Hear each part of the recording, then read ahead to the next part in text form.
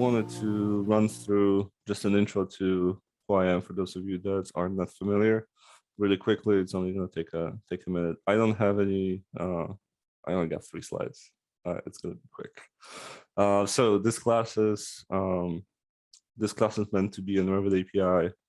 Last year we did a one-on-one version of this class, which was very much an introduction to Revit API, how you set up the project, how you manage different versions of Revit, how you debug from Visual Studio, how you attach your debugger to Revit in Visual Studio. So there's kind of all of those concepts that you kind of run into, managing the packages, all the different versions of Revit APIs as nougats. I was gonna get, because all of this, like the way we set up this project, all of this is super advantageous when you actually get to the cool things of like setting up your automatic CI/CD pipelines in GitHub. We never got a chance to do that, so maybe this year we'll get a chance to look at some GitHub actions when you will see how having that project split up, the way we split it up into different versions as a separate project and then one shared project is actually an advantage when you're working with something like GitHub Actions and when you're trying to build all of these different versions separately. So like the immediate benefit of that was just for debugging purposes, we can build it against all the different versions of Revit at the same time. But yeah, I'll show you that again. And today we're just going to do version 2 of that, so we'll just keep building on top of it. About myself really quickly, this was a little bit I had an extra icon in here, an extra affiliation last year, but I since then I took this off. I don't know, I'm trying to consolidate too many affiliations. So it used to be a Bed Monkeys logo. So Bed Monkeys was really just from like an actual technical standpoint of view for my business, it was really just Archilab as a company, and then I was doing business as Bed Monkey, so it was just an assumed name. So I stopped doing that, and I'm just doing running my consulting business under the Archilab name from that point since last year. So that's changed. So Archilab started out as a blog, so anyone who's ever get a chance to go to archilab.net, you will find all sorts of open source projects over there. Started out coding for Dynamo, coding for Grasshopper, Rhino, Revit, and just kind of in the AEC because of my background is in the architecture. So I used to be an architect or aspiring architect. I never got a license. So I used to be an aspiring architect that kind of ventured into BIM management and then into programming from that point on.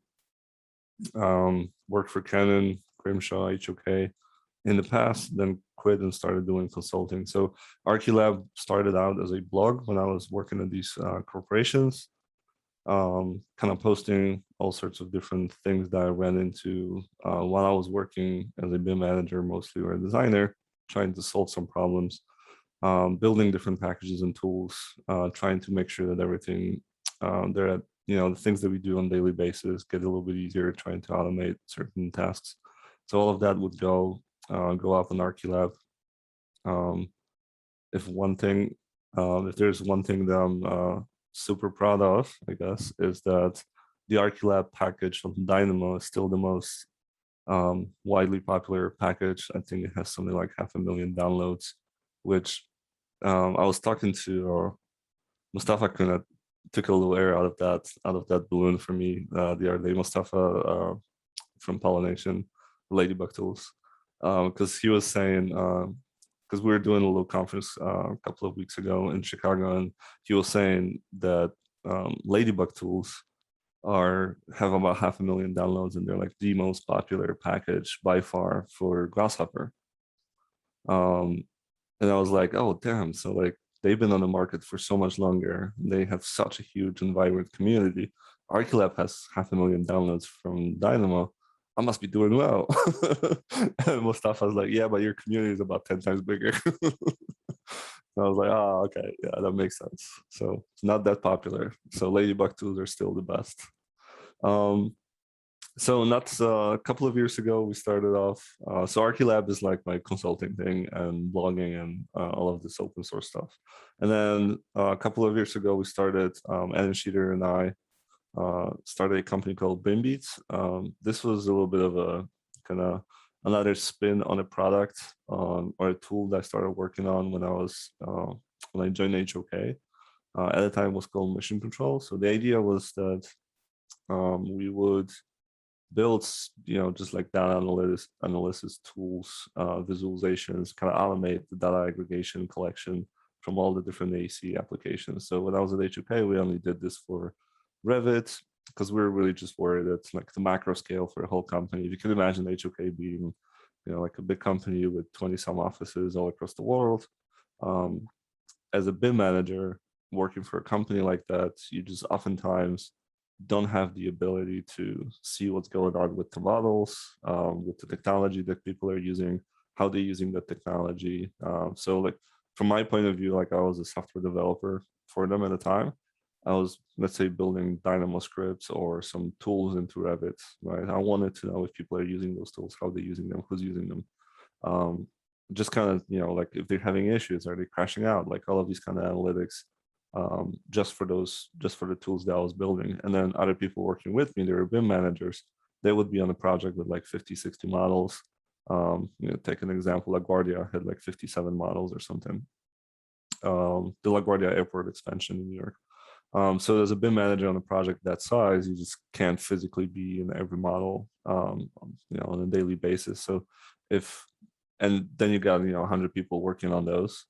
So things are happening to those models all the time. So the idea was to automatically aggregate data and collect that, visualize that in a meaningful way, kind of synthesize all of that data into something that a single person could kind of make decisions of like, this model needs help. This model is not doing well. These people need some training. So this is where we're doing at the time. And BIMbeats was just like a next iteration because we ran into a bunch of different issues with this, right? So we started BIMbeats, and like every startup, you basically do everything. So I've been writing code for BIMbeats, but also getting on sales pitches with people, and doing the website and marketing, presence on Twitter or LinkedIn, and closing deals with people, all sorts of other things, right? So you kind of just get to do everything and get to teach on workshops and all sorts of other things. So that's pretty much all. That's pretty much everything about me. And obviously I missed the personal part. I got two lovely daughters now, who stopped crying because they went to school now. So it's, at least for the next few hours, it's going to be quiet, but they will come back before the end of the day. So hopefully they don't barge in the middle of the meeting. But yeah, that's all about me, and we can get into it. Any questions so far? Nope. Yeah.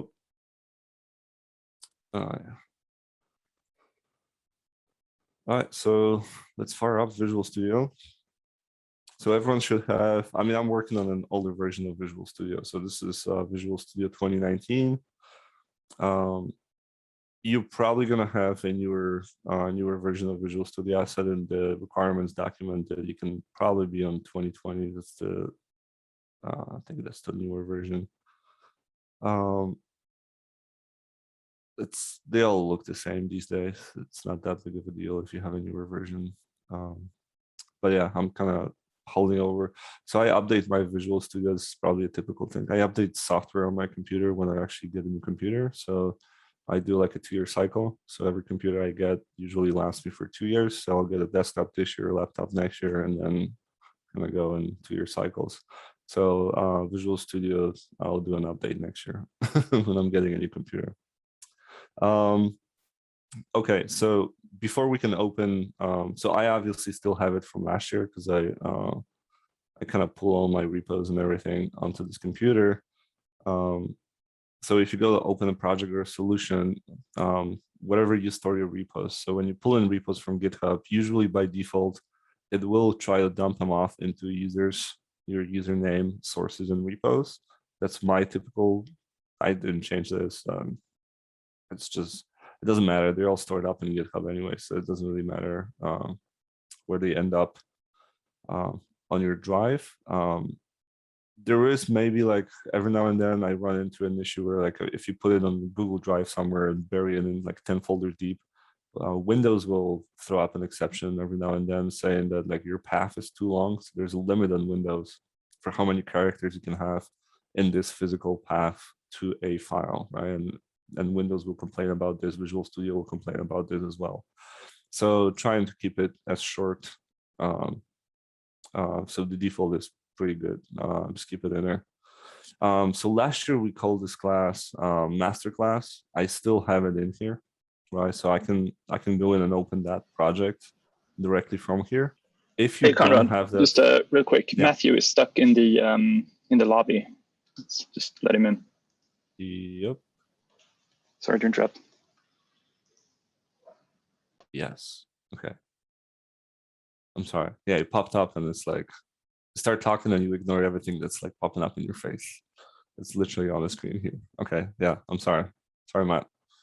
So like I was saying, so if you still have it from last year, good. If not, there's a couple of ways we can get at that repo, right? So if you go to GitHub, if you go to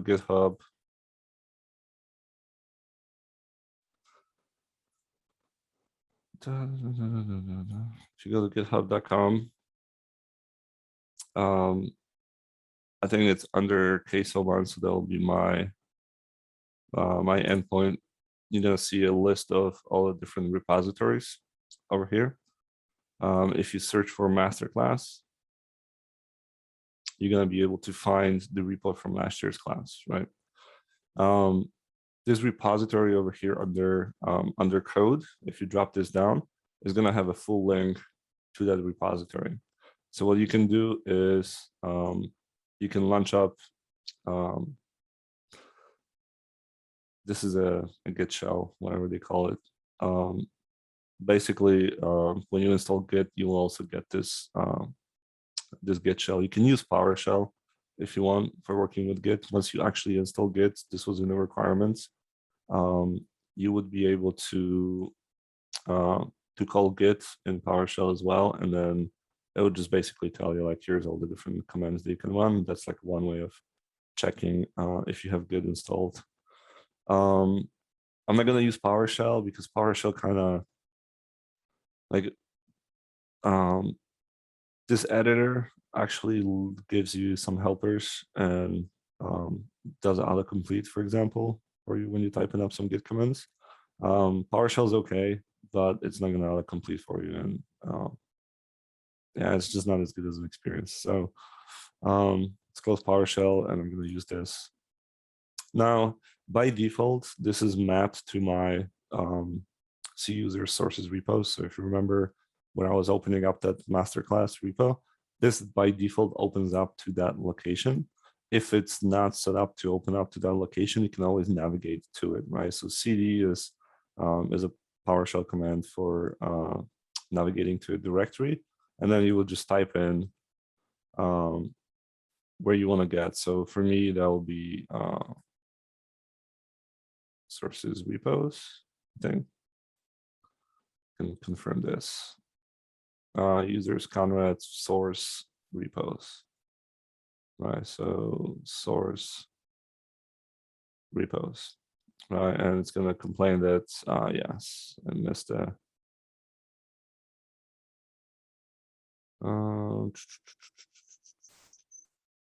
probably misspelled something in here. Did I misspell something in here? Well, that one's repathed to that location as well. So yeah, so users Conrad source repos. Anyways, once you navigate in here, probably go, well, I'm already in here, so it's weird. Once you navigate to that location, what you can literally do is just git clone this, right? So you would copy this, and I'm not gonna do it because I already have a version of it, but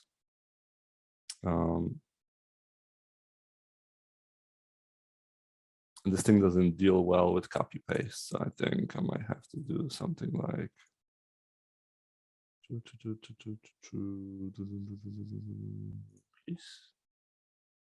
Copy and paste, Control Shift.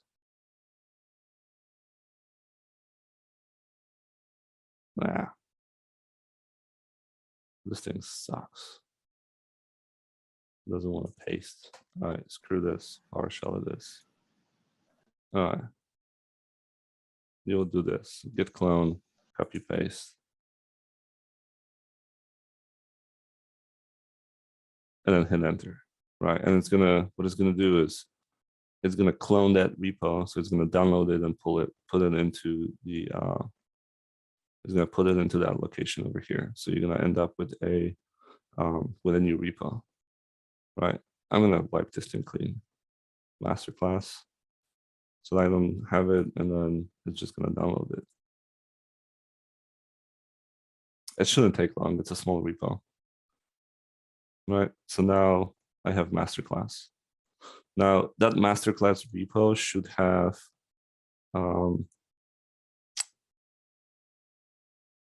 a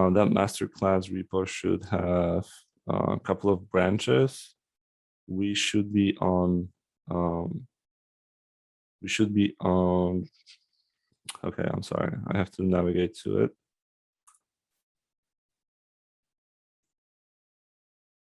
We should be on master, yeah. So there's a master branch. So by default, you're gonna be put on that same branch, right? So and then you can just git pull. Everything's up to date. If you just copy that repo down, there's nothing that you have to do here, right? I usually just get into a habit of calling git pull to get the latest version from that repo.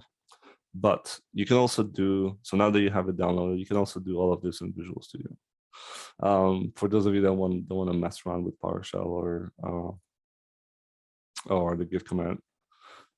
So we have that masterclass. So now you can open it up. There's going to be a solution file in here, right? So if you pop that open,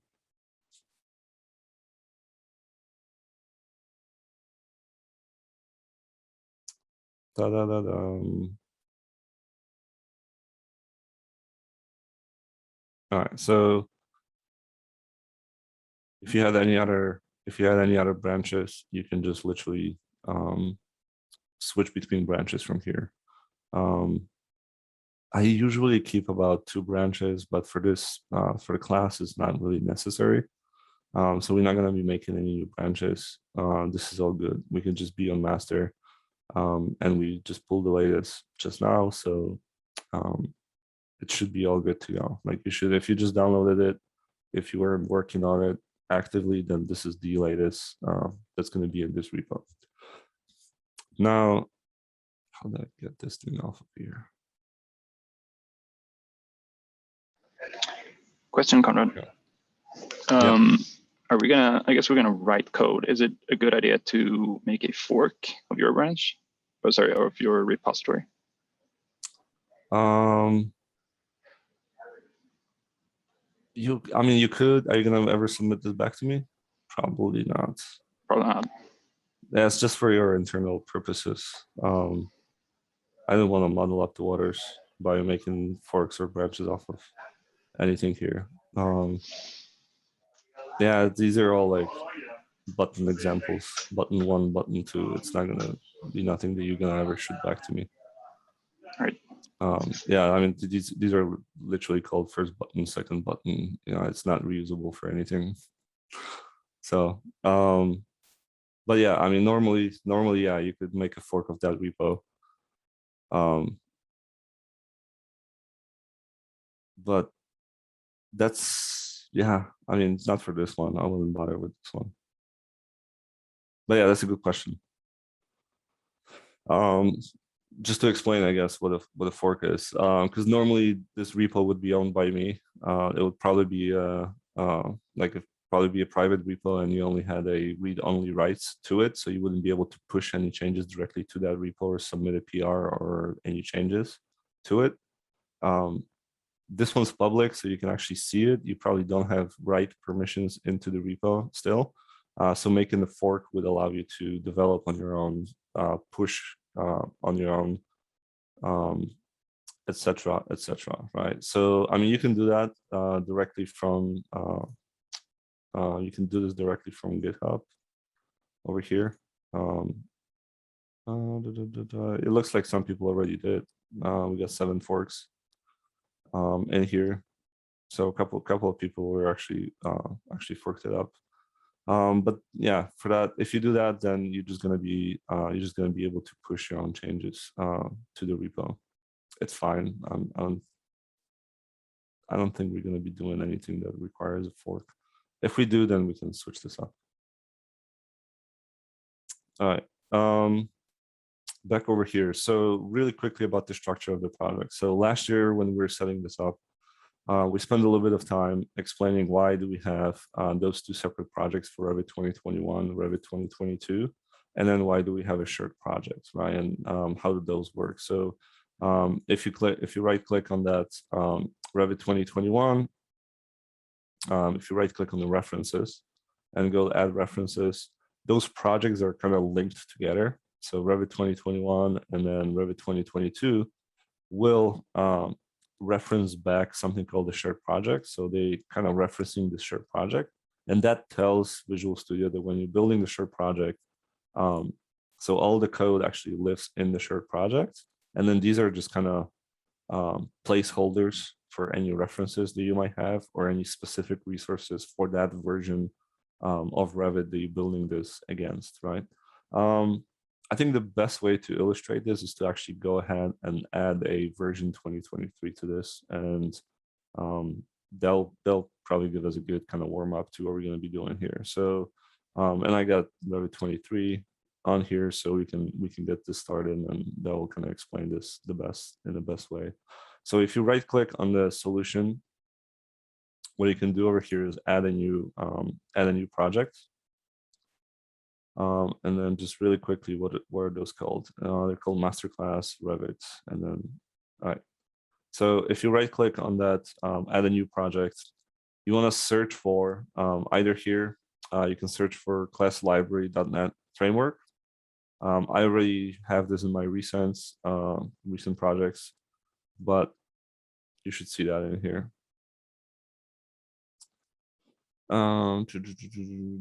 Just make sure it's not a .NET Core project. It's a class library.net.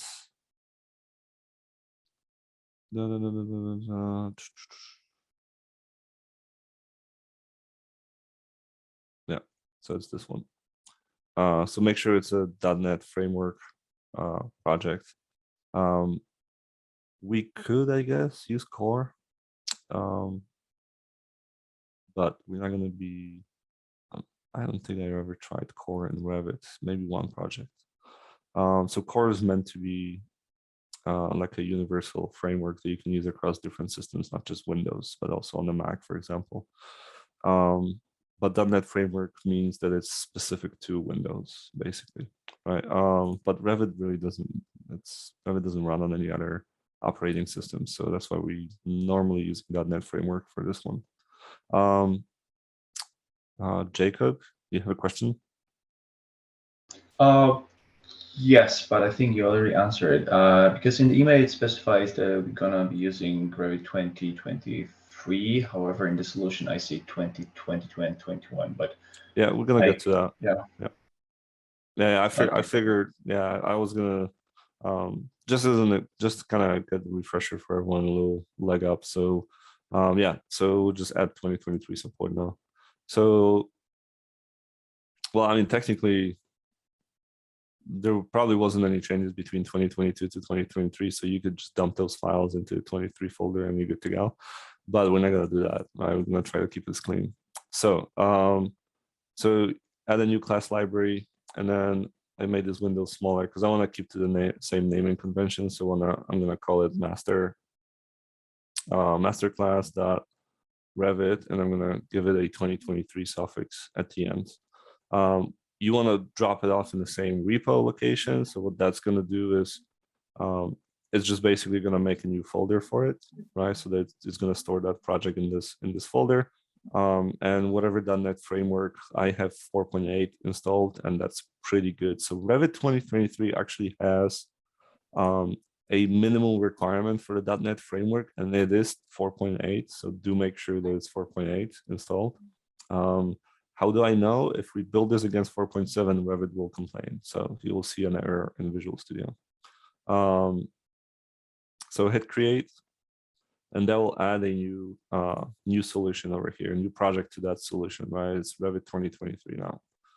A couple of things that we have to do here to bring this up to speed, right? So first we have to kind of link this to the shared project. So just like I was saying, if you right click and add references, if you go to the shared project tab, you want to check that box over here for the shared projects, right? So now that links up this project with the shared project. So all the code that we've written in the past is basically, like the shared projects, the way they work is like, it takes all of this code and kind of ingests this into this specific project, and it builds it as if it was built from this project, but you only have one copy. So instead of having this code copied into this one, and into this one, you only have it in one place, right? So that's kind of the advantage of it. But at any point in time, as you're working on, let's say, the entry class over here, you can specify which version of Revit, which other shared project you want to build this, or like have Visual Studio analyze your code against, right? So if you're analyzing against 2021, it would, in the background, pull Revit API references from 2021 and show you that you have some conflicts, let's say, with the API from 2021. And also, if you have all of these projects loaded, and when you're building them, it will tell you that, for example, you're missing a library in this one, or you have a conflict in all the in one or the other projects, right? So it's super easy to spot issues specific to versions of Revit, right? So that's why we're doing this. Now you see all of this stuff just kind of lit up red. That's because when you pull a repo afresh, right, in that repo folder, there isn't going to be any packages, right? It's empty. So packages from NuGet. NuGet is like a remote repository for all the different libraries and packages that people add. You can reuse, like third-party libraries that you can reuse. We would have a list of all the different packages over here that we're using in this project. So we're using Revit, MVVM Lite, and Common Service Locator. Those are the 3 packages. Typically, the GitHub repo will store just those references to those packages, not the actual packages, because the idea is that you'll specify which version. Sometimes you can specify just the highest version available, right, as a default, and then anytime you build the project, it will actually download it, right? So that's the idea. Now, that new Revit 2023 is not going to build because it's going to be missing all of the different references, right? So if we want to pull NuGets before we resolve all of the issues with 2023, what we can do really quickly is unload it. We're going to build this for the first time. I'm going to get a successful build. Now you're going to start seeing things like a packages folder in here, and that's going to have couple of those packages that we're using so far, right? So now it's able to build at least those 2 versions for Revit 2021 and 2022. I'm gonna reload this again, and now we're gonna have to, if I hit build, it's gonna fail, and it's gonna tell me what it is that I'm missing in this project for it to build, right? Because one of the things that's happening with the shared project is that if there's any references or like third-party references, every single one of these projects have to have the same references. They have to resolve themselves, right, for us to build it, unless you want to unload it like I did and like ignore one of the versions. So let's say you don't have Revit 2021 on your computer, just right-click and unload this. You can just ignore this for this class. But if you have 2022 or 2023 for today, let's make sure that we resolve those, right? So first thing that's telling us, we need a .NET Framework Assembly Windows-based Presentation Core Presentation Framework, right? So we go to References, we add references under Assemblies. We look for Windows-based, and we want to add that. We're looking for Presentation Core. We want to add that, and it's also telling us that the presentation framework also needs to be included in here, right? So we want to add that in. You hit OK, and that's going to add all of those libraries to our references for that specific project. So this is literally like the where that the cool part with these projects is because now I can have different references for different versions of Revit that I'm building against. So I could, you can see this over here. I can have a thing like a Revit API reference to version 2022, and then a Revit API reference to version 2021, right? For different projects. So that's what kind of makes it cool. Speaking of those Revit API references, those are going to be missing as well. All right. So if I right click on the solution and I go to manage NuGet packages for whole solution, you're going to see under installed, we're going to see all of the different packages that we have over here. Now, one of the gotchas last time was that not everyone had this package sort set up. So if you click on the little cog over here to the right, you can create, you can add all of the different sources for the packages, right? So the big plus sign, I'm going to edit this one. Well, not edit because you can actually see it over here. So that's really the string that you want to add here. Does anybody not have NuGet set up? That this is not working for them. Just in case, I'm going to paste this into chat. This link. All right, so that's your source for NuGet, and then you can call this whatever. I mean, out of the box, I think it's called NuGet.org. But you would add it. You would add a new package source. You know, you can call it NuGet, and then you would paste that string that I just gave you in here, right? And that will be your source. I got a couple of other ones in here. For whatever reason, I had some private repos. So I'm going to delete this, and I'm just going to keep NuGet. Now, sometimes, depending on the, like if you have multiple sources over here, sometimes NuGets get confused. So for this class, I'm only going to enable NuGet.org. We're only going to be pulling from there. I'm going to disable all the other ones. So if you're a developer, you're working with some other sources, private packages or whatnot, sometimes they get confused. So I recommend unchecking them just for now. Right. All right. So NuGet.org is going to be the source where all the packages are going to be pulled from. So if you go to browse and you start looking for them, that list comes from that source. So under installed is going to give us all of the different packages that we have deployed into our project so far, right? Revit is one of them. And so when you click on that Revit thing, it's going to list all the projects that we have currently. So we have 21, 22, 23, and then it's going to tell you which version of that Revit API reference you have installed already, right? So for Revit 2021, we have a version 2021.1.4, then 2022, and then for Revit 23, I'm going to check that box over here, and I'm going to install the latest version 2023 for that one. And this pops up with a little message, right? We can just refresh this, and now you'll see that for this project, we have 21, 22, and then 23 installed. So each project over here will have a different reference to Revit API. And that's kind of the gist of this setup. For MVVM lights, just to make sure we can set up the exact same version, it's all deprecated, sorry. The guy that developed this package for, he's been managing this for probably 20 years or whatever.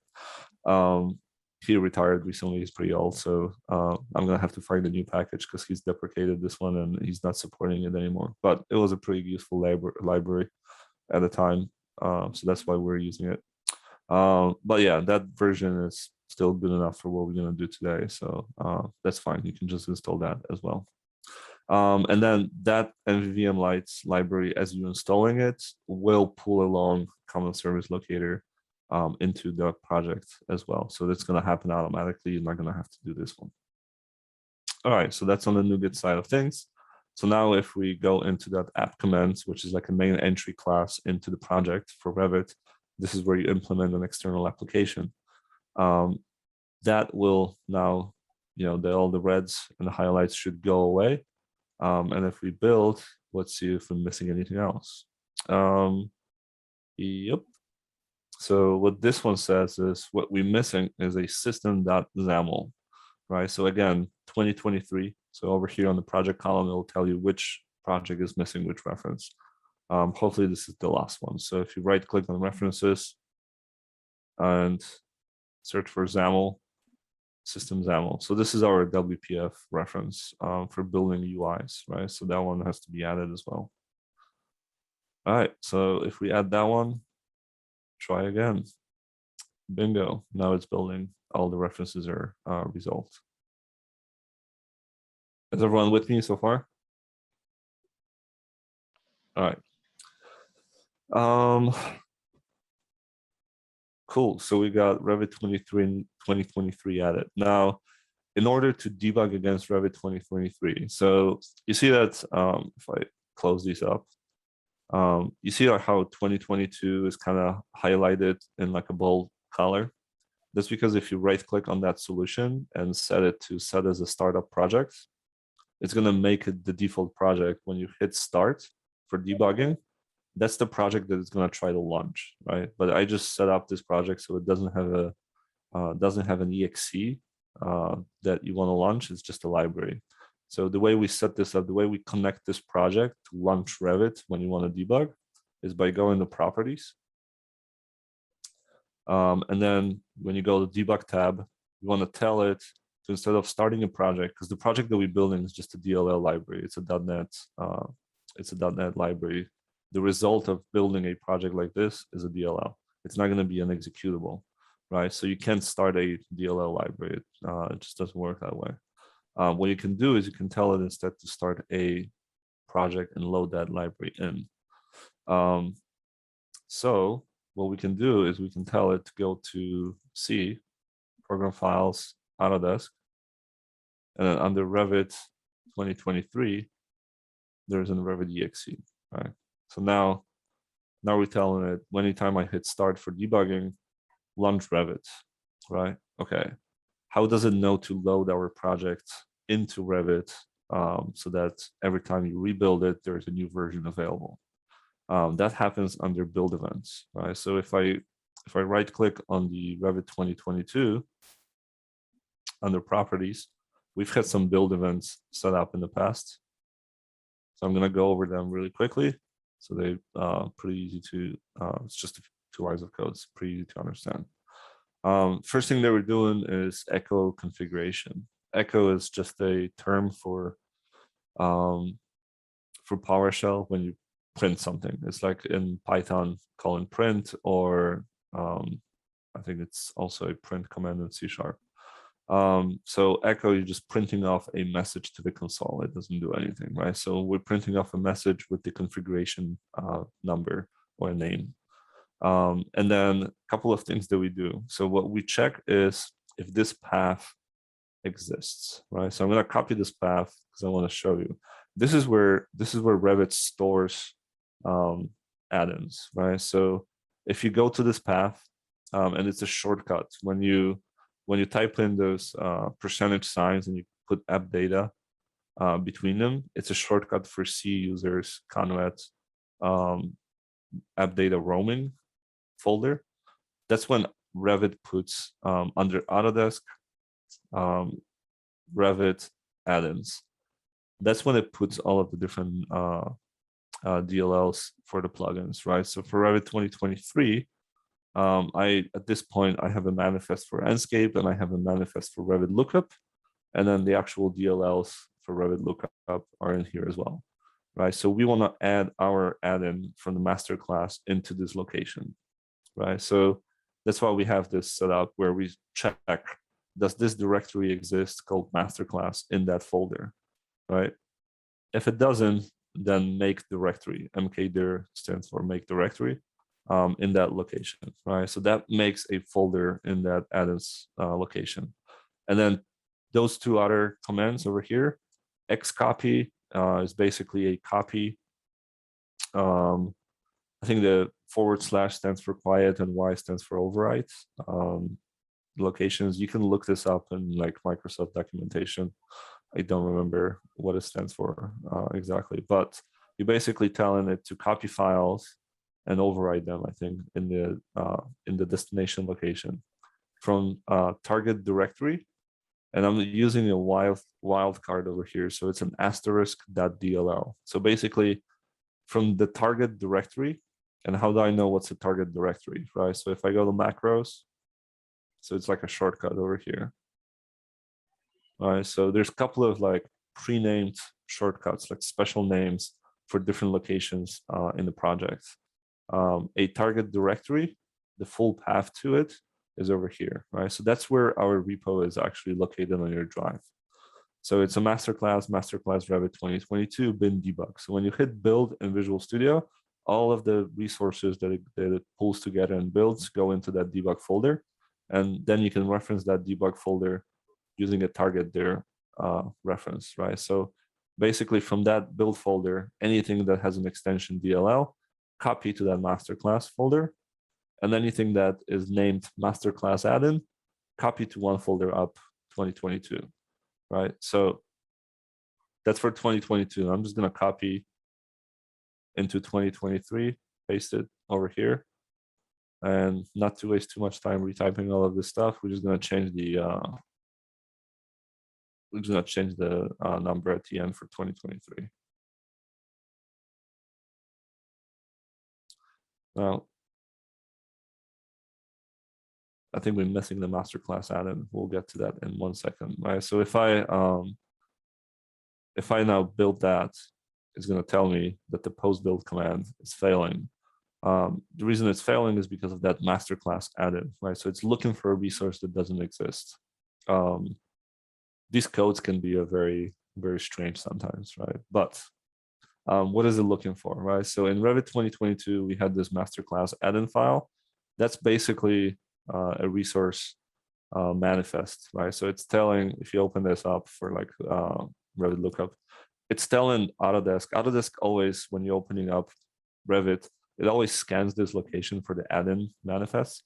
And it's telling it, hey, this is the name of the tool. This is where the DLL with the entry class, with the external application class is located. This is name of the actual class that you're supposed to load up on startup. This is my GUID and some information about who wrote this plugin, right? So you basically tell Autodesk, hey, this is my plugin, load it in. This is information about who created it, right? So we would have a masterclass add-in in the previous project, and you can just literally copy, paste it into 2023. You want to change the build action to make sure that it's content, and then output directory. Make sure, I think by default it's do not copy. I change it to copy of newer. If you copy paste from previous one, you should be good. It already sets this up, but technically you want to make sure that it's copy of newer, right? So that's your masterclass add-in.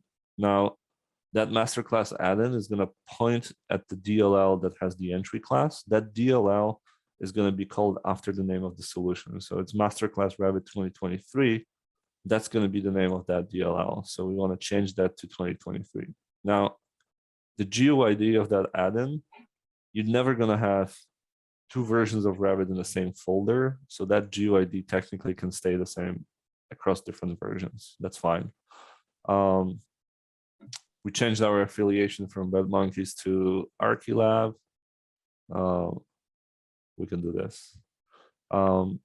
Other than that, you should be good to go. So now if you build this, post build command doesn't complain anymore, because when you're building the project under repos, masterclass for 2023, bin debug, now it has that resource over here, right? And then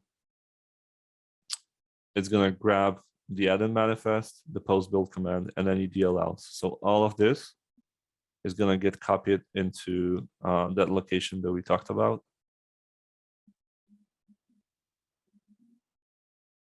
Autodesk Revit add-ins 2023. Now we have a folder called Masterclass. Those DLLs are here. Masterclass is here. So now when we launch Revit,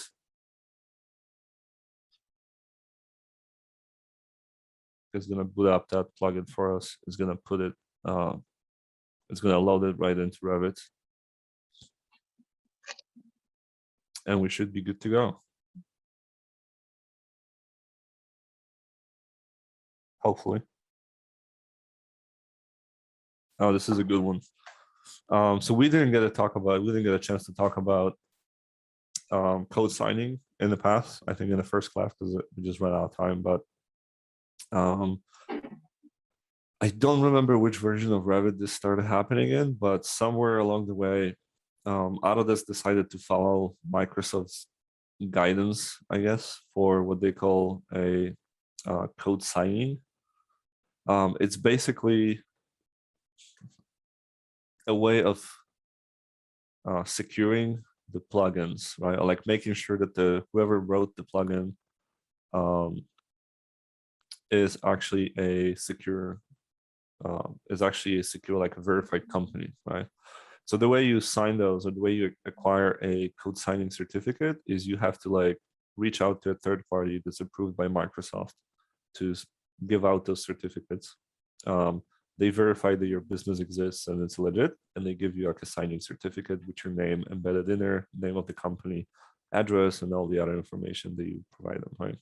And then you sign the DLLs that you provide to Revit, to Autodesk, with that certificate, so that when you're loading it in, it gets installed into something called a trusted root store for certificates on your computer. And then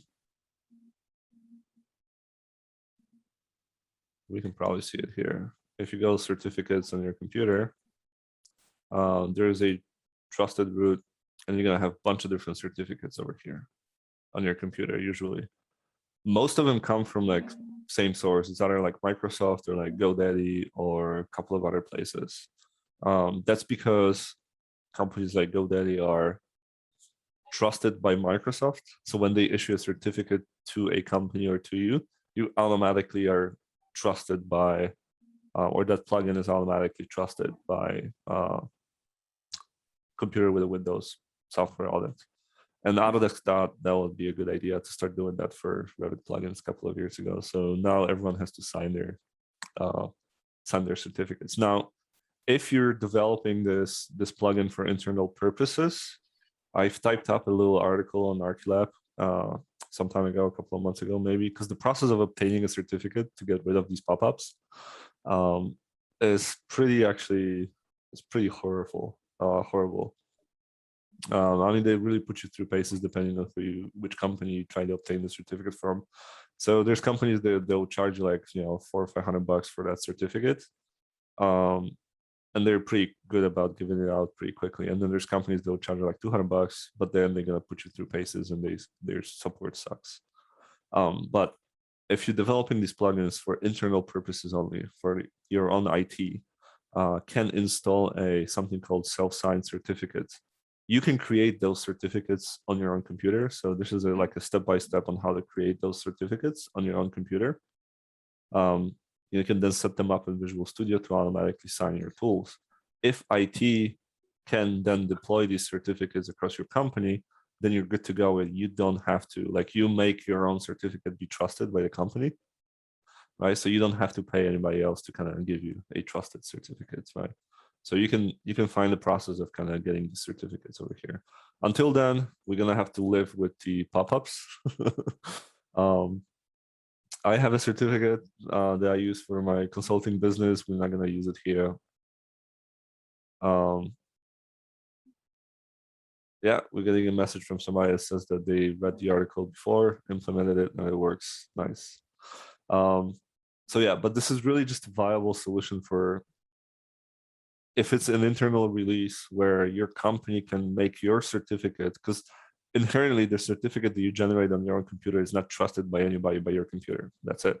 I mean, that's, like if you put this on anybody else's computer, it's not gonna know where it came from, right? So that's the idea, to get it from like a third party that Microsoft made be trusted third party.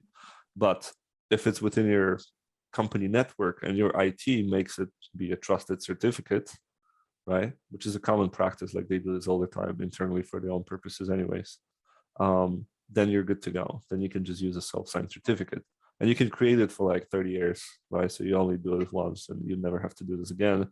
While the commercial certificates, you have to renew every 2-3 years and pay them a couple of $100 more. But yeah, so until then, you have to always load. and deal with the pop-ups. I'm sorry. I think there was an article somewhere I saw. You can probably Google this. Somebody cleaned those out from the registry because my Autodesk stores this in the registry somewhere, where they know which plugins were assigned or which ones were not. So I think you might be able to kind of work around this maybe by like messing around with the registry a little bit. All right, so to make a new project over here, doesn't really matter.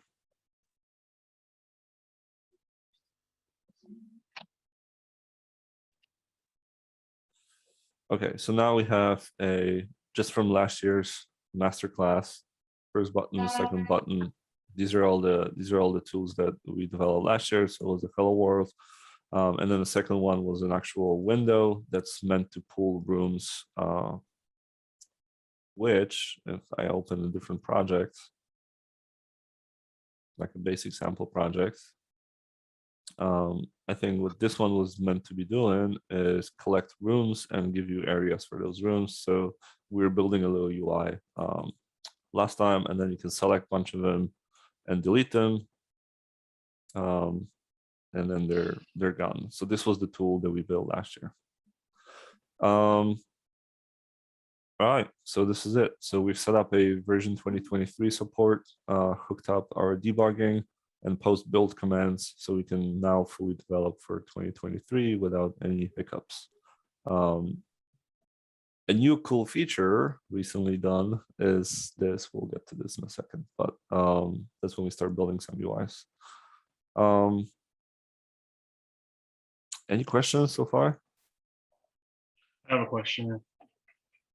Yeah, go ahead.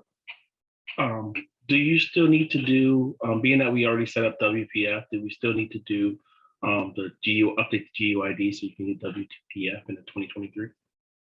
I'm sorry, say it again. Do we still need to do? Update the GUIDs when you unload it and you go into the build and change the GUID. That's called. When we change the GUID, when we change the GUID of what, the DLL? Yeah, and you go to like project GUID and you change that and you add the two different types so we can get the WPF in the menu when we add a new class.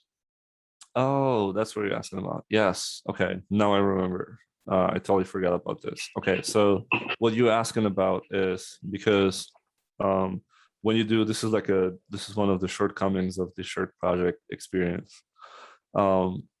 Because when you're creating a project in Visual Studio, we created a .NET framework project, which is meant to be, it's basically like a template for creating a command line tool for maybe running it from PowerShell or something, right? So what it does, it doesn't load up any of the templates for creating like an actual UI interfaces. So WPF, like users and user controls, pages, windows, etc. Right. So now when you over here, and let's say you want to create like a, let's say you're creating like a new window. When you go to add a new item, what doesn't happen is like you don't see any of those things in here, right? I mean, I got user control. That's usually good enough for me because I can change the types afterwards. But one way of working around this was that I think we tried this. I don't know if it works all the time. I kind of gave up this idea a while ago, but if you unload this project, right, there is also an option over here for project type GUIDs, right? And you can see that there's two different GUIDs that we have set up for this project. So this GUID is what tells Visual Studio what's the type of the project. And one of these GUIDs refers to a .NET framework project that we created originally. And the other one is meant to be representing a WPF project, which then would have all of the preloaded templates for creating windows, etc. Right? So we can try this. I don't even remember if this worked, but we can try copy this. And then if you unload 2023, oh, that's not even here. So let's go over here and grab the whole thing. And then paste it in here, right? Save and then reload. The idea would be that now if I wanted to, I'm in Revit 2023, and now if I wanted to add a new item, it still doesn't happen. But not in the shared project, so that's kind of disappointing. But the way this one now got enhanced, the actual project itself got enhanced, where if you go to this one and you add a new item, now it has all of the different WPF libraries, right? Because you kind of added that extra reference to tell that this project is also a WPF project, but it doesn't kind of trickle down to the shared projects, which is unfortunate.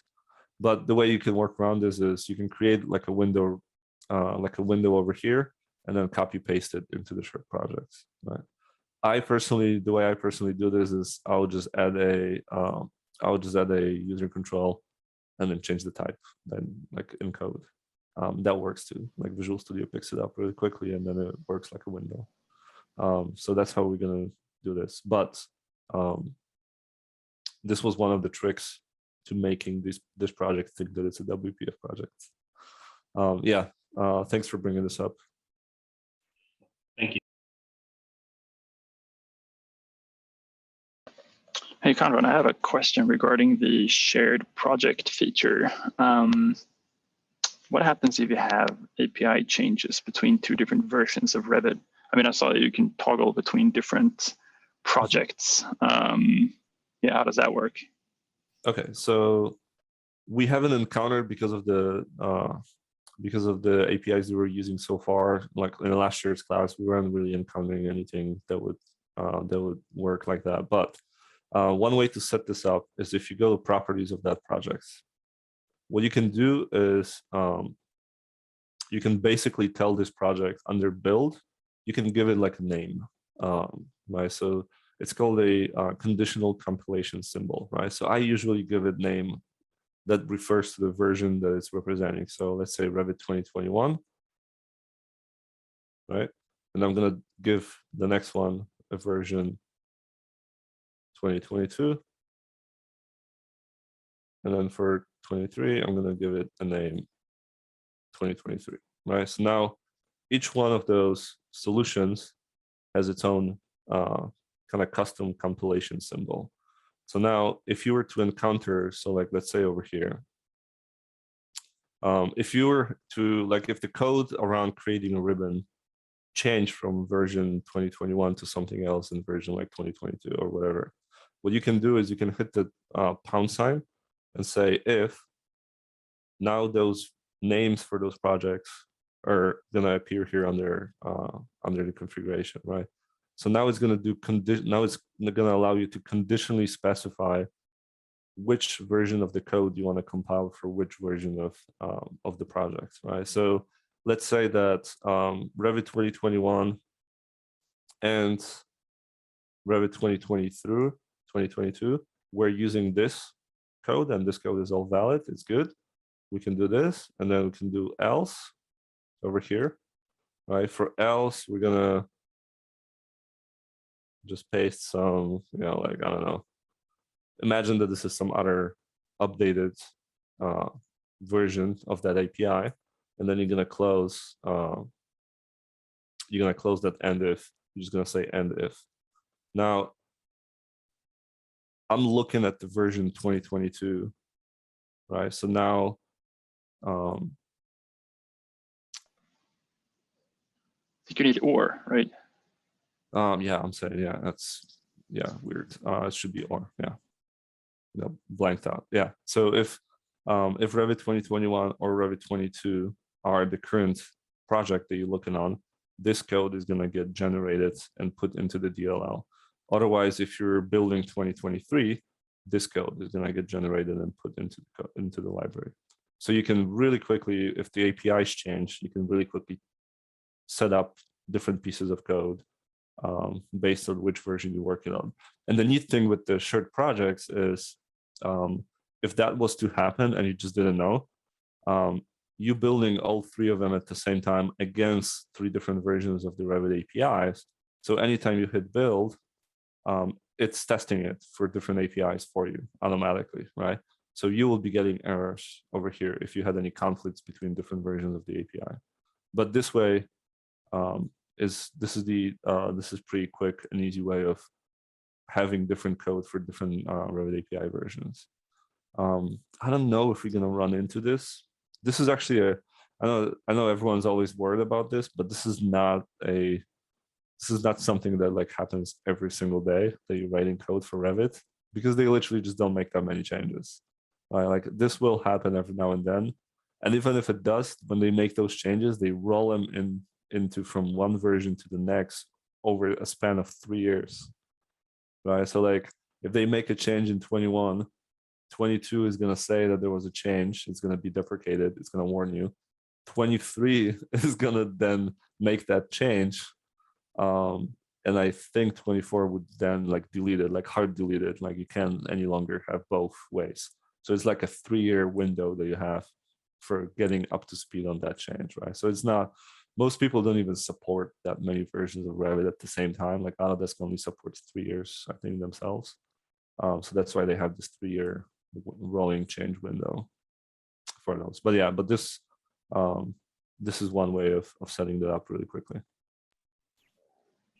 That's nice. Is the Sorry. Is the IntelliSense for the Revit 2022 is a resharper item, or am I typing it in wrong? Good question. I don't even know. So I've been using ReSharper forever since I started in Visual Studio. So I kind of lost sense of which auto completion features are part of Visual Studio and which ones are just ReSharper. I'm sorry about that. I know I made ReSharper optional because it's an actually paid for tool, but it's super valuable and I recommend that everyone installs it. If there was, if there was a reason why you want to have it, even just to stay on top of like the coding standards and changes that Microsoft makes to the C# programming language itself. ReSharper has that in like all the latest templates. So anytime you update your ReSharper, download the new .NET framework. So, going from 4.8 to, not 4.8, 7.8 to like, I don't know, 9 or whatever other version is, like the latest .NET framework, if they're making changes to the actual code, ReSharper will tell you. It'll recommend new, better ways of doing things. So you don't really have to think about it. It's not like you have to constantly go back to Microsoft's documentation and see what's new. Like ReSharper will tell you. It will also like flag all the different things about the code that's not up to standard. Like a simple thing is like it's flagging this for me, and it's telling me that the exception variable E is declared but never used. Like that's a common practice, and like a good practice, not to declare variables that you don't use because it consumes memory. It might be minuscule, but it still gets assigned in memory. So you don't want to do that if you don't have to. So it's just gonna analyze the code and flag it for us. Yeah, and also like it just kind of teaches you how to write code too, which is funny. Because like if you write an if statement and then you do like if else 5 times, what it's going to do is going to suggest that maybe you should use a switch statement. So like they literally will like teach you how to write code better, or cleaner for that matter. So that's why, yeah, I've been using it ever since I started day one. I don't remember who recommended it to me at the time, but it was a godsend. And it's not really that expensive. I think for a startup, it's free for a couple of years too, if you have a startup company. And then after that, they'll charge a couple $100 a year for that license. So it's not that bad. It's not Revit when it runs you, $5,000 or $6,000 a year. Actually, Revit's not that expensive for developers, FYI. Alrighty. All right, so we have our 2023 project set up. Now, question is, do you guys want to do, next up, do you want to do, because when we started last year, when we set up the second button, when we set up this UI, The way we set this up is in a command, we specified a show dialog. That's a very specific way of showing an interface, a UI, that's still within a single main thread of Revit application, right? So it's a blocking, it's a thread blocking operation, as in Revit is a single, like under the hood, anytime you make any changes, they all get merged on a single thread, which helps Revit reconcile the different differences, etc. Right? So it makes sure it doesn't screw up its own database. But when you show a UI window like this on that main thread, you basically stop in Revit from doing anything in the background. Like you can select objects, you can edit them, you can make any changes, right? You can't do anything to Revit because that UI is blocking that main thread. So show dialog is that kind of thread blocking UI interface. You can re-implement this using a show command, which is basically what they call modeless window. That is opened up on a new thread, on a UI thread, and then Revit is still available, so you can have two windows kind of simultaneously functioning and talking to each other. But that talking to each other setup now requires something else. It requires an event system called external event in Revit. And I don't think we've ever implemented that last year because we just didn't have time. So we can either basically have two options. Either we do a third button, I think we did too. We do a third button where we basically copy the UI from here and add an extra functionality to change this to be a modeless dialog where we can interact with Revit, and we'll just do something simple like, I don't know, like selecting a room in Revit from the UI and kind of see them how they talk, how you can set up for them to talk to each other. Or option number two, we jump into a fourth button, and what I wanted to do today is build a dockable window in Revit, and then do like a stupid design. Well, not stupid, but like the purpose is to show you the actual coding part, not so much not to make the functionality so super useful. So I thought we can do like a design assistant. So you can load in like a design requirement template from Excel, when it says like, I need to have 5 couches and 10 chairs in this room. And then as you placing those couches and chairs, it counts out and shows you visually in that UI that you've placed 4 out of 5 or 10 out of 20 required items, right? It's kind of like, I don't know, if you're designing hospitals, this might be a useful thing when you're like, oh, here's my requirements for a hospital room. I'm placing them now. Did I get everything or did I not? I'm not worried about it being super useful, but just to show you how you can communicate with Revit and update that dockable panel on the side as you do that. So you guys tell me which one you want to go with, the dockable panel or the external events. There's a little bit of an overlap between those. I got a quick question here, Conrad. What is, Yes. let's say, is there any kind of proper approach to this? So, I mean, when you're developing some kind of plugin for this, usually you're going to go with show dialog, or so like the usual way from the previous, let's say, year, or usually are you going to go with something external? I mean, on this UI thread. It really depends what the tool is or what it was meant to be doing. I technically personally prefer to build UIs that are sitting on a UI thread and not blocking Revit. Because you can still do from that UI thread, you can still do all the same things as if you were blocking Revit. So you can still make changes to the Revit API, submit new transactions to it, etc.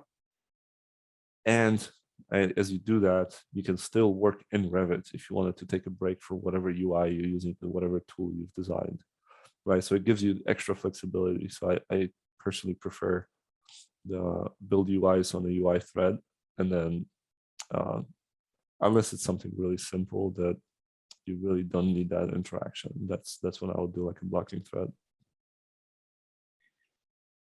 I've seen a few people. Sorry, I've seen a few people using Web V2s Would that be the fourth button way in terms of using the external events to? Yeah, we'll see. We don't have to use external events. We can just piggyback on the MVVMs, just like a simple event system. But if you wanted to, it would still be using external events if you wanted to use that dockable panel to make changes to Revit. So it's kind of like, yeah, it will have both. So maybe we'll just start right away with that fourth button. We'll see. There you go. And Marcos said that the third button implementation is available in the Masterclass repo. Yes. I haven't pushed the Masterclass repo update with the new fourth button that we're going to do today. But all of it is eventually going to be available there as well. So.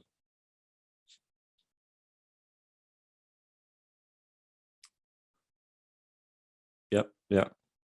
I probably shouldn't make all that code available before the class. It makes the class less interesting. All right, let's do the fourth button then, I guess, so we can get started. With that. It's gonna take a minute to get all of that set up. So where do I start? A dockable panel. Okay.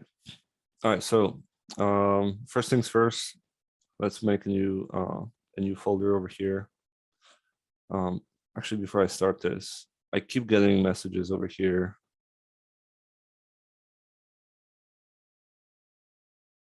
I keep getting messages that someone is not able to see the app data folder. So let's resolve that to get everybody up to speed really quickly. All right, so if you type in app data,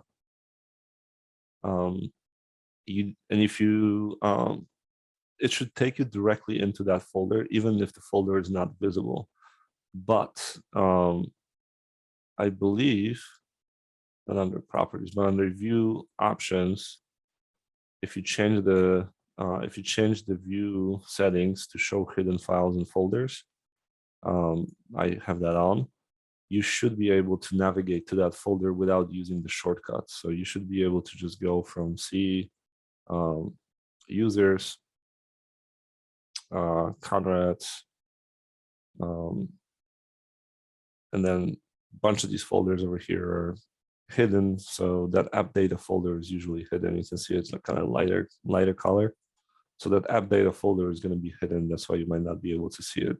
So again, under options, change folder and search options, make sure you show hidden files and folders if you want to see it. Otherwise, you can use shortcuts. So it's app data for the app data folder, or program data for the C Windows program data or C program data folder. That's also another location. We haven't talked about this, but Autodesk has about 4 or 5 different locations for the plugins, depending on where you want to put them. That's also an option for putting the plugins into it. So under Autodesk Revit add-ins, you can have add-ins over here as well. And Autodesk puts a bunch of them in here. The difference is that this is on a C program data. So it's on a C program folder. So directly on a C drive. If you're not an admin on your own computer, which happens a lot in the company settings, in the corporate settings, and there's reasons for it, like insurance companies will force IT to remove admin permissions from everyone. So you're just literally not allowed to have admin permissions. Otherwise, you pay higher premiums. They'll charge you extra for insurance. So IT removes admin permissions from everyone. And if you wanted to put your DLLs, when you're building it in Visual Studio, when we have this post-build method, into this location, C program data, and be fancy like Autodesk, right? You could only do this if you're an admin, right? It's a good thing if you're distributing this company-wide to your plugin. You can put them in the program data, then your end users are not allowed to mess around with your DLLs, right? So that's one way of making sure they don't delete it. Because I've seen end users with admin permissions delete a plugin that I developed, and distributed to them graciously when I used to work at like HOK or Gripshow or whatever, and they would give admin rights to certain people. They would just delete those plugins, which is no fun. But normally people don't have admin rights, so if you put it in here, then it's kind of untouchable at this point. But it also causes sometimes weird issues depending on what kind of plugin you're building and what you're trying to do. Sometimes you might be shooting yourself in the foot because now your plugin, if it was to touch something in this folder, like if you like updating your own plugins using the plugin, like I've seen tools like this in the past. So it's like an auto updater built into the actual Revit add-in that needs to delete the certain DLLs and replace them with new ones, and it's happening on the end user account. You can't do this if it's in this folder because it's restricted and the end user doesn't have admin rights, right? So that's why I set up for this class, we set it up in app data, but I often use program data as well if I want to make sure that it's that we're restricting who has access to it. So keep that in mind. ID. So where did I start on this one? Okay. All right. So we talked about fourth button. So let's go. Let's create a fourth button. We're gonna skip the third one. I'll eventually submit all the code for them, so you guys gonna get the third button as well. If we have time, we can circle back and talk about the third button as well. Just because I did not actually use for this class when I was planning for it and prepping, I didn't actually use external events for this. I just used an event system from MVVM, which works just fine as well, right? But if we wanted to show you that, then we could circle back to it. All right, so anytime I'm creating a new button on the ribbon in Revit, what I will normally start with is by setting up the actual command and adding the button to the ribbon, right? So I'll make a new class and I'm gonna call this a fourth button command. That's just kind of my personal preference for how I lay out those, how I organize the projects, right? So just like we did with the first button command, or second button command, I'll make a fourth button command, right? So that's going to be a public class, and that's kind of our entry point into launching the actual window, or in this case, it's going to be launching the dockable panel. Even though the dockable panels don't have to be launched, they can be set up to automatically show up. But if someone was to close it, we need a way to reopen it.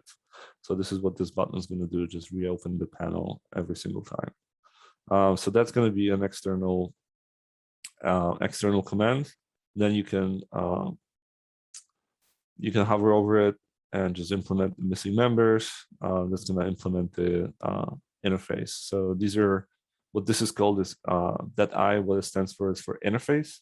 Interfaces are like templates for classes, right? So if you have a template, that template contains certain things. In this case, it contains an entry method called execute, and Autodesk wants you to always implement that for a external command, right?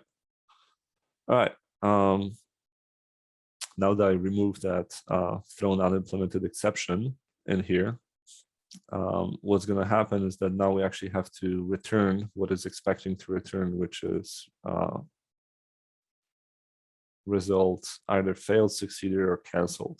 So I just do succeeded, and then we can do an actual implementation for it as we get to it. I like to usually put my commands in like a big all-encompassing try-catch. And in this case, I'm just going to ignore whatever happens here. But all of the actual code implementation goes in here, and then I can catch it at the very, very top level, right? So if we're doing some code, like if we're opening up a UI over here or whatnot, any exceptions that might happen in that UI will then trickle down and get caught at the very, very last level over here. And then we can ignore it, or we can just at this point return result failed. That will do as well. I would usually grab that exception and log it out to a static file or something like that, but we don't have to do that for this class.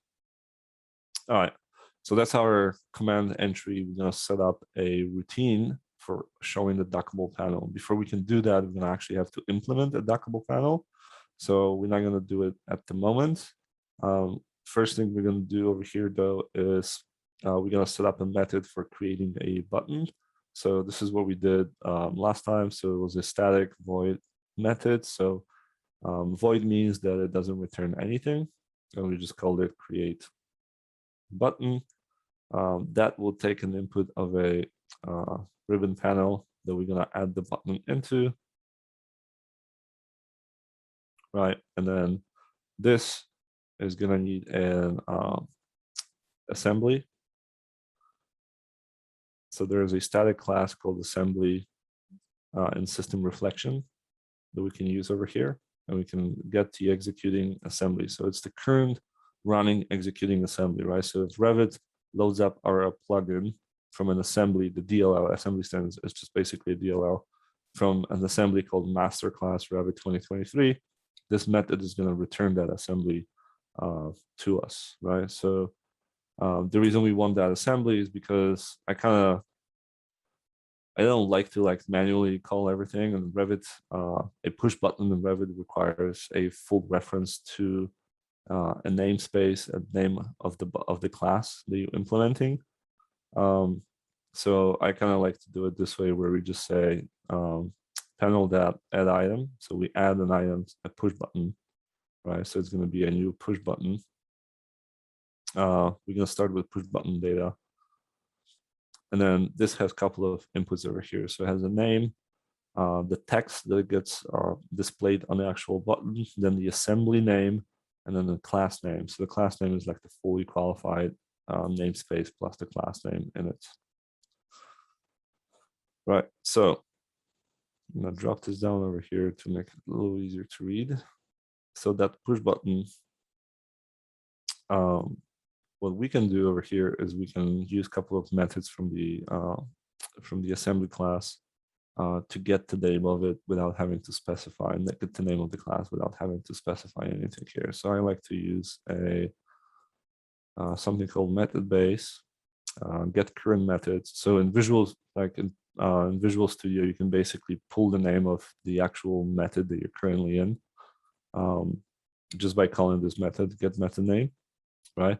It can return null, so that's why I'm putting a little question mark over here, just in case this was null.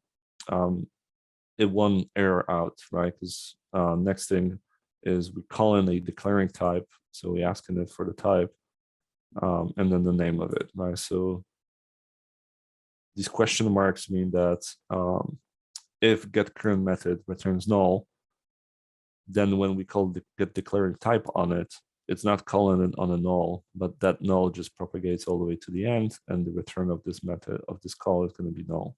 All right, so it's not going to throw an exception. It's just going to result in a null. Then we're going to come up with the name for the button. So I'm going to say fourth, and I'm going to drop to environment new line, and I'm going to say for the button on the second line. So that's going to be the name of an actual text displayed in the button. It's going to be called fourth button. Then I'm going to have the assembly location method over here. So this is again the assembly name. So the location is literally the fully qualified path of the assembly. And that's what Revit requires for it to be able to launch into this method from that assembly. And then finally, I'm going to do the same thing, get current method, and then get a namespace from it. So we're going to do declaring type, and then full name is actually going to give us a namespace. Now what we can do is we can also add a couple of things, like a tooltip to the button. For the tooltip, I'm just going to say for button tooltip. I'm not going to be very creative on this one. We can specify a large image over here. Previously in the class, we implemented something called image utils. So under utilities, there's this class here called image utils. What it does is if you have a resource, in this case, we had first button, second button resources for the PNGs.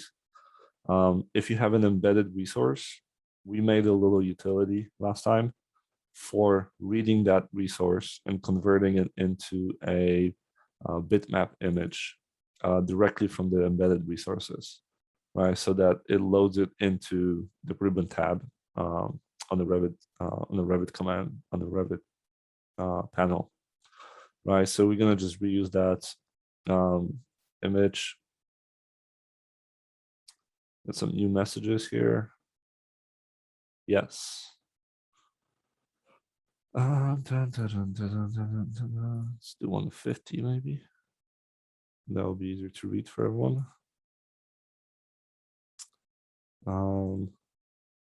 So we're gonna do image utils, load image.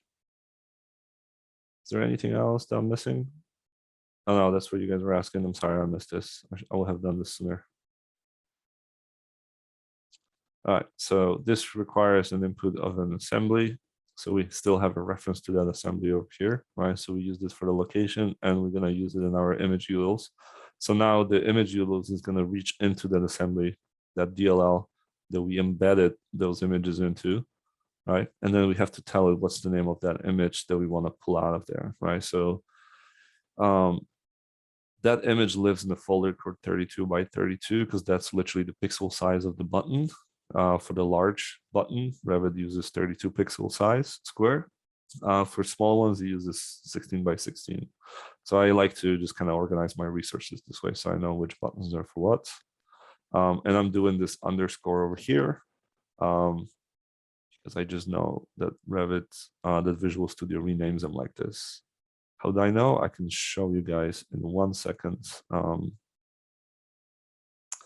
And then we're gonna call this a fourth button.png. It doesn't exist yet. That fourth button PNG doesn't exist yet, so we're just gonna make one really quickly. I'm using Affinity Designer. You can use Illustrator or download stuff from the internet really quickly. That repo itself for the masterclass had a it doesn't have it. Okay, we're gonna publish this for the masterclass, but I had a affinity design project in here ready for this class, and I believe we didn't publish it. So it's under graphics in the AECtech repo. I'll move this, and then made myself a pretty fourth button. It's amazing. It looks great. For those of you that come from architectural backgrounds, you're gonna really appreciate the design here. You can basically just export this to a PNG and make sure that it's 32 by 32, 96 DPI. So in Affinity Design, and this is actually a tip that you guys gave me last time. So you can go to Document Setup and make sure that DPIs are set to 96, right? So then when you're making the button in the PNG format, give it a size 32 by 32. I already have one in here, but you can just export to a PNG. Close. I'm gonna actually run them here so I don't forget about this. I'm gonna take this Affinity Design file and I'm gonna publish it into the masterclass. Yes, just so I don't forget. All right, so now that we have that button, you wanna right click and add an existing item. Navigate to wherever you saved it. So I believe mine's sitting on a desktop. When you bring it in, by default, it's going to be treated as a content. You want to change it to an embedded resource, all right? Because that's what this method works with. All right. So you want to change it to an embedded resource. If you hit F2, change its name in the actual, like this, make sure that you didn't misspell this. We didn't, so it's all good. Now the subject of how do I know this underscore 32 by 32? How do I know that there's this underscore thing there, right?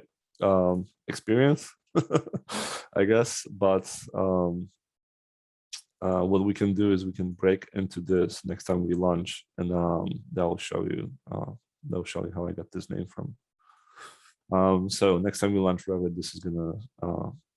I'm sorry. So the way I set up a breakpoint is by hitting an F9 on the keyboard. A little red dot shows up here on the left. What this does is, as you launch up Revit, Visual Studio will kind of latch onto Revit, the process, and as it's executing that DLL that we created, anytime it's in that DLL, when it hits this line of code, it's going to stop, right? And then you're basically going to be able to see, some properties like what's the assembly, what's the name. You're going to be able to inspect this. So that's called. This is called the breakpoint, and the process of doing that and kind of inspecting the code and what's happening in the code and what's available is called debugging. So that's kind of why I put this in here. And next time we launch, this is going to break. It's called breaking into it. So we'll see how this works. All right, so we basically have a panel. So we're gonna into this method we pass the panel, and into this panel we're gonna add a new button. That button is gonna have a name pulled from this, so it's gonna be called fourth button command. And the reason I do it this way with the method base is because if I ever got fancy and wanted to rename this, I'm never gonna have to change this line of code again, because it's automatically, so long as this method create button sits right in the same file, in the same CS file as this class for the button. So the button implementation sits in the method that executes the button. I'm never gonna have to move this line of code and change it if I wanted to keep it always aligned with that fourth button command name, right? And it's just lazy. I like to do things once and never have to think about them again, right? So if I ever change the name of this, the name of that button will also change internally, right? So I can always have a reference. I always have a reference back into when you press a button on the ribbon tab, the journal logs, for example, if you're ever reviewing journal logs from Revit, it logs which button you pressed by the name of the command that's in it. So this keeps the name of that button aligned with the command. So I always know where to look for it, right? Because it's always the same name. That's why I do it this way. And then this is just the name of it, location of that assembly. And then this is the namespace. And again, I'm lazy. If I ever literally move this from this location in the project into a new folder, let's say, because I just reassigned this or moved this somewhere else, I'm never going to have to update this. If my namespace here changes, I'm never going to have to update this code so long as this method is in the same namespace, right? It's always going to pull the namespace from this dynamically, right? So that's why this is set up like this. It's kind of lazy. All right. So the fourth button command, we just want to jump into the app command. So we have ourselves a first button, we have ourselves a second button. We can do a separator, and we can do a fourth button command, create button, ribbon panel. We skipped the third one, I'm sorry, but we're gonna do the fourth one right away. We can leave this in here, it doesn't really matter, just so that people can see in the future, if you're reviewing the class, how to handle different versions, even though it's the same code for all of them. So if you hit save, we basically just implemented that button again, right? So we have a fourth button that's going to add the button to the ribbon. Currently, it's not doing anything. It's just going to return results successful.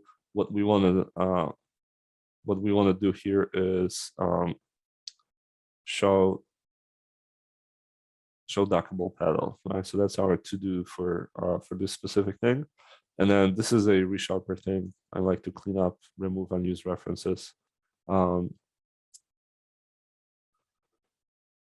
there is a good reason for this, and kind of my OCD kicks in as well, right? So OCD tells me that I don't want to have things in the file that are not being used. And then the good reason for this is that visual, if you leave these unused references in here, as minuscule as it might be, the fraction of seconds probably that it takes to load them up, they will still get resolved internally. So like in Visual Studio, it takes just that fraction of a second longer to open up this file because it's still resolving all of these using statements. So just on the Visual Studio side of things, it makes it a little faster, even though you might not notice this, not to have any unresolved using statements here. So that's why I like to remove them. All right, so let's debug this really quickly, and we're going to break into that button code. So I'll show you where that _32 came from. Excuse me, I think someone is, a colleague's locked out in the waiting room. They lost connection. Yes. Hey, Conrad, Dave just told me there is a way to always allow people into the Zoom call without having to approve people manually. I don't know if that's something you want to do. A good question. I don't see this anywhere in here. Check the 3 little dots to the right.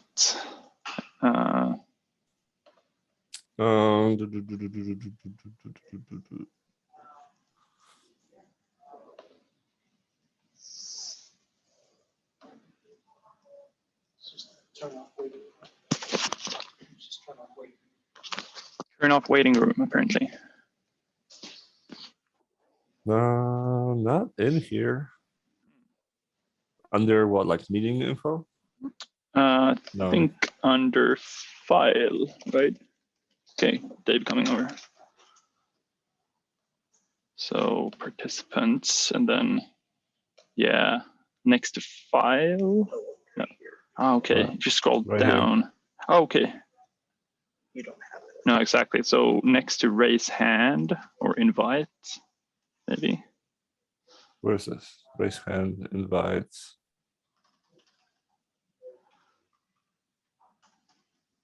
I'm not seeing anything here. Maybe if you make me host, but then you can't share your screen, I guess. Oh. I can give you remote control. Yeah, or if you make me co-host. Can see if we can sort it out.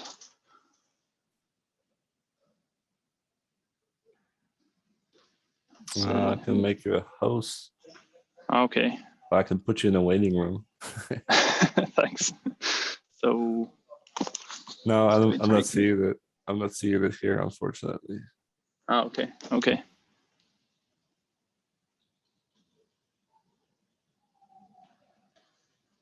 Yeah. I mean, I don't see those options. All right. Okay. Okay. Yeah. Yeah, looks I like don't see the options, but all right. I guess okay. All right. Thanks.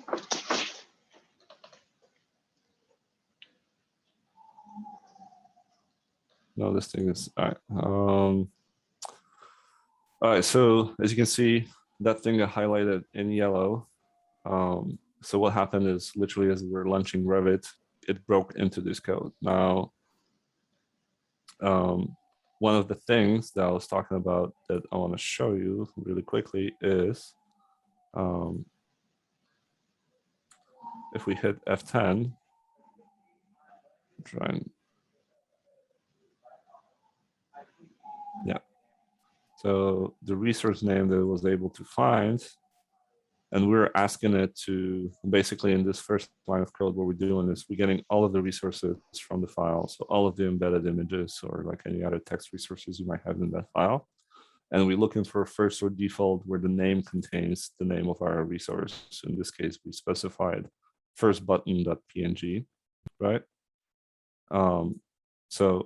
But the actual resource name that this returns that match that statement contains those underscores there.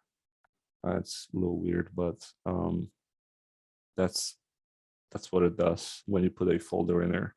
So any directory That's how I knew to put that underscore in there. But basically what happens is that any directory you add into the resources folder gets underscored then in the actual file path of how Visual Studio stores it. Not Visual Studio, how it gets compiled into the DLL. Right, so anyways, that's how you can really quickly double check those to make sure that you're getting the right path. Otherwise, it would throw some exceptions. Okie dokie. So that gets pulled up and we should see a new button here on the ribbon. Did you lock me out? Yeah, you have remote control. You wanna give it back because this thing is gonna annoy me now. Sure. How do I do that? Yeah. Let's see. Hang on. Remote control. Yeah, we suck at zooming. We Sure. do.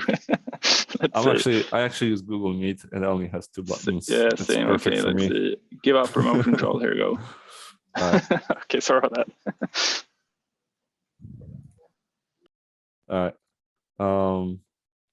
All right, so we're going to be able to see that for the button over here. Pressing it does nothing. But yeah, so that's a good place to start for these buttons. So we know we have a command set up. It's getting loaded up. The resources are resolving, so everything is looking good so far. Stop debugging this, and now we can move on to the next step of implementing an actual dockable window. So the way those work is you want to start by creating a like a UI component for the dockable window that extends the dockable panel interface. So you want to add a new add a new item, and I'm going to start with a user control. I'm going to give it a fancy name of dockable panel page. Right, and I'm going to leave it, the extension is the XAML. I'm going to add that in. All right, so by default, when you add a user control to the project, it's actually going to be of type user control. So that's what I was saying with the what we actually want this dockable panel to be based on the name that I gave it. You actually want this to be a page, right? So you can double click on this and make it be a page.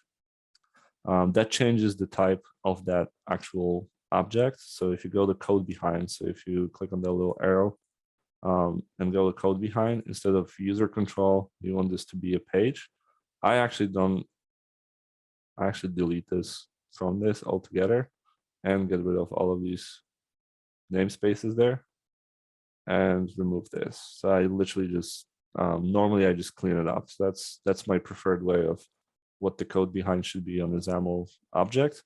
You don't have to tell it that it has to inherit from a page because it automatically knows it based on what's specified over here. Right? So you just don't have to double up on this. It would be redundant to tell it to do that. Right. So if you build this now, hopefully build successfully, yeah, then it knows it's a page. And an easy thing to kind of fix up over here to make it easier to work with this page is to give it a background that's white. So now this is going to be our dockable page that we're going to dock on the side of Revit on the Revit panel. Now, in order for that to work, we do actually have to implement for that dockable page something called the iDockable page provider, dockable pane provider, right? And then it has one method that we have to overload over here. So it's the setup for the dockable pane. What you put in the setup for the dockable pane is a couple of things that you basically tell it when Revit pulls up, because those dockable panes, like the project browser that you have in Revit typically on the left, when you open Revit, they automatically show up. It's not like you have to show your project browser every single time.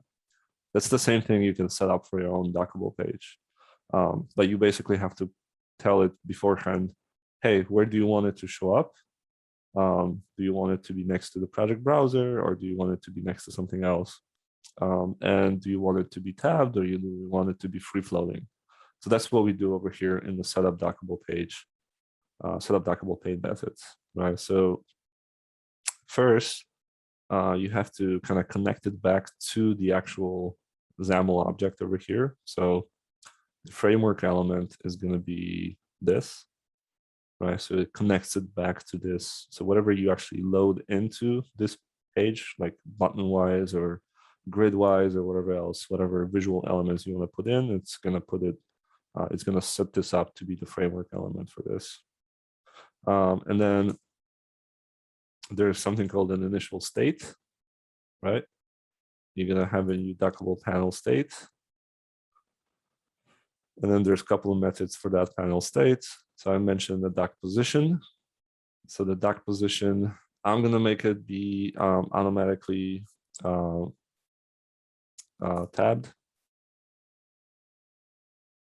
I'm going to put it behind dockable panes, built-in dockable panes. So Revit has a bunch of them. I'm going to stick it behind the project browser, right? So you really don't have to do more than this. That's a pretty good setup. Just make sure that it gets automatically tabbed in, and it's going to be next to a project browser, and we should be good to go on that one. The little green underline, like ReSharper doesn't know what dockable means. It's like a special word that we invented. So I'm just going to add it to a dictionary so it goes away, stops highlighting this as a misspelled word. Okay, so this page now would be set up as something that we can dock. This is not the end of how we set this up. So now we have to tell Revit in the app command to actually load it up on startup, right? So I personally like to put all of my dockable panel commands into something called like a dockable panel utilities.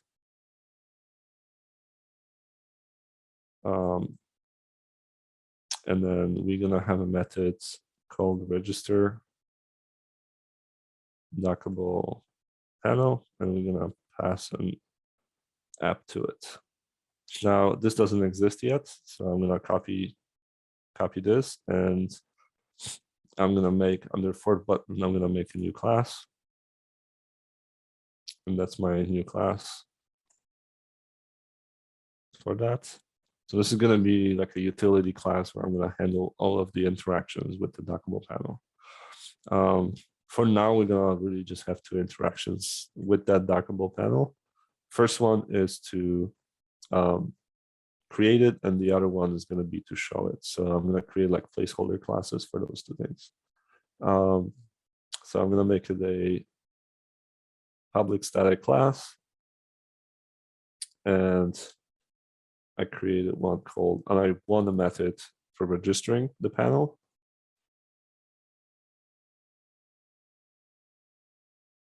Right. And I'm going to feed it a UI controlled application.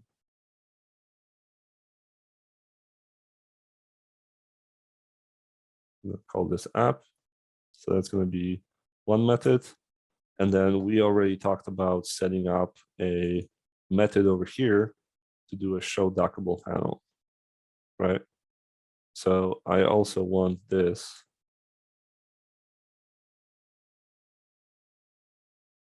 to have a method show, and then this is going to be a UI application app. Well, actually, I just want to pass an app in here. The way we're going to get the app is, I think it's from,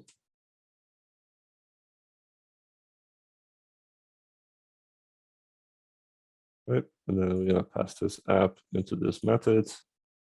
And then this app over here is actually a UI application. So this will be a placeholder in our utilities.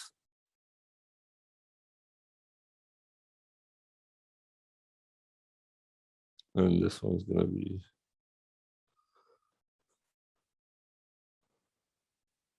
So UI application and UI control application are basically inheriting from the same class structure, but they're available in different states in Revit. So the control application is only available as you kind of loading up Revit. So all of those events that fire in the beginning on startup, on closed, and like any events in between, they return a control application. You can cast control application into an actual application. Same thing with the UI application. That's available when when Revit loads up and you have a UI already in Revit. All of the command buttons, for example, they will return the UI application, and then you can from it cast it into an application to get an actual Revit application object from it.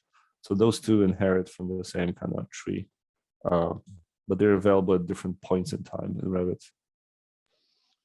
Hey, Conrad, Yeah. question from the chat. Can you make the Visual Studio text size a little bit bigger, like 125% maybe? Oh, it's already at 150. Oh, okay. All right, never mind. I don't know that I can make it any bigger. Okay, well, that's fine.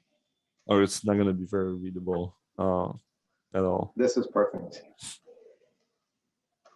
Sure. All right. So these are just placeholders at the moment. So again, first thing that's gonna happen is when you're loading up Revit on startup, you want to register that dockable panel with Revit. So you want to tell it, hey, here's a dockable panel. Here is some basic information about where that dockable panel is going to go, right? So that's what's going to go. That's what's going to happen in this register dockable panel command. And then once it's registered and automatically it's going to get displayed, if you ever close it, because there's always the little close button. We also have a fourth button on the actual ribbon that we're going to use to always show dockable panel. So we can reopen it dynamically while we're already in Revit. So this is going to be our little placeholder method for showing that dockable panel. Any questions so far? Matthew is still in the lobby. It's like Matthew keeps getting kicked out. Could you show dockable panel page.xml? Thanks.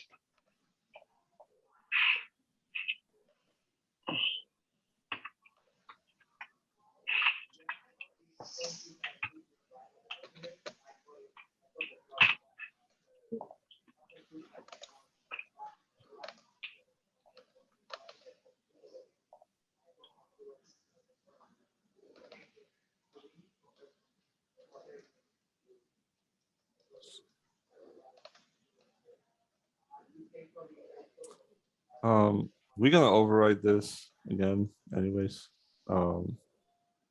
Maybe this is actually redundant now that I think about it. But anyways, because I actually this is like a default setup, and then if you want to display something special in there, like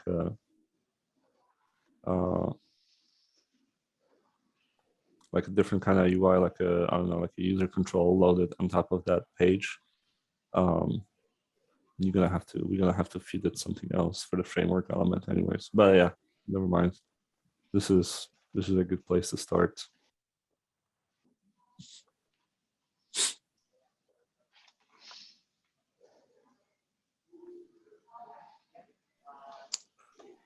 Could you show the fourth button command for a second as well, please?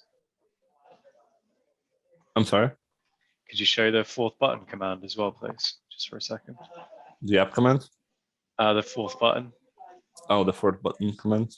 Maybe this is a good place to push this into the repo. So everyone, if anybody got lost and stuck, they can just pull the latest. So I'm gonna save this at the moment.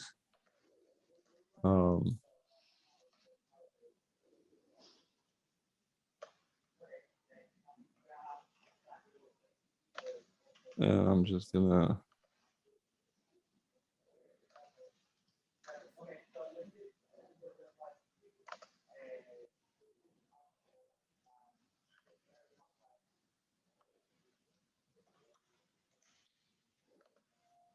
All right, so anybody that wants to get to this point, what you can do is just literally call git pull on that master branch, and it'll download the latest.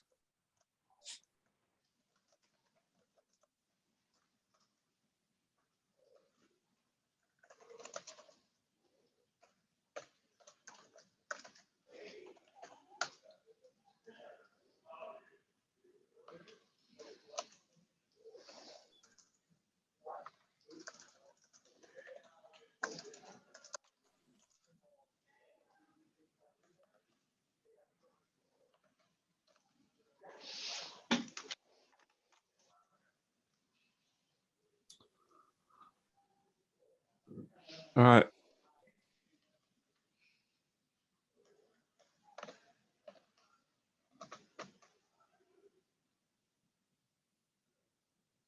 Let me see if this thing even pulls up.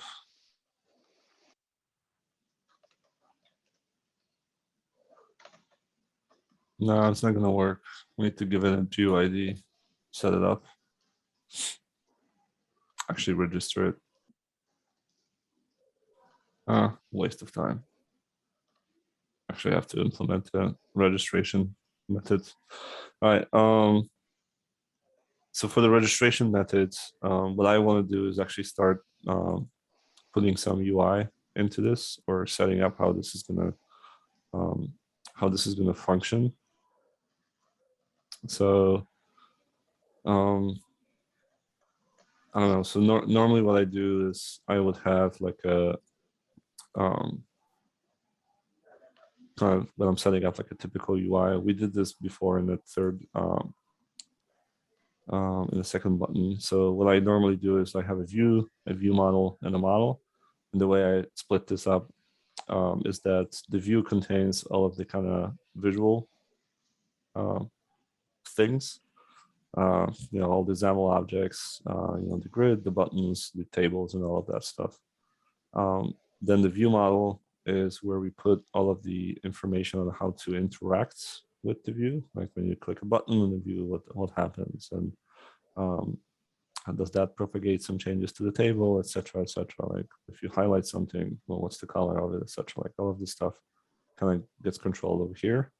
And then the model, when I'm working on Revit projects, model usually typically like in the standard MVVM pattern. If you've watched any of the tutorials online, it will tell you like this is where the actual data lives.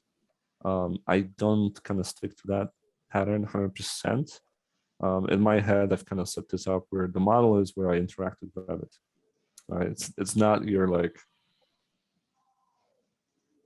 to the T MVVM pattern. It's a little different this way. Kind of, I broke away from that actual MVVM mold by doing this, but it allows me to keep like all the Revit related stuff in a single place.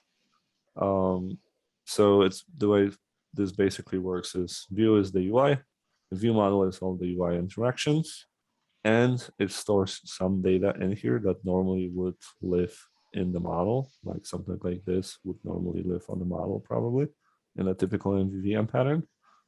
But in my model, I put the Revit interactions in here. So that's kind of my setup. So we're gonna do the same thing for the Dockable panel. All right, so we got, in this case, it's a page, it's not a view, but still anything that we put into this page, I want to have a new object called Dockable panel view model. I'm gonna make it be a public class. And that Dockable page view model, it's just like we already have that third-party library called MVVM from Galasoft.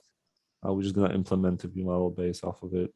It brings in a couple of like overloads for notifications, so that an event gets raised. If a property on this changes, then the view gets notified that something changed.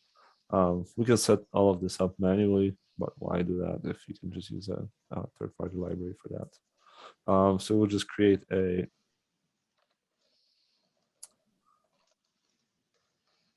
constructor for that. For now, it doesn't have to do anything at the moment, so we should be good to go on that one, just as a setup. I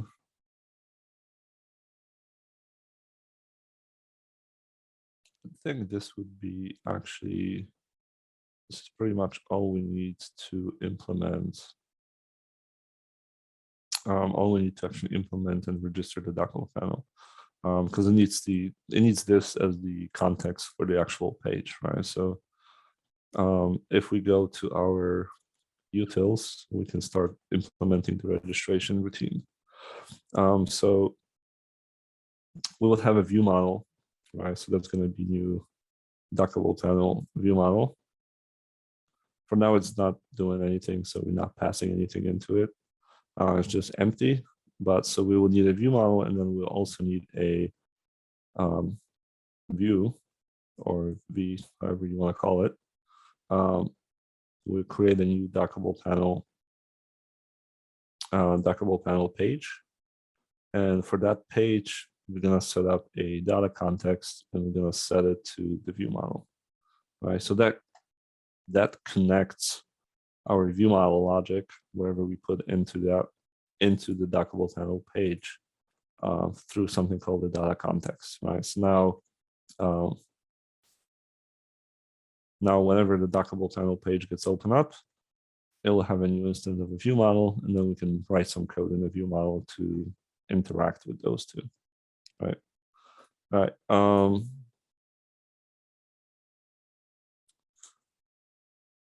Now we can create a, this is a bit redundant, I guess, but we can just make sure that our setup for the actual page is also specified over here. So what we would need is a Dockable panel provider data. So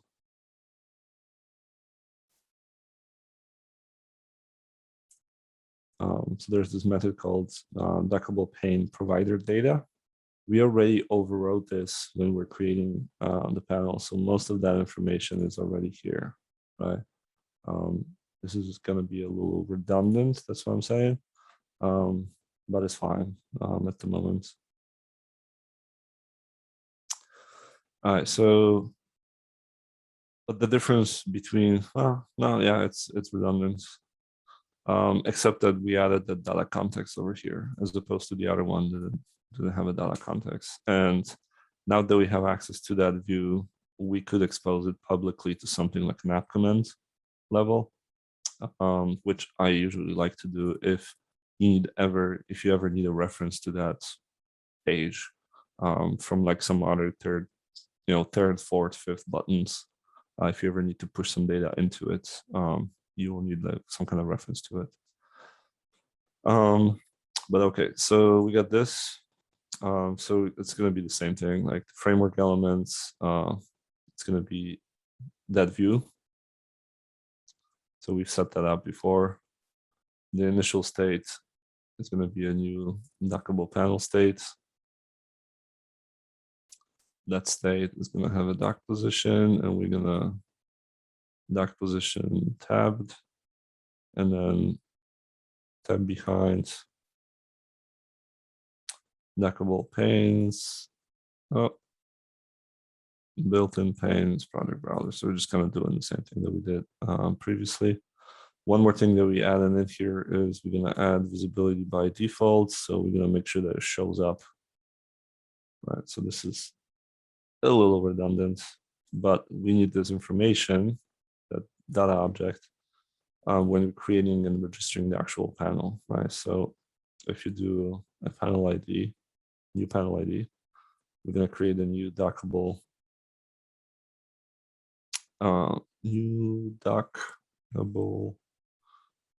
pane ID. I misspelled it.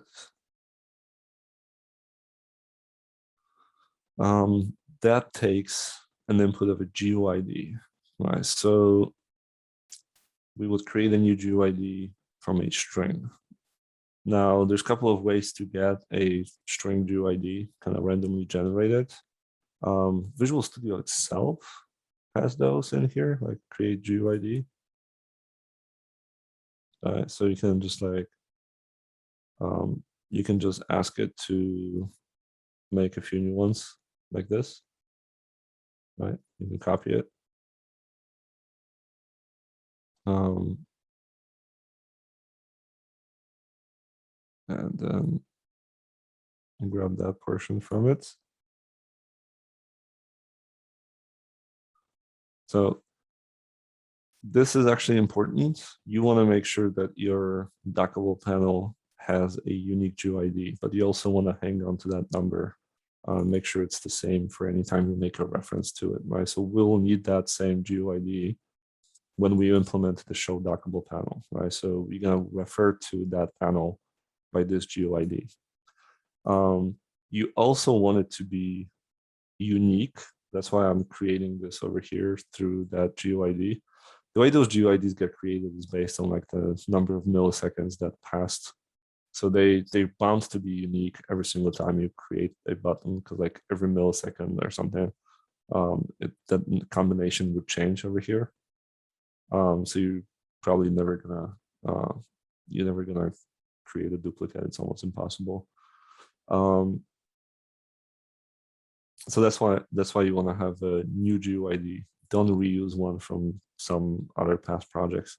If it happens that you somehow magically, very unlikely, but magically set up the same GUID for the panel that somebody else has a panel registered with Revit, you'll get an exception. But that's not very likely to happen, right? So we create a panel ID and then just in case magic happens, we can put this into a try-catch statement, right? I'm going to say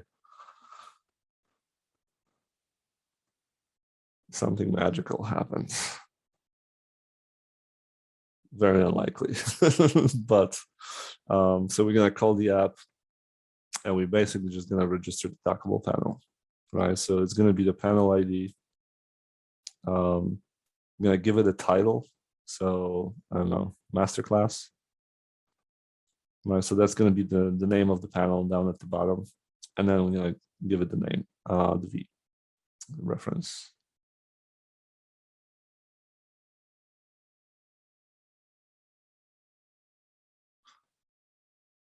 Yeah, it's totally redundant because I'm actually not using this. What am I doing? I'm stupid. I'm just going to grab this and delete this. And I'm going to put this here.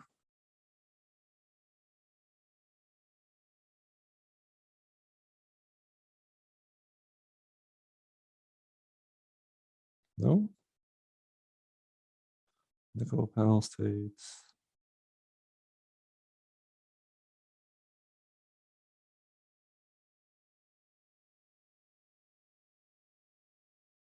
I'm going to do it this way. Yeah. The other stuff was totally redundant for sure. All right, we can just do it like this. Just delete it from here. Just leave it as it is here. Okay. So we're registering a new panel on that application from Revit with that ID. The name of the panel is going to be Masterclass. And then what's going to get loaded into it is that dockable panel page. And that page, when it gets created, is going to have all these properties on it. So that's kind of how this all ties together. And then I'm putting this in a try-catch if that GUID somehow magically is not unique to this panel. All right, so we can save this, build this. We can try it.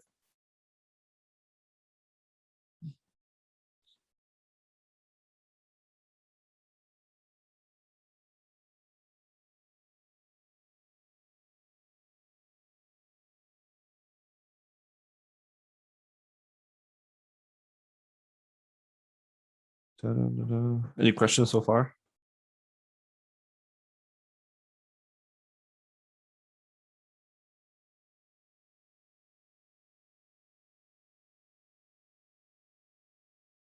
This should show us like an empty panel with nothing in it, which is fine for now. So yeah, so we got our Masterclass panel over here. We can drag this out. Come on, Revit, don't die on me. We can drag this out, and then you start seeing all these different like things that you can dock them into. So you can dock it on the right, you can dock it on top, split the window in half. You might be able to dock it in the bottom or on the left, right? So you kind of can go around the screen, and you can also leave it free floating like this. I personally prefer to dock my windows like this. So I would make a big panel here, and then I'll have my panels organized like this, right? So my Masterclass panel is going to be here on the side, but I can always switch between them for navigation. And then in case that you've ever closed this panel, right, it disappears. If you ever wanted to bring it back, we would implement this fourth button. Right now it's not doing anything, but the idea is that it would actually bring back that dockable panel. Now, we might be able to implement it without reloading Revit. So this is going to be the, we can show a little bit of how this button over here works that I've mentioned previously in the past, but we've never used this before. So the biggest pain point of developing anything in Revit is the fact that you constantly have to restart Revit. It takes a minute or two, depending on how fast your computer is, to load it up. And then you change you make to the code, then you're reloading Revit again, and you kind of constantly find yourself reloading Revit about 100 times a day, starting and restarting it. With the new Visual Studio,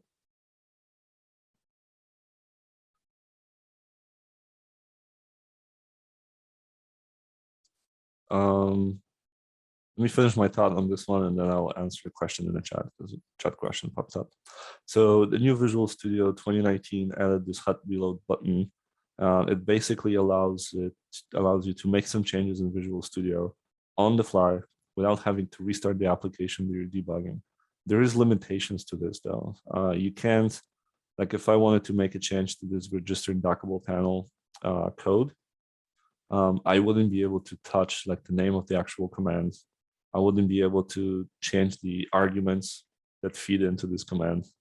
I could make some changes to the code that's happening kind of inside of it, but I couldn't like make changes to anything that's kind of already referenced, like loaded into the context, right? So changing the name of it is a no-go. But since we already have like a placeholder for the show dockable panel, we might be able to just implement it on the fly without having to restart Visual Studio. So we're going to do that. And then somebody's asking a question, can I share the recording? Recording is not done, and it's going to take hours to process it afterwards, but it is going to get shared eventually. So whoever's asking for the recording, if they joined in late, you will get the recording at the end of the day, but not at the end of the day, maybe at the end, I don't know, next week, 2 weeks, whenever they're done, whenever TT's done remastering those recordings. As far as I know, they're going to have to do some editing on them as well, right? So eventually they'll become available for free, but not now. Now, if you want to catch up to where we are currently, the only thing that you can probably do is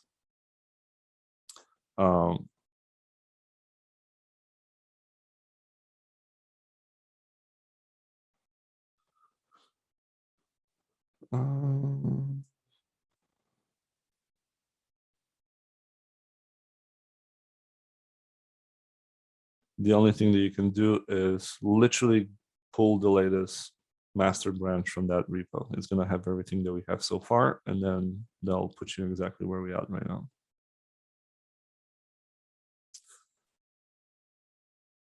All right. So how to take advantage of this? Hopefully this works, right? So I've mentioned that we can always refer back to this panel by that GUID. So what we can do is we can grab this piece of code with that panel ID. We can paste it in here. So now that we have this panel ID, we can do a new variable DP dockable panel. I like to keep them nice and short. And we can refer to the application. So app dot, there's a method in here called get dockable pane that takes an input of a dockable panel ID, right? So that variable that we had from here, the dockable panel ID.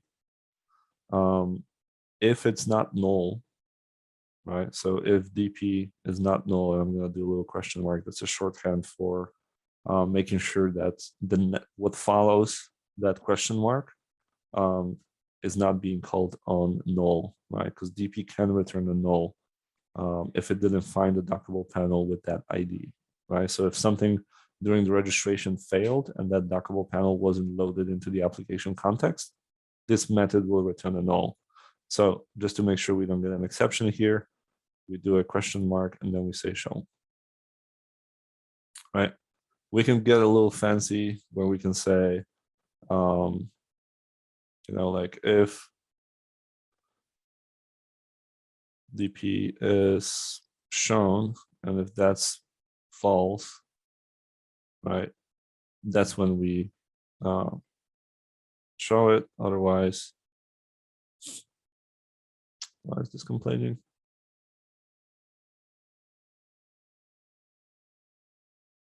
Good, right. So this has to be, this has to not be null. So we would have to make sure that DP isn't null, right?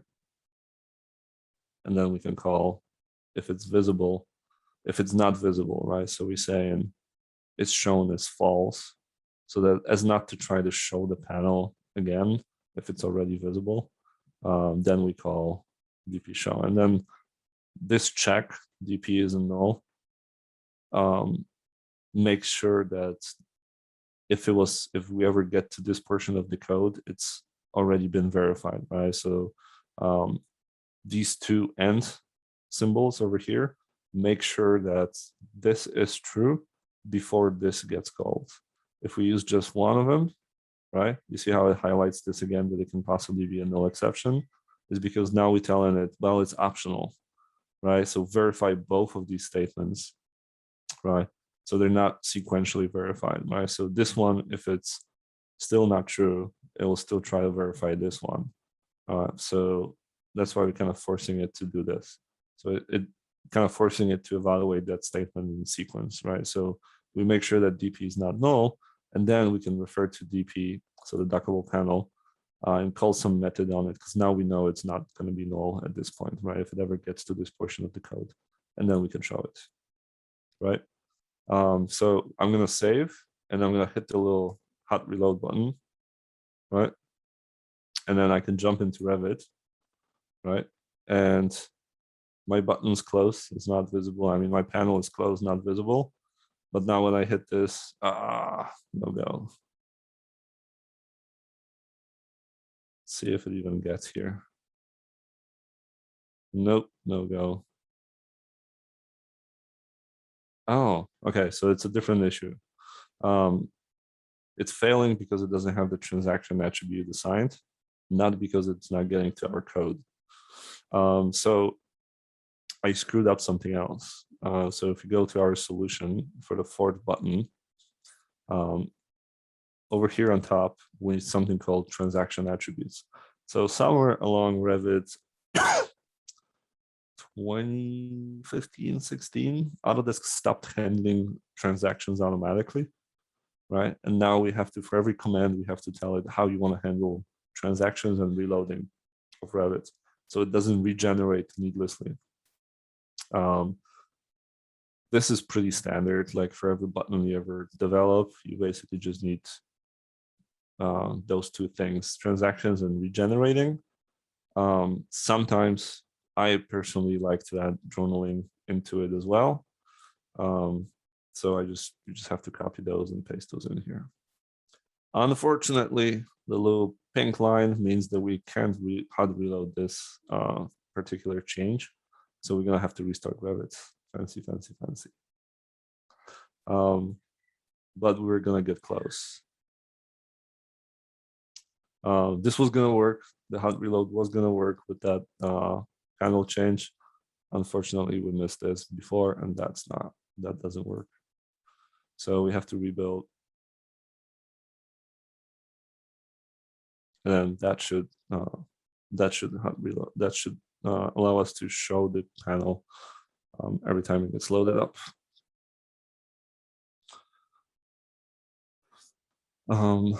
Here's another thing that's happening. You see the little pop-up for pollination. So I was developing a pollination plugin on my computer yesterday and made some changes to it.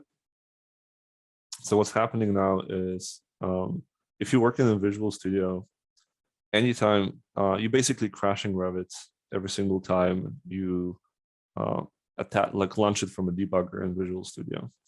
So what's going to happen is because every time I hit this stop button over here, it's like if you crashed Revit.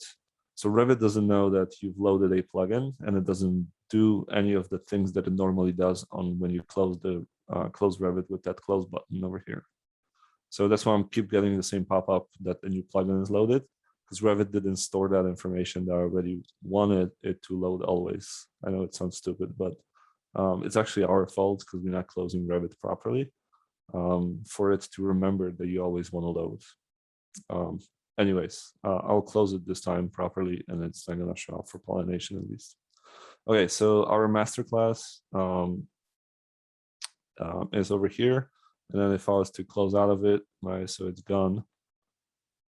Now the fourth button is going to break into this code. And it's going to show us the panel again, right? So when it's gone, it's going to bring it back. If it was pulled out of there,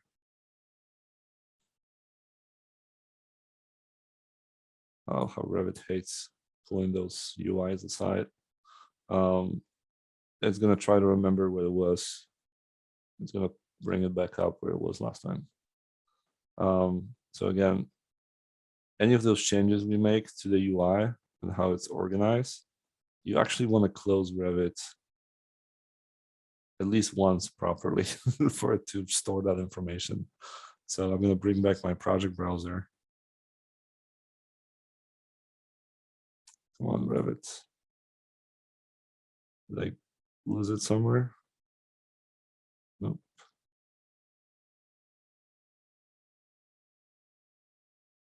No, I did something to Revit when it doesn't want to bring back my project browser. Anyways, so I'm going to close it properly so that it does whatever it does on the closing statement and it doesn't pop up with those errors again.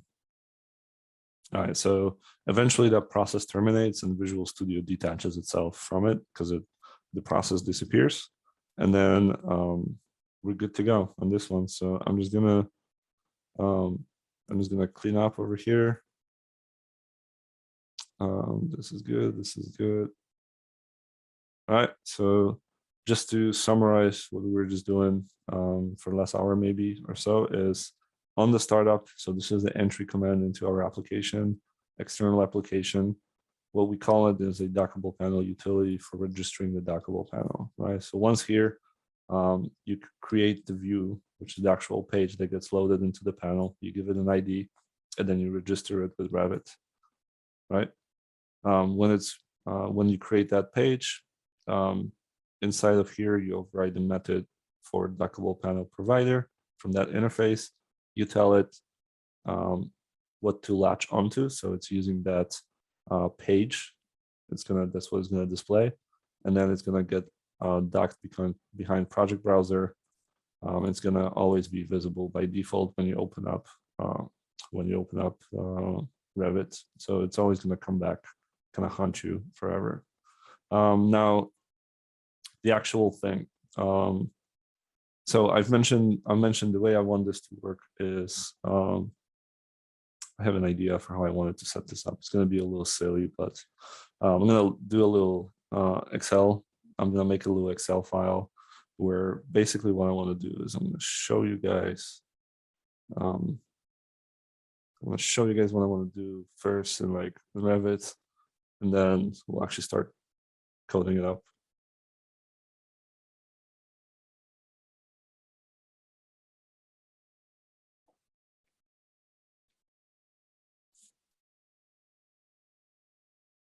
so everyone knows like what we're gunning for.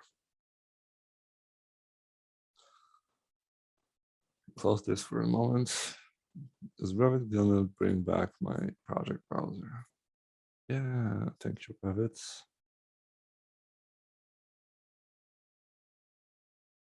Project browser properties. Okay, so let's go to level 1.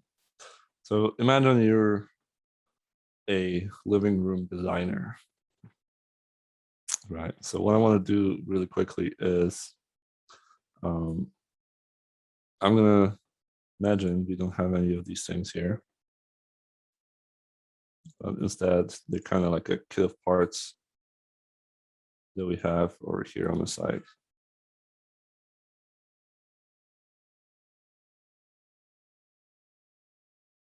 Yeah, so what I want to do is I actually want to create like an Excel spreadsheet with requirements that's going to list all of those little things and the quantity of them and how many of them do you have. And then our Dockable panel is going to load up that Excel, right? It's going to break it down. It's going to create a little UI that lists all of those Excel files, all of those Excel objects. And the second column in Excel is going to be like a requirement count, like how many of those objects do you need, right? And there's going to be like a target column here. And then we're basically going to listen to events in Revit, right? So when someone creates like a new instance of this couch, right, places it somewhere, wherever that might be. That one got placed somewhere like under the house, under the floor, right? Anytime you place that something that's in the list of the requirements, we're just gonna like check it off, bang, bang, bang, bang, right? So basically the goal is to, I know it's stupid, but the goal is to show you how you can subscribe to Revit events, you can listen to them, you can then run them through some kind of check, and then you can send a notification message, like an event, to the Dockable panel, so then it gets updated, right? We're not gonna actually interact with Revit. It's gonna be a one-way communication system. So from Revit to the Dockable panel, right? So if you can think of it like, I don't know, like maybe we can do something else to, if you wanna like freeball this, like we can have like a little counter that says, hey, you're doing, anytime you make some change to the Revit, it's just like bing, bing, bing, bing, bing. It's like, you know, like a counter of, hey, you're working hard. Like you're making a lot of changes, right? So you're the hero of the company for today. And then some other person is just chilling, not doing anything, just kind of looking around. Their counter is at 0, kind of thing. Same thing with this. You could develop this further. I didn't get too deep into this. I just wanted to kind of show you the interaction. So we're not going to get too deep into this, but you could think of it as like, you can build on this tool to, like if you're designing hospital rooms and they highly spec hospital rooms, for example, when you know exactly which pieces of furniture and equipment have to be in the room like this, you can design this to basically just, you know, select a room, it double checks what's in the room already, compares it against some kind of requirement document like Excel, and then you have it. You see like a report little thing on the side on the panel. Hey, you're missing this, this, and that based on the requirements, right? And you can do this for every room, and you can have different templates for every room. So you can set this up for a company. I used to work in a hospital, so that's why I'm like, it's easy example for me to come up with. But this could be a good place to start that kind of tool. So that's what we're gonna do, like first step in setting up a tool like this. Obviously, there's other tools that probably do a similar thing. I don't know if DRufus ever got developed enough that it's doing the same thing. It probably is, because that's how the tool got started. So I've worked in the hospitals about 10 years ago now, so it's been a while. But DRufus at the time was kind of like this, when you load in like an Excel spreadsheet into it, and then you would force it to like compare it to what's in the model, I guess, for requirements, or like do like room data sheets, etc. So I imagine this to be a little bit different, one like a helper thing for the designs.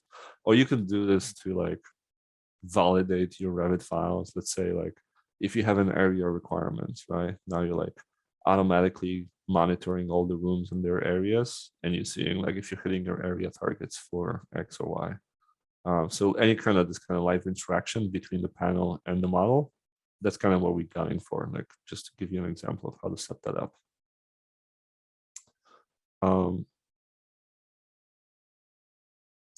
What's in the waiting room? Yeah, someone's in the waiting room.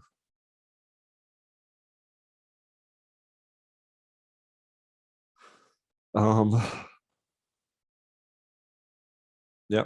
All right. All right. So let's get started with that. So I've mentioned that it's basically what we're gonna set up this file to be like. I think I already obviously I spent a little bit of time prepping for this. So I have like a little Excel spreadsheet here. I'm gonna share with everyone, so we're all on the same page. So I just went through that living room over here, and I pulled aside all the names of all this different furniture that's already there. Even the little, I don't know what this is, like a lamp maybe or something. So I basically pulled all of this stuff aside and pulled their family name, family type, and then how many objects there was in the living room for that, right? So this is going to be a starter pack for us, like basically converted this room into a set of requirements. So the header is first row is a header. We're going to try to ignore that when we're reading those requirements into our tool. Third column here is just the number. We can adjust those. You can set this up to be anything. And then we're going to work off of family name, family type to identify which family is being placed or not placed. So I'm going to save this. I'm going to take this requirement. I'm going to pop it into a place where I can share it with everyone.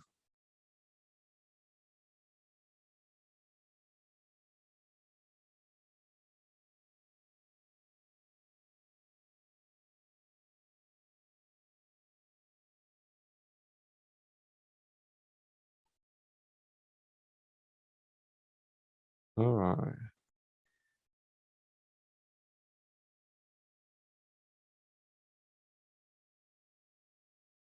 All right, this goes into a chat. Anyone who needs that Excel file, please download it. All right, so first things first, we're gonna have to read that Excel file. How do we want to go about reading that Excel file? This is always fun. I love Excel files. Okie dokie. So, did you share the file? yes, I pasted a link to that file into the chat. Not seeing it, but might be on my end.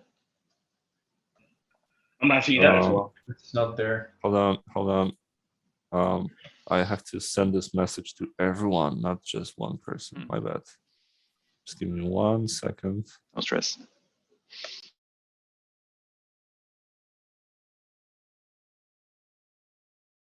There you go. That's better. Thanks. All right.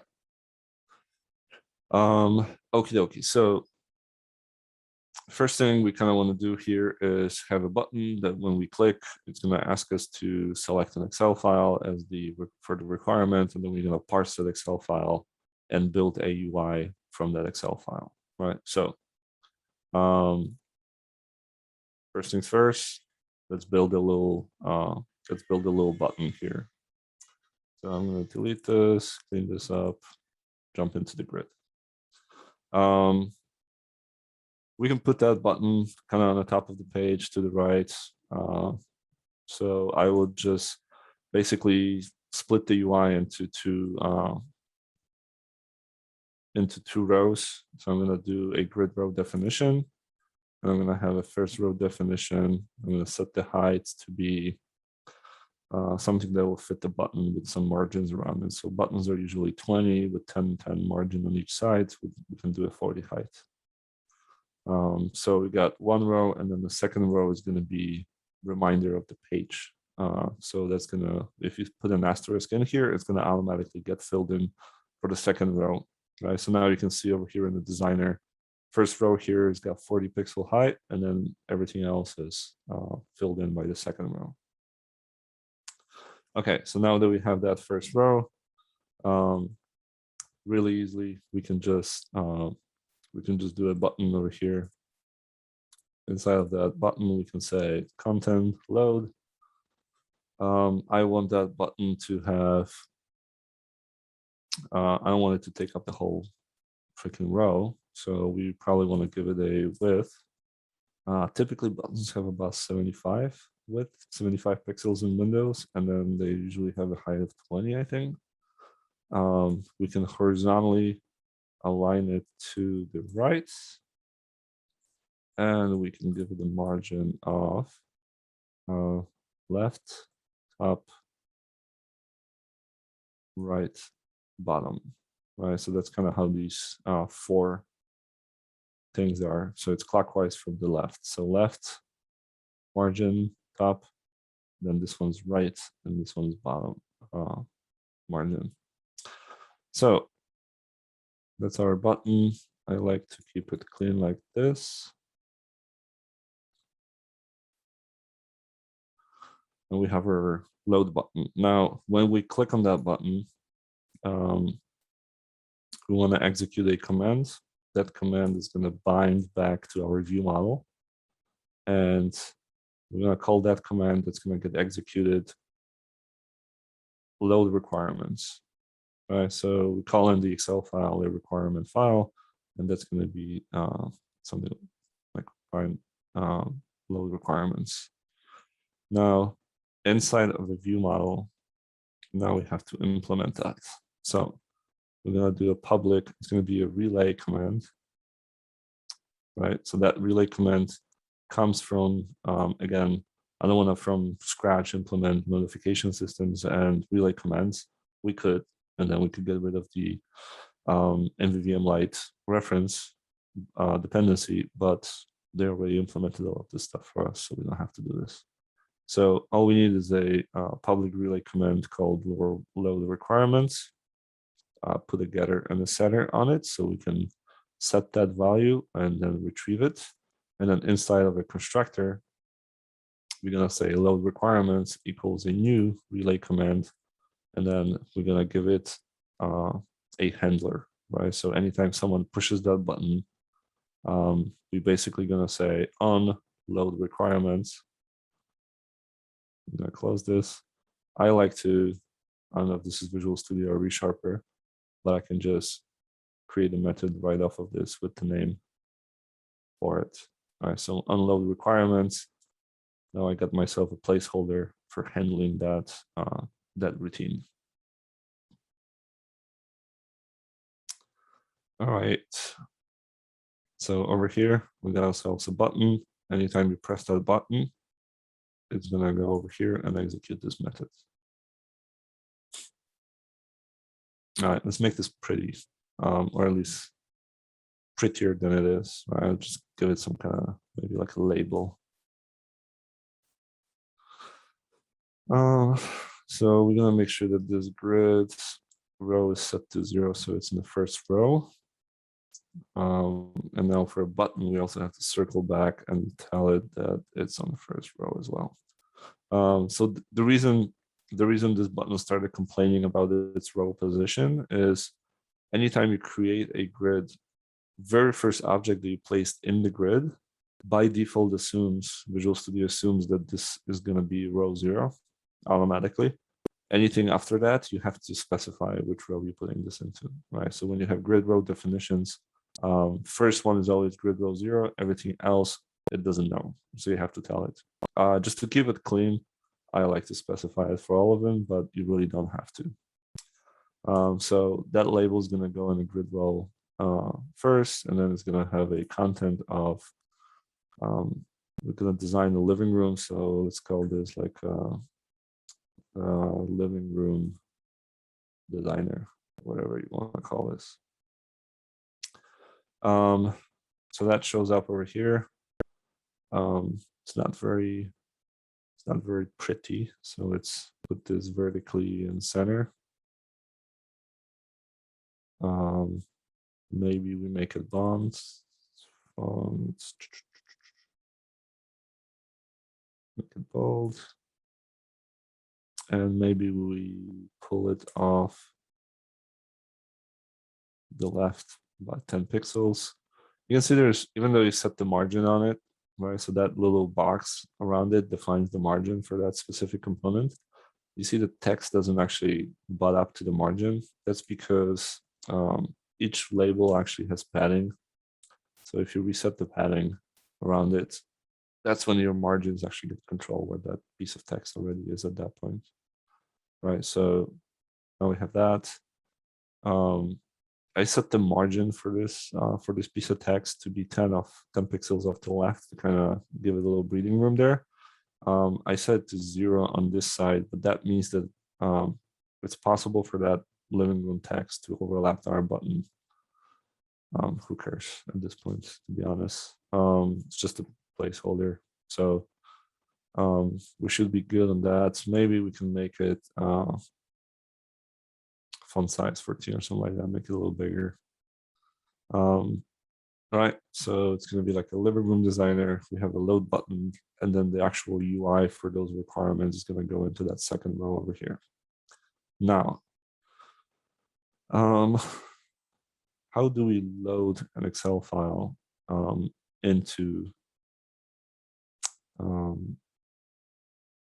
maybe we just pull this up really quickly.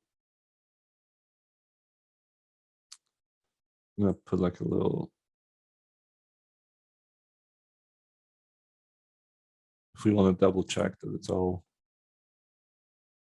that our setup is all getting connected and they're talking to each other, the view model and the actual page, and that the button shows up and all of that, then we can at this point probably just jump into Revit. This isn't gonna work because I already had Revit open.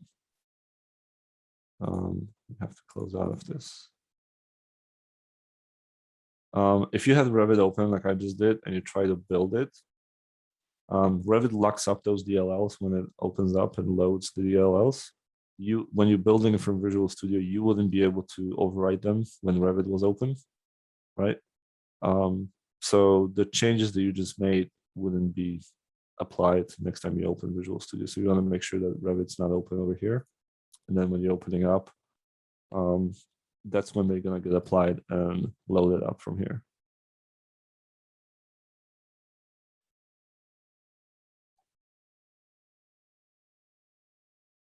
And no pollination pop-up.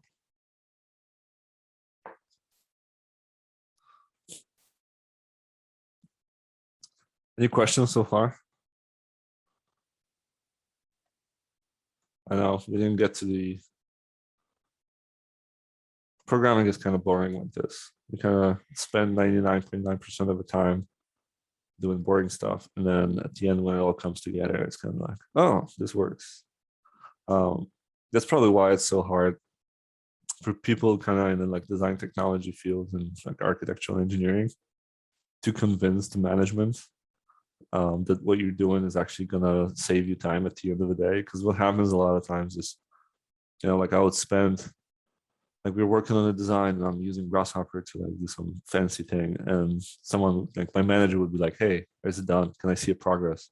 I'm like, dude, it's like I have 0 until it's actually working, and then I'm gonna have 100% in a second, right? But until I get to that 100%, it's always gonna be 0 because it's broken, right? So it's kind of like programming is like this, right? You basically don't have anything until you finish, and then you have everything.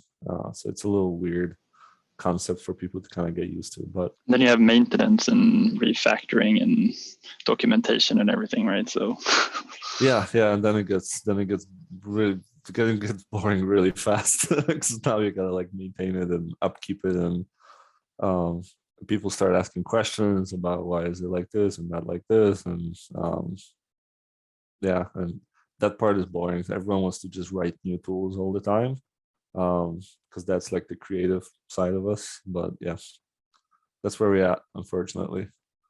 Or fortunately, I don't know, some people like it. I enjoy it.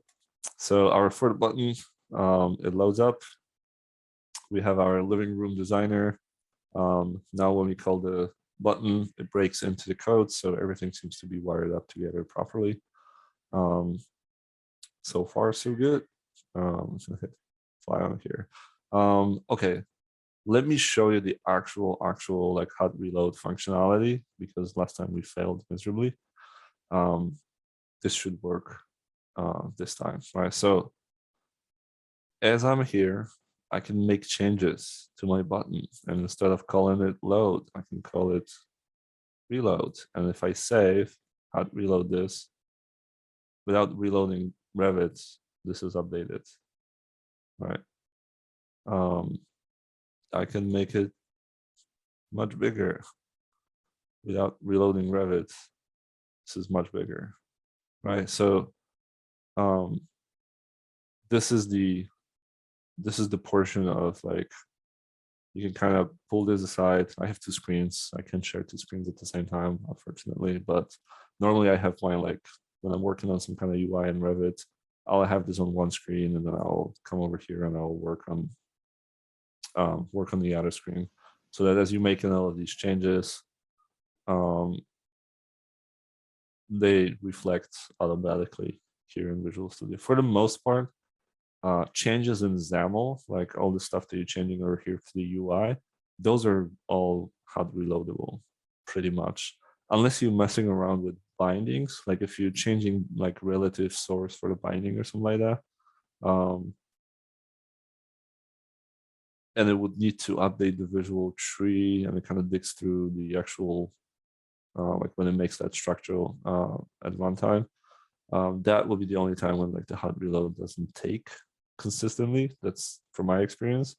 But for the most part, it's like 99% of the time, making any changes to the UI on the hot reloads, that's actually pretty cool, pretty quick, pretty swift.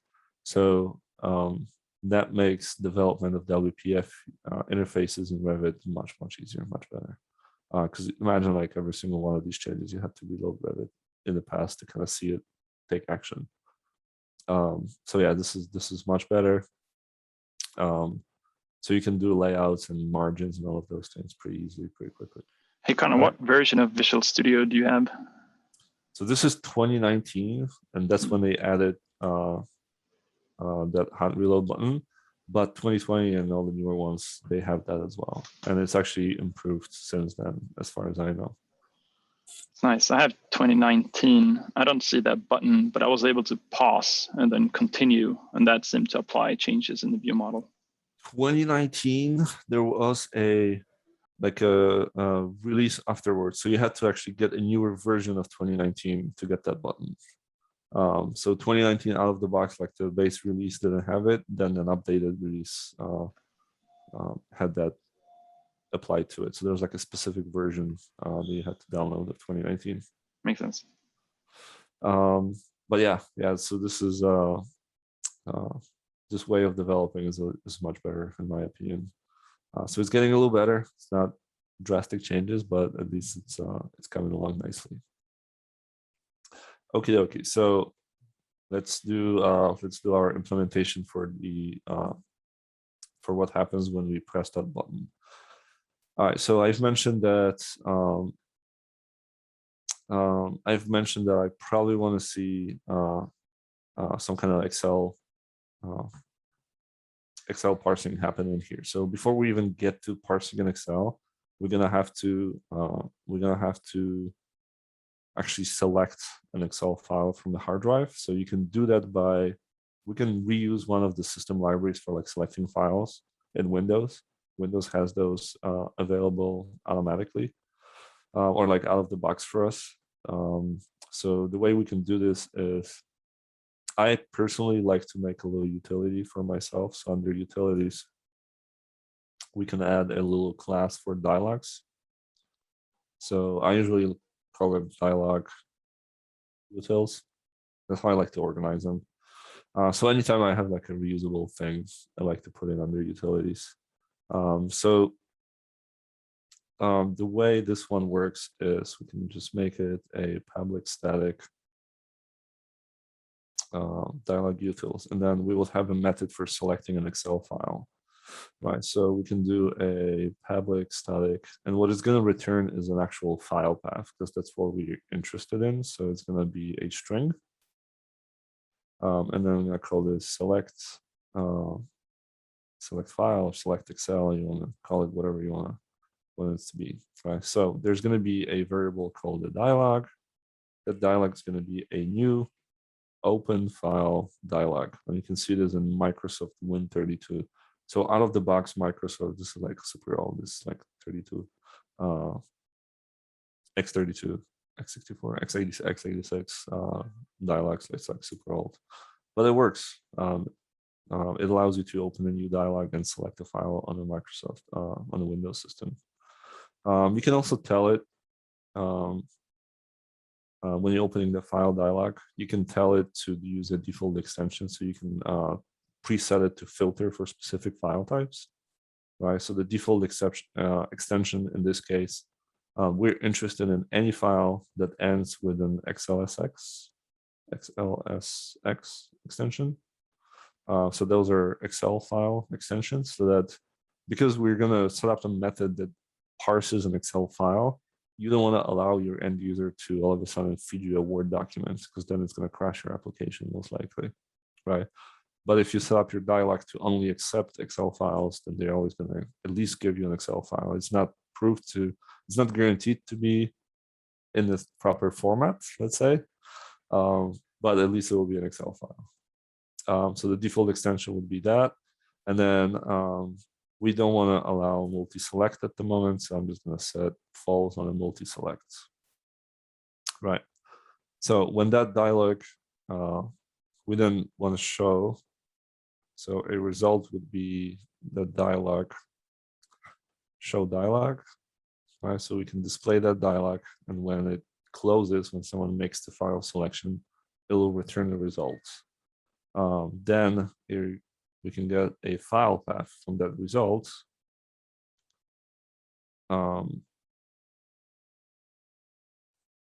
Via the file name. So the show dialog, so the dialog, open file dialog, has a property on it called file name. That's the full file path of the selected file. In this case, because we set the multi-select to false, this is going to always be just a single file path.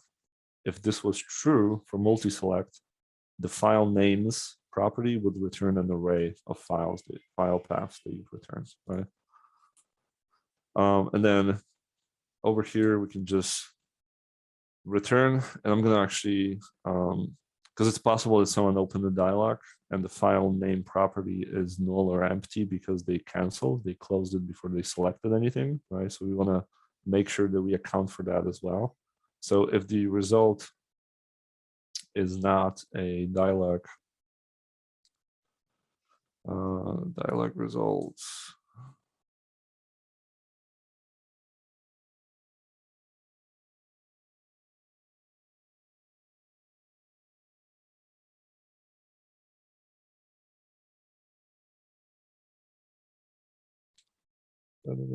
dialog results. I'm missing something here. I'm missing a reference to Windows forms. That makes sense. All right, I'm missing a reference to Windows forms because the dialog results is a class in the Windows form. So the way we handle that is, this is the downside of shared projects, because we have to do this for every project over here. So under references, assemblies, I have to add forms, right? And we do this for every one of those.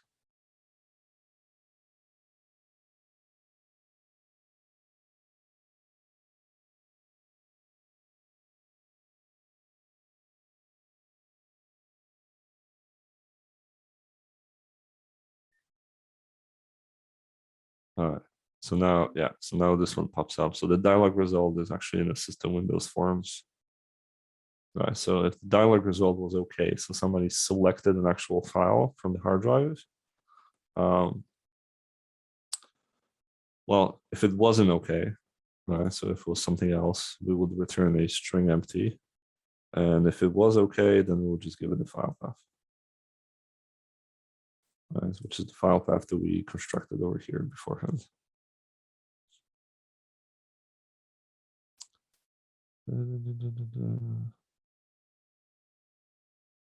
Oh, that's what I messed up over here. We don't want it to be, we want to use forms for this, right? So we don't want to have reference to Windows 32. So select file wouldn't go from Windows 42, it would go from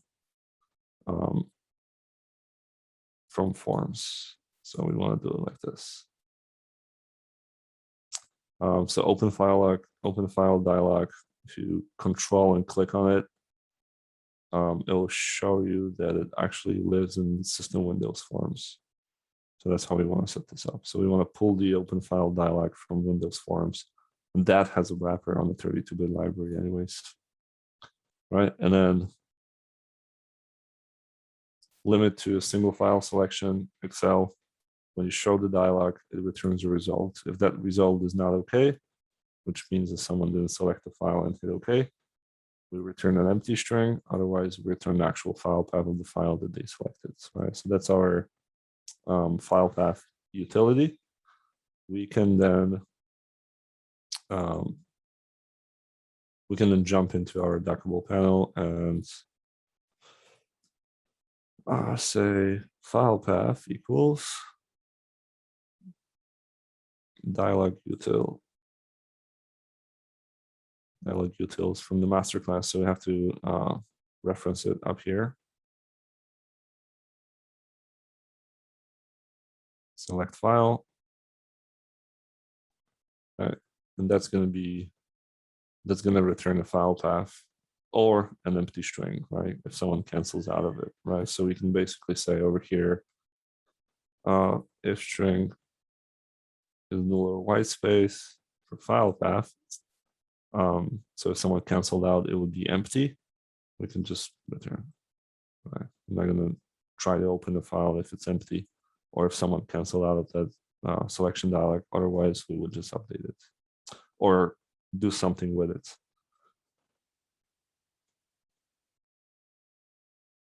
Let's see if this works.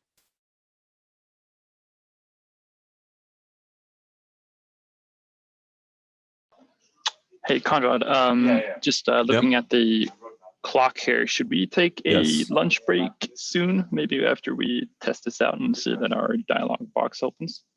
Yeah. So this is the last thing, and then we can take a lunch break and come back in an hour and finish this up.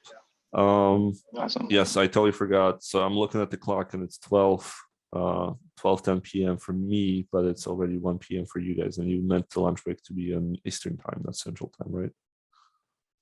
Yeah, I think that's the intention, but that's totally fine. Okay. I mean, yeah, have a good flow here. No, it's fine. I can take a break. That's not a problem for me. Let's just click on that button to make sure that it's all working over here so far. So load brings up a file selection. If we go to desktop, before I do that, I'm gonna put a breakpoint here so I can break into it. Select that Excel file. Right. Did it break into it? Nope.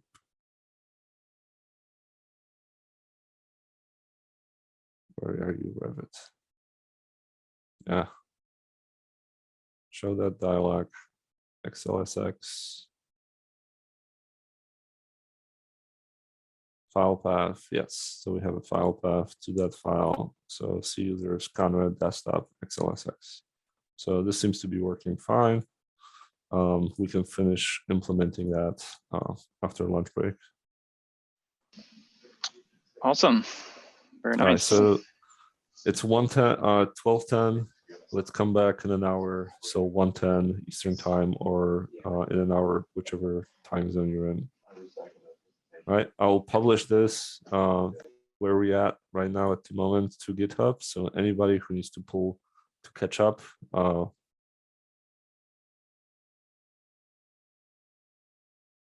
you can do that as well. So we're gonna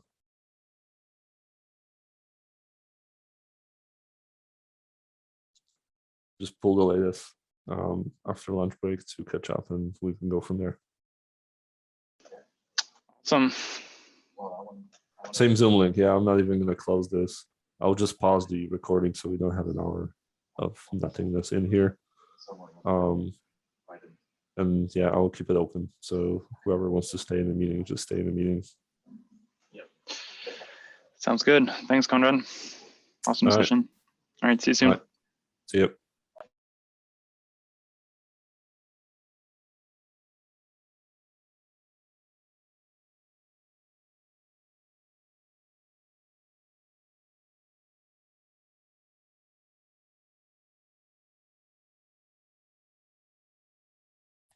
All right, so the recording is back on and my screen should be sharing again. I'm going to make an assumption that everyone's back already from their break. It's been an hour, so I don't want to waste any time. I want to make sure that we get through the material that we prepped for this first, and then we can potentially leave early if you guys want to go early, or we can leave some time for Q&A at the end, or have a pretty good conversation at the end if that's what you want. But let's get through this first. So let's get right into it. All right, so right before the break, we were implementing the file selection for the Excel file requirements, right? So we have this Excel file that holds the requirements for the space that we're going to be designing in terms of the equipment, furniture that you want to put into that space, right? So now that we're going to read that file, we're going to have to store that information from the file. So every row is basically treated as a piece of requirement. So we're going to have to, what I like to call it, build like a wrapper for each one of the rows. The wrapper is going to hold family name, family type, and account information for each one of the rows. And then we're basically going to rebuild this in our UI, right? So one way to do that would be to basically create something called a requirement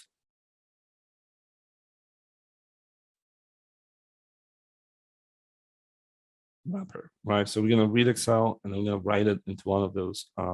Each row is going to get written into that object, right? So we're going to make it a public class.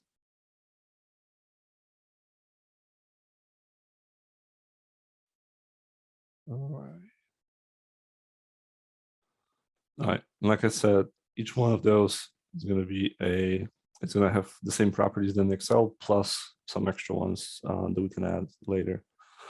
So first three basic ones that we want to hold in that wrapper is a string called family name. Second one that we want to hold in here would be a string called family type. Right, and then a final one would be an integer called, let's call it required count. Right, so that's a good place to start right now, and we can create a constructor for this for each row as we're creating it. We can then just create a new instance of a requirement wrapper. So we can do public requirement wrapper, right? And we're gonna, for each one, we're gonna feed it information about family name,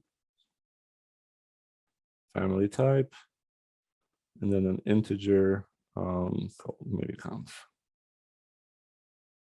Right. So then as the object is created, we're gonna set family name.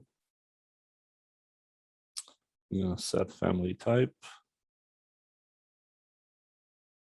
And we're gonna set the required counts to the counts that we provide. All right, so again, I like to clean up over here. So we got our requirement wrapper object with the basic constructor that takes arguments of a string for family name, string for family type, and a count for required count, right? So that mimics information that we have in Excel, name, type, count. So that when we read Excel, we can convert each row to one of those requirement wrapper objects, right? So how do we actually read the Excel file? First things first, we can read Excel probably the easiest way for me has always been using like some kind of third-party library. There's a ton of them out there. So the way I usually look for this is like just Google like a NuGet package for reading Excel, or just from my experience over the years, I've used a couple of those in the past. The one that I personally liked the best, so if you go to browse, it was called EP Plus, right? So EP Plus is at the moment, so there's like two ways that they license EP Plus. One of them is that you can kind of specify in your code, you have to tell it that this is used for non-commercial purposes.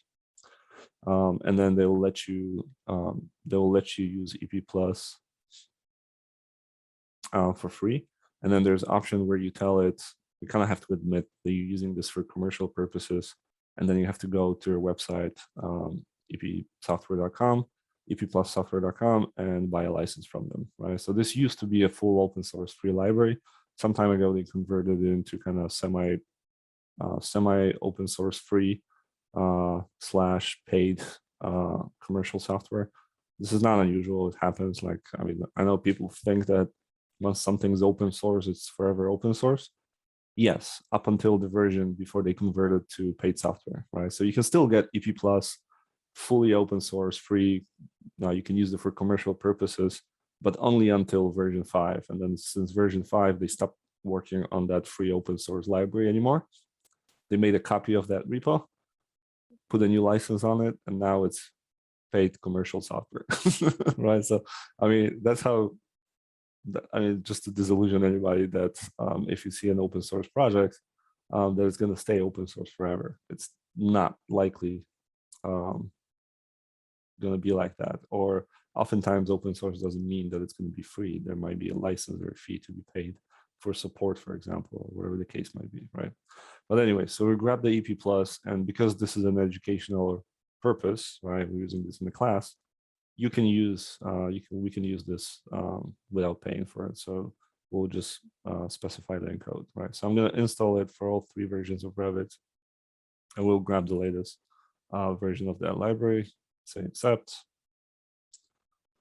Right, all of that is their licensing terms are explained in here, as well as the fact that you have to specify this. So like this line of code, if you're using it for non-commercial purposes, you basically just have to tell them. So in the dockable view model, what we can do is, if we're gonna go over here, we basically just copy paste this line in here. So the Excel package license contexts have to be set to non-commercial, and then it's not gonna ask for a license. So we can use the package without paying for a license of it.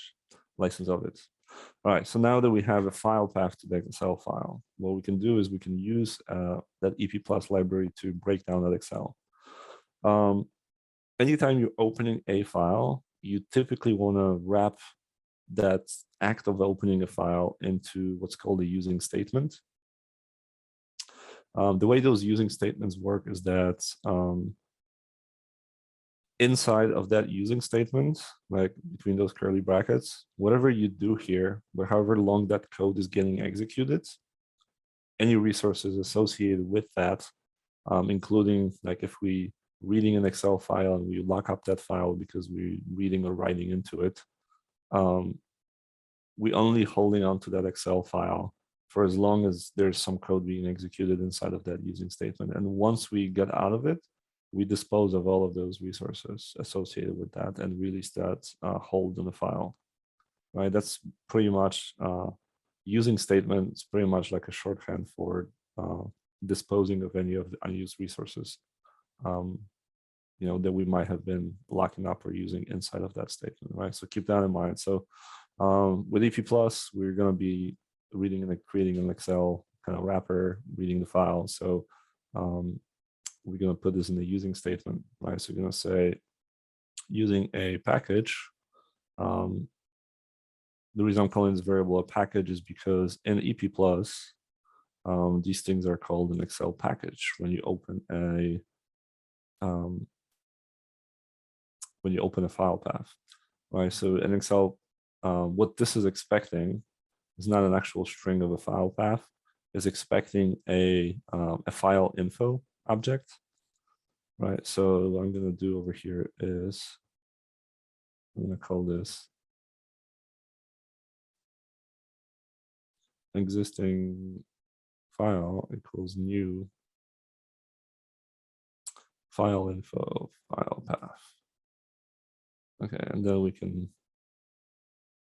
can feed this in here, right? So now the reason it wants a file info is because inside of the file info class, you can define some additional properties of how to access that file. So you know, read only, shared access, so multiple people can read the file, etc. Right? That's why it's overloaded with a file info as opposed to just a static file path. But so now we have a package. The way Excel packages work is basically going to open that existing file for reading or writing in this case, right? So what we want to grab is, if you're looking at this Excel file, there's only one worksheet. So we want to grab the first worksheet and then read those, read the columns and rows from that worksheet, right? So we can say a worksheet equals package workbook. Workbook is like a bigger wrapper around all of the worksheets. So workbooks contain worksheets, right? And then you can say worksheets, and you want to grab the first one, right? So everything is 0 index in .NET, Python, I think too.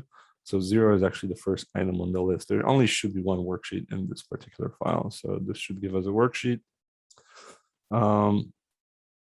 Next thing we want to do is want to figure out how many rows there is, so that we can iterate through all of the rows. So a row count, you can get it from looking at the worksheet, something called dimension and the row, right? So that's going to return how many rows there is in, like a dimension is like how many columns, how many rows. So that's how Excel kind of works with those, right? So you can say dimension and row. So what's the last row number? So that's how many row counts you're gonna have. That's how many rows we're gonna have in there. Now, if I want to read all of the rows and columns, I'm gonna say for a variable row equals, and I'm actually gonna set this to 2. The reason I'm gonna set this to 2 is because I don't want to start on row 1. I want to start on row 2, right? And Excel is one of those beasts when Excel itself is not 0 indexed. A first cell is 1A, it's not 0A, right? So keep that in mind as well, right? So we want that first row number to actually be 2, right? We don't want this to be 1, or we don't want this to be 0, because 0 doesn't exist in Excel. So Excel is a little different itself as an application than like a typical programming where everything is 0 indexed. Excel has like human readable 1, 2, 3. It doesn't start at 0. So okay, so we would start at row 2 to make sure that we skip the header, right? And then we'll say count all the way up to until you hit a number that's equal or less than row count, right? So that's going to be the last row that we're going to read, and then apply +1 to row for every iteration of this loop, right? So start at 2, then 3, then 4 until you hit the row count. Okay, so we know that we only have columns 1, 2, and 3, right? So we don't have to iterate through columns. We know that there's only those. That should be the structure of the document, right? So we just don't know how many rows there's going to be, but we know there's going to be 3 columns in there and what those columns are, right? So if I wanted to extract a file name, family name, right, that's going to be column 1. So I can say worksheet cells, right, and you refer to each one of the cells by its address of a row and column, right? So what's the current row? The first one is going to be 2, and then the column is going to be 1, right? So 2A is basically what we pull in here, grab the value, convert that value to a string, right? Because what it returns a regular value, right? If you hover over this, it's going to tell you it's an object, right? if I strong type this as a string, now it's going to complain that it's not a string given in an object, right? So because each cell can hold, each cell in Excel can hold different kinds of values like datetimes, integers, text, etc. Right? So the value returns an object, which is like a generic container for anything, and then you can basically convert it. So we know that this is a string, so we want to convert it to a string, right? We know the second row for family type, the second column for family type is also a, right? So this is 2 now. That's the second column. And that's also a string as well. Now a third one over here, the count, that's going to be an integer, right? We want to read this as an integer, right? So now we can say the count row, right? Whatever row count we're currently on, number 3 is the column value, right? We want to convert that into an integer, right? So how do I convert this into an integer? I can grab this whole thing, copy it, and then I can do integer.parse. I can paste that in. But integer parse methods is expecting a string. So I want to, this is still an object, right? So it wants to make sure that it's getting a string. So we're going to convert that number to a string and then parse it out into an integer, right? So that should give us those 3 columns, and then we can create a requirement object from it, right? So new requirement wrapper, and we got family name, family type, count. Bingo. So for each one of the rows, as we're iterating through the rows, we're going to create a new requirement wrapper, right? We want to store those outside of this loop, right? So what I'm going to do is I'm going to create a new kind of collection for storing this, a list for storing those, right? So I'm going to say requirements equals their new list. And we want a list that's a typed list from collections generic, right? And that list, got someone chatting up.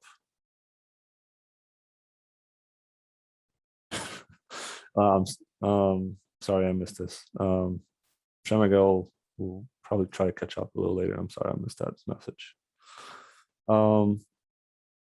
So just to continue on, that requirements list is going to be a typed list of requirement wrapper, right? So now, before we enter that iteration, we're going to basically create a placeholder empty list.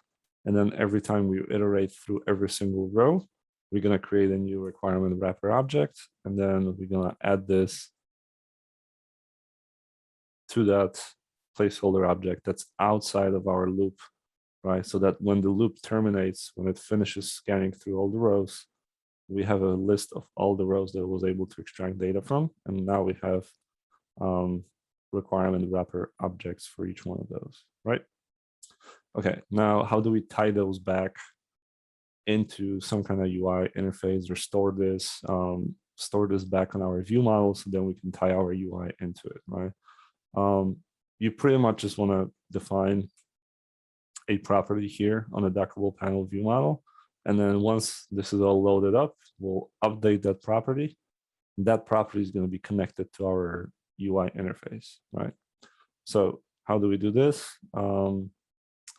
We can create a private method. So this has to be something that implements property changes, property changed events, right? Now we'll talk about those in 1 second once we actually type those up. So we would grab a private, and then what these are called in the collection that kind of reports changes to it is called observable collection. So we can make an observable collection of requirement wrappers, right? And we're gonna call them requirements, right? By default, we can assign it so that it's an empty collection, right? To make sure that we have at least an empty collection, so it's not a null because the UI is going to latch onto it. Maybe if it's empty, then nothing shows up originally, but at least it's not null, so it's not going to throw any exceptions, right? All right, so that's something that's called like a backing value. So that's a private property, and then we hook it. Then we create a public version of this.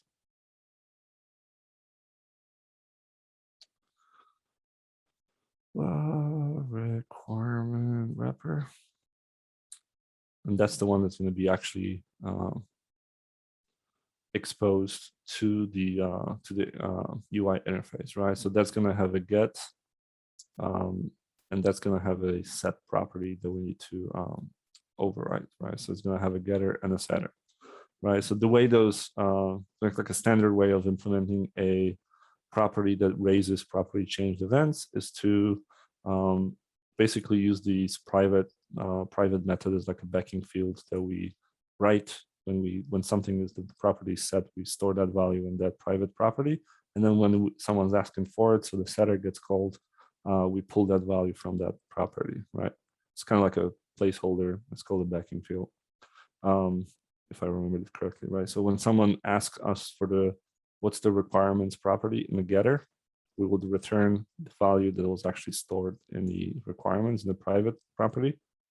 And then when someone gives us a value to set the requirements, what we will do is we would actually set the requirements to that value, right? And raise property changed, right? To notify anything that was subscribing to that property. In this case, our UI, right? We want to notify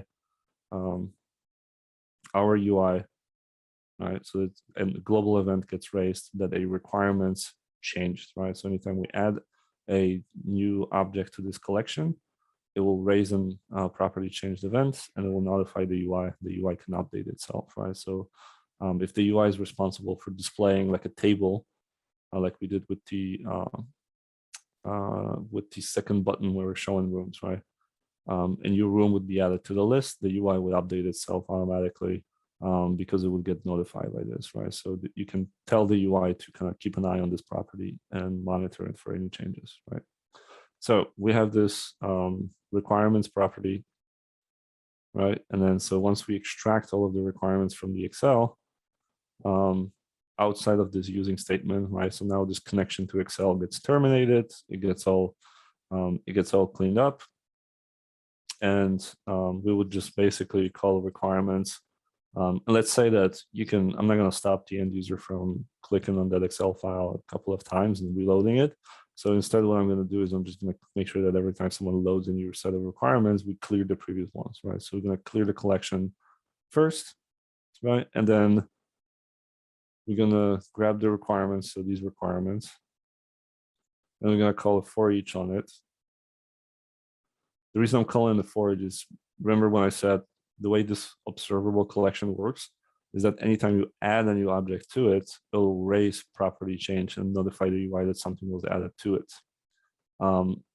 What will not happen is if we just replace the entire collection with a new value, right? So if we did something like this, right? So if we did something like this, when we say requirements equals new observable collection requirements, right? So now we just reassign that property with a completely new object. Now, the UI does not get notified that something changed. It just it's kind of dead in the water. We could do this like that and swap out the entire collection that underlies the UI, but then we would have to also manually notify the UI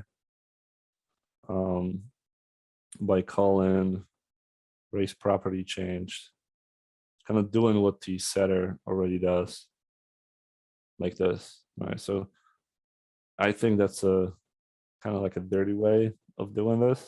I don't like calling property changes on the property outside of its getter and setter. That's what this is meant to. That's where this is meant to happen when the property is actually changed. So I don't like this method. That's why the way I'm running this is I like to call requirements for each, right? So we cleared the list of requirements, it's empty. So now if we just Now, if we just call requirements add each one of the objects as we iterate through it, then each one of the additions will then spin up a race property changed, notify the UI, right? So the UI clears, and then every object gets re-added, and this gets, and the UI gets re-notified that there's new objects being added to it, right? So that's, in my opinion, a cleaner way of doing this. I might be wrong on this. Maybe if somebody has a better reason not to do that and instead just reassign that property, feel free to let me know. Okay, so let's test this up, I guess. I don't want to write too much code before we. So let's put a breakpoint here on the file. Let's see if we can actually read the file and create those requirements, and what kind of issues we can run into. Any questions?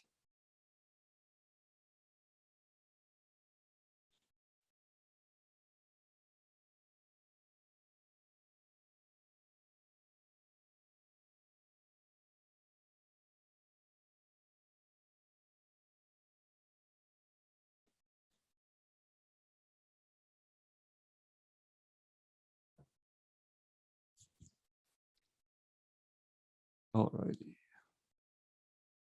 All right, so shard designer load breaks into it, right? So now first we show the UI, select the file path is correct. We set the license, create a new requirements list, right? And now we start opening the Excel file and going through it, right? So grab the worksheet, right? So the worksheet, the first worksheet in the list is sheet 1, right? So it has a name on it called sheet 1. And when you break it into it, you can hit F10 to kind of jump from one line to the next line, and you can kind of investigate the program on what's going on over here. This is a pretty good way of, like, if something's thrown in there or whatever, you can debug it just by going through it line by line, stopping every step of the way, and kind of hovering over and seeing what kind of properties are you producing, what kind of values are you producing as you go, right? So worksheet is a sheet 1, so we're getting the right thing so far. Row count is returning value 8, right? So we can come over here and see that, yeah, it's reporting correctly that the last row here is number 8. And now it goes into the loop, right? So now it starts reading the first row. In this case, it starts number 2. Family name is seat single with island, seat single with island. So it seems to be doing what we designed it to do, right? And then it creates a new requirement object. That object has those properties that we assign to it. Then it adds it to the requirements. Now the requirements collection holds one item of requirement wrapper type, right? And then you can F10 through it, or you can create another breakpoint over here using F9. And if you don't want to constantly kind of go through them, you can skip to the next breakpoint instead of kind of clicking F10 and going through the whole loop, because this might take forever. You just hit F5 and you can skip to the next breakpoint, right? So now you see, like, okay, there was no exceptions. It went through the whole loop. Our main property that's going to hold all of those values, the observable collection, just got cleared. Now we added new things to those. So now the requirements collection holds, it says 6 is the last index, so it's really 7 objects on the list. We got ourselves 7 selections over here. So it seems to be parsing everything correctly, right? So now that we have all of those parsed up, I'm just gonna hit F5 to let it run through and kick me back into Revit, right? So that's kind of how you, that's kind of how you can debug this line by line, step through. So F9 creates a breakpoint, F10 goes to the next line. If you create another breakpoint and you want to jump right to it and skip some kind of loop, you can hit F5.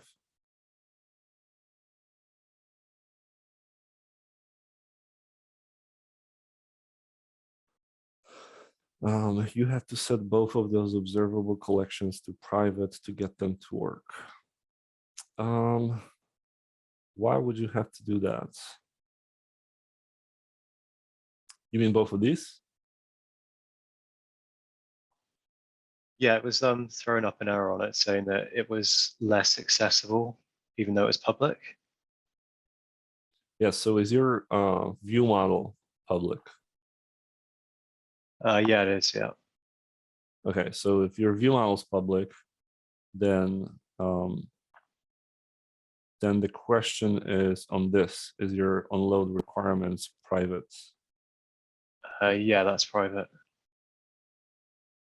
Okay, then should be good to go. Private, public, like this.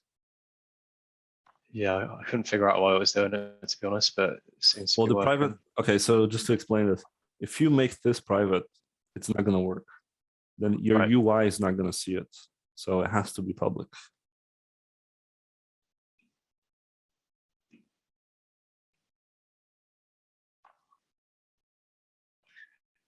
Okay, I'll see if I can figure it out. All right.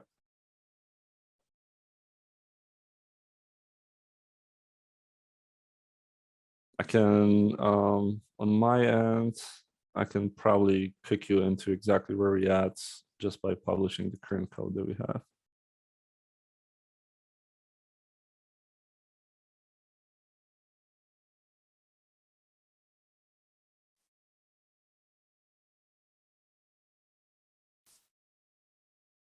All right, so if you need to catch up, I can just pull the latest branch from there.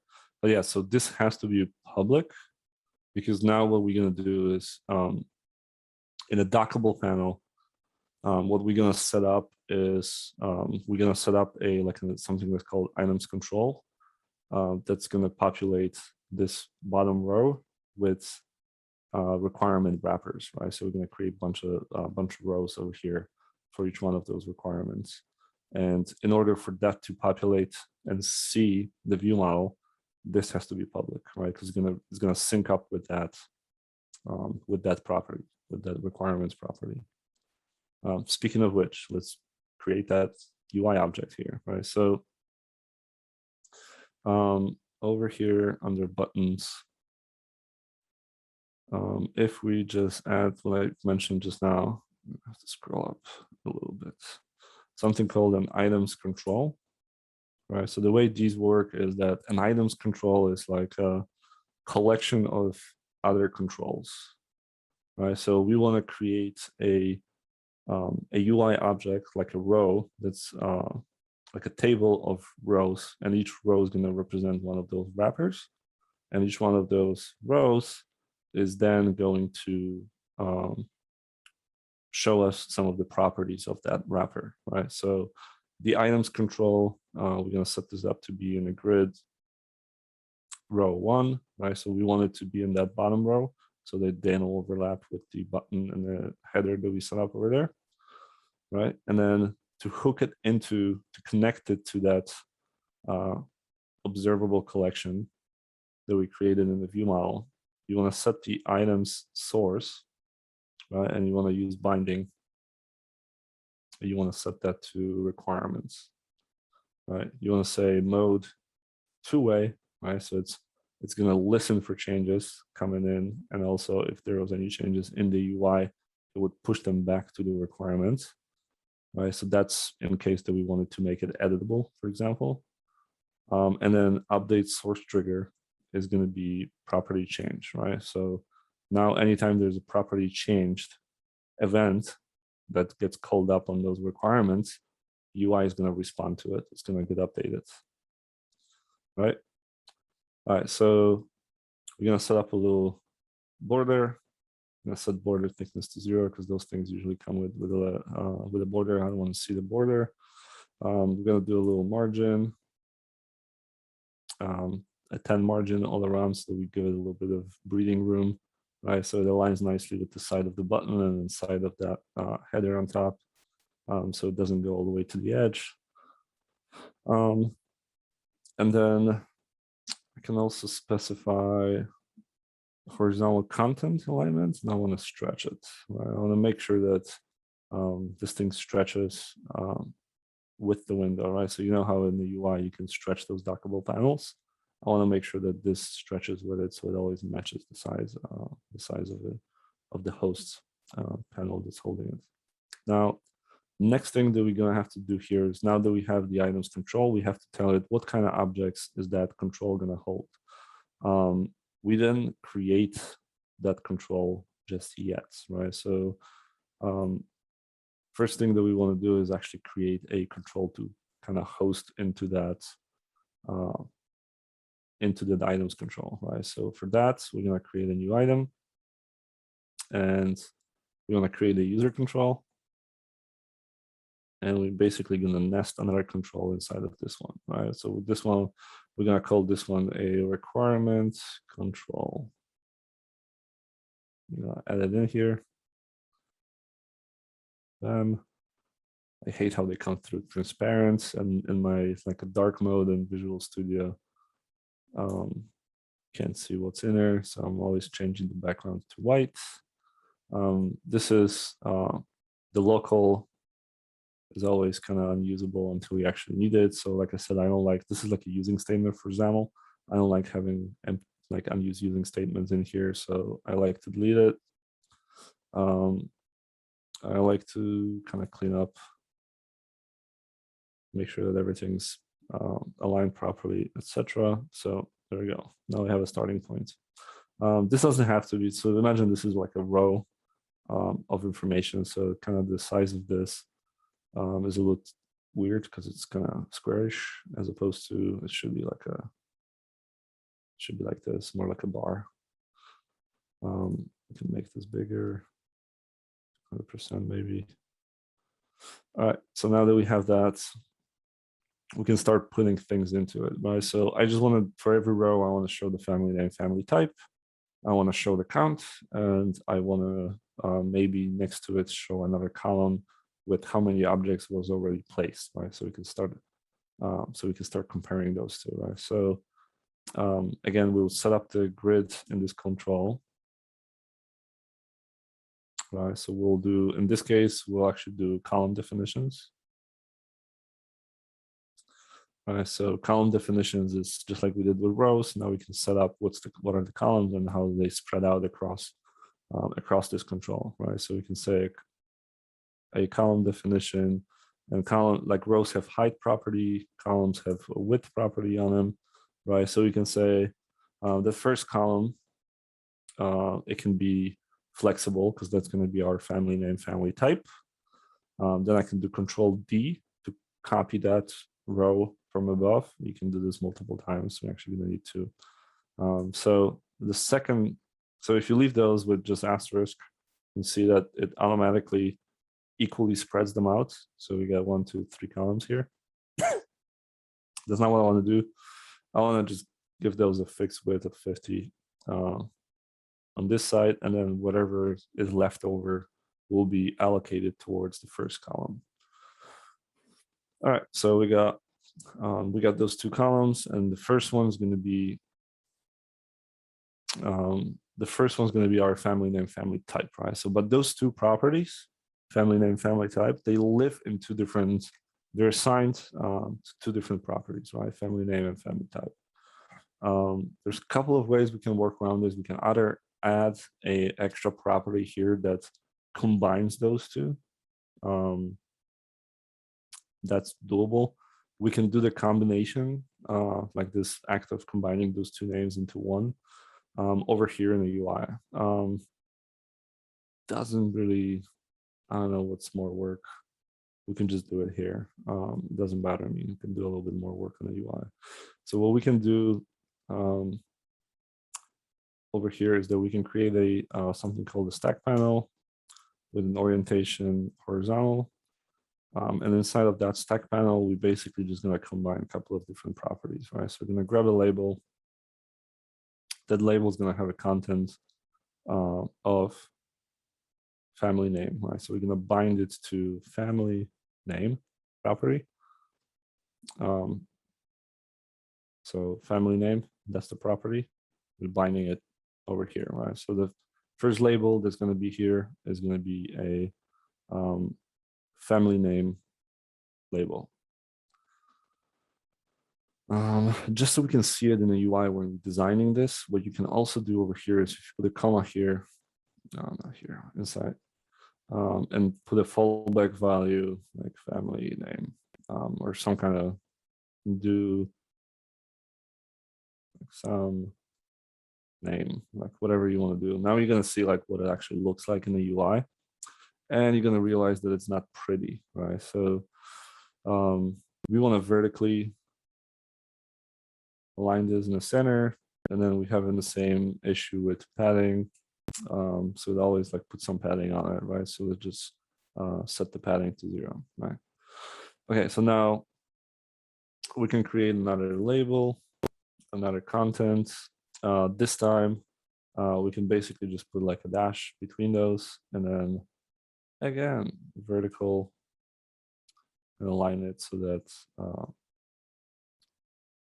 it's centered, and then it has no padding. All right, so now we added a dash, and we can do a final one, label, content. This one we can bind to family type. Can do a fallback, call this some type as a placeholder value. Right, and we can set the padding to 0 as well. Oh, we forgot about a vertical. Right, so now they're aligned, they're the same kind of font type, they all stacked up in the center. So using the stack panel, we kind of joined up family name dash family type into a single single content in this one column. So that's one way of doing this, right? You can do a little bit of work in XAML. Another way of doing this is you could actually do this here. So you could set up like a public string, family name, and type, right? And do a get and override the getter, right? So when someone asks what's the family name and type, you would return an interpolated string of family name dash family type, right? And it doesn't need to have a setter. Like this would never be set. By reading from Excel, we would only set family name, family type while creating it from that constructor. We would never, so the family name and type would always be a combination of those two. It doesn't really have its own setter, right? So it can be read-only property, right? So now we can family name and type. We could then use this here. So instead of this, we could have a label with a content that's binding to family name and type. Now, because this is read-only, right? It doesn't have a setter. We have to set the mode on it to be a one-way, right? This is super important because by default, when you're binding to any of the properties, by default, it assumes it's a two-way binding, right? So any change you might make to it, right? It's a label, so you cannot really change it. But if this was a text box and you could actually edit this value, the assumption is that it's a two-way binding unless you specify it otherwise. So that's why in this case, because we don't have a setter, the value that would have gotten pushed from the UI into this property would never get set, and it would throw an exception, right? So that's why we have to be specific about telling it this is a one-way binding. Do it like this. What's easier? I don't know. You guys tell me. Does somebody has a preference? Oh, actually, I got a question here. It's because I couldn't find anywhere where actually you're binding this user control to the view model. Was it done already? Because or not really? Mm-hmm. Okay. Yeah. So when we're first over here, when we first registered the Dockable panel, right? So inside of the panel, when we registering it, this is where the data context for the Dockable panel page got set to that view model. So that's binding it together. So even though we are going to be nesting this use and control into other view, because this is how I understood it, this binding is still working, right? Oh, okay. So the dockable panel view, which is this one. So the big, when we have the buttons and we're gonna have all the controls now, this is the view model that's controlling the dockable panel page. Now, the requirement control itself, you can think of it as the view model for it being the actual wrapper for each one of the rows in Excel. Yeah, so the view model for each one of those controls, requirement controls, is just going to be a requirement wrapper, right? So there, it's implied at the moment. We're going to set it in 1 second, but we need the control first before I can set that relationship between them. All right. I like this better. Probably let's just leave it like this. This is a lot of work. This was a lot more work than this for some reason. So I like this. The only thing that we're missing here is the fallback.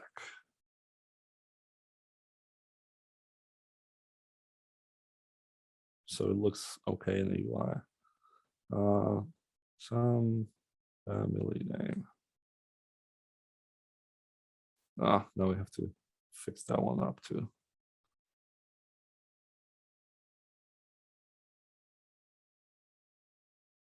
Okay. So that one's nicer. I think that's a cleaner setup, less code, I guess. So that's always nice, at least in my book.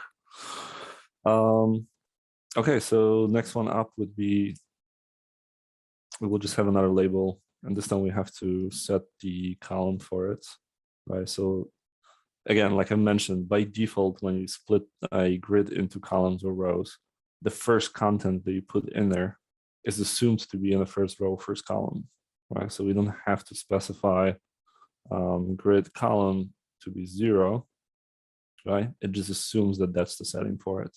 But every subsequent object that you put into this UI, you have to tell it specifically where it goes, right? So this label goes into the second one.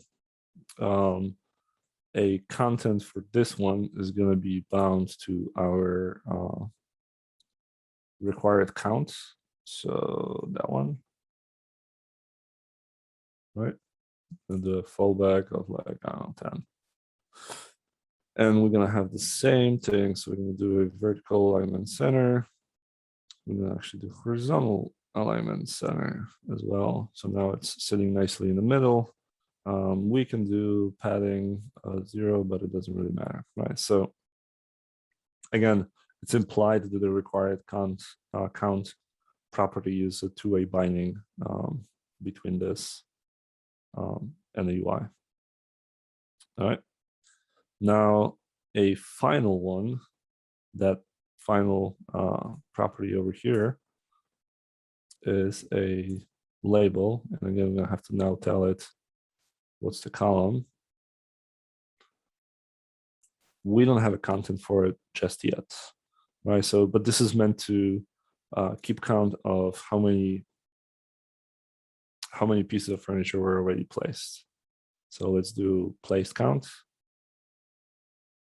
Fallback value of another 10.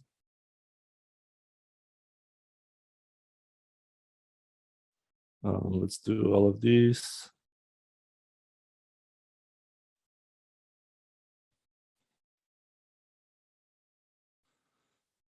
All right. So now we created some kind of binding that doesn't exist yet, right? So we're bounding a placed count property to something that doesn't exist on the requirement wrapper.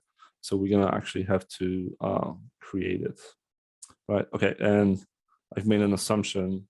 Again, it assumes that it's a two-way binding with a that's gonna get notified about any changes to it.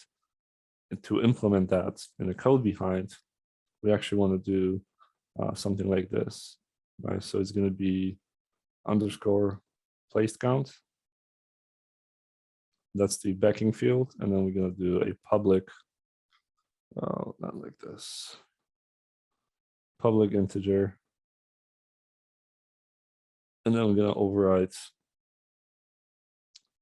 getter and setter, right? So just like we did previously,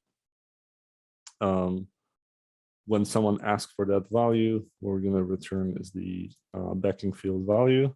And when someone wants to set it, we're going to set the backing field value, and we're going to raise property change. Now, this class itself doesn't have an interface for raising property changes, so this doesn't know what to do per se. So what we have to do is we basically have to implement an interface on this, right? So it's the interface is I notify property changed, right? Not changing, changed. You can right click, implement that. No, I don't care about this, right? But it's just basically gonna automatically implement that. We've already implemented this in the past previous project, so you can just copy paste those as well from the previous button.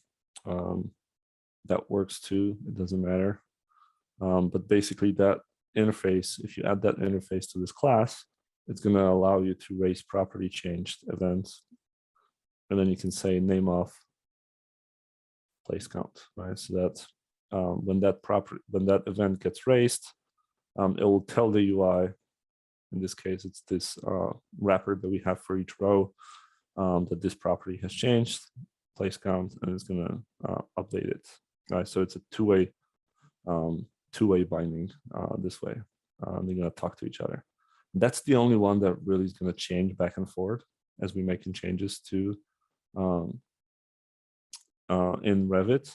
The other ones are really just read-only, so they kind of write ones, like read once properties. This one's actually going to be getting changed all the time. But okay, so we kind of have like a control placeholder. And this is where we get to the part where I was mentioning, I mean, not me, but somebody was just asking about how does this control know that the requirement wrapper is like the view model for it? Like that's what's driving those properties. How do they connect to each other?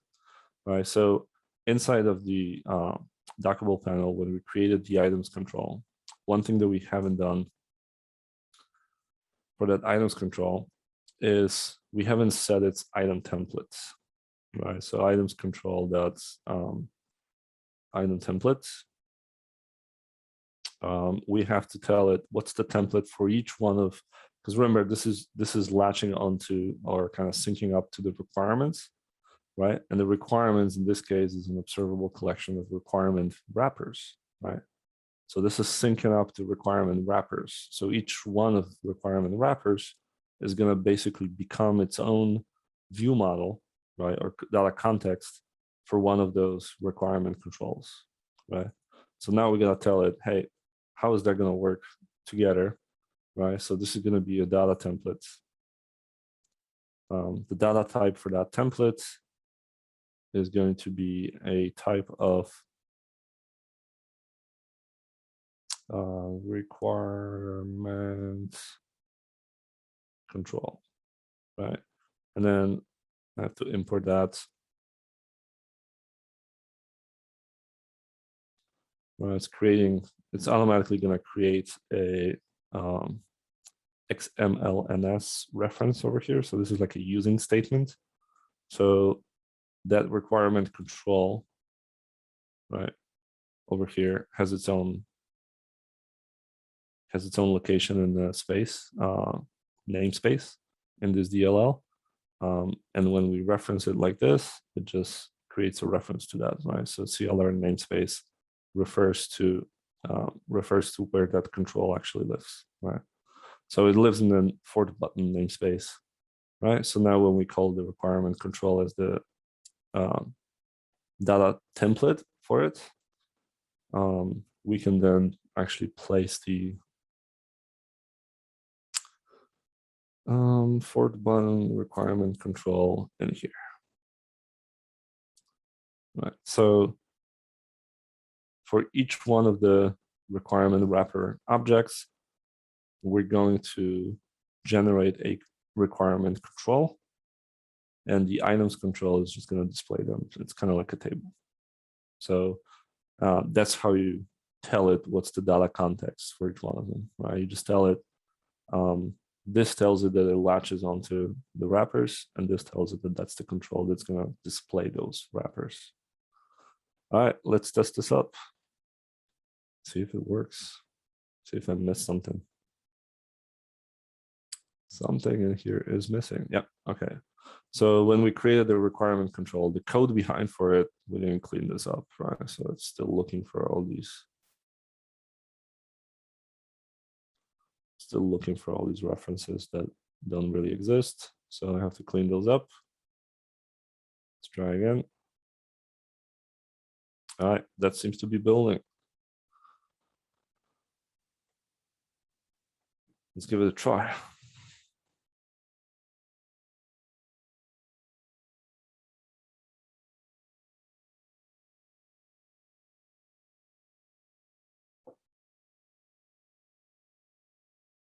Yeah, and Marco made a good comment. It is more reusable if you do this in its own class, like a wrapper, as opposed to building it in the code behind of that control itself, right? Because you could hard code everything into that requirement control code behind all the properties and the relationships. But this is a little bit more reusable, right? So imagine you have, like all sorts of different types of requirements. Some of them might have 2 or 3 different properties, right? But they're all gonna have family name, family type. You can always turn it into a base class and then subclass all the other ones off of it. So it's a little bit more flexible this way, I think.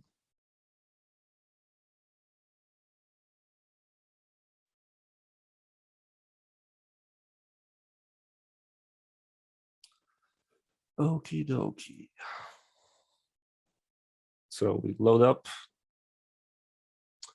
and voila, they all show up. Now they're not the prettiest ones. It's just text because that's the control that we set up for it. But we can do some work on it, I guess. If you guys are interested, we can kind of maybe style this up a little bit.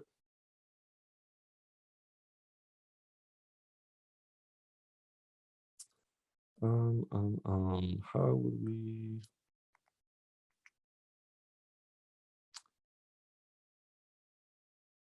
Maybe we can put some margins around it. Yeah, let's do that. Okay, so the items control, items templates. We can do a little bit of a margin, I don't know, like extra 2 pixels on top. I'm gonna clean this up, give it a little bit more breathing room space between them. We can also later, I think we want to like get the actual functionality implemented first, and then we can start cleaning it up. We can later, what we can do is we can kind of color code these things based on, you know, like if someone fills up, matches the requirement. So if the required count, so the ones that you placed is the same as the ones that we loaded from Excel, then we can turn this green or turn this red or whatever the case might be. But for now, this is good enough for starters, so to speak. All right, so now next thing that we want to do over here is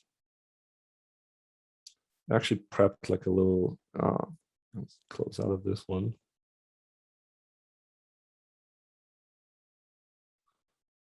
Actually prepped a little sample file, so I'm going to share that file with you. So what I did with that file is I deleted everything out of this living room over here and put it on the side over here. There's no reason to spend any time making like a silly sample file for this tool, but the idea is that we have one instance of each one of the objects from the requirements loaded up here, and we're just gonna arrange this room and kind of watch how the UI responds to it. So for everyone to have access to that file,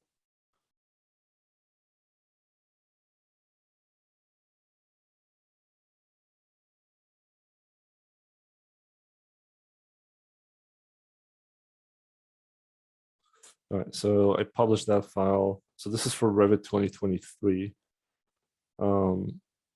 Is anybody in the older version of Revit?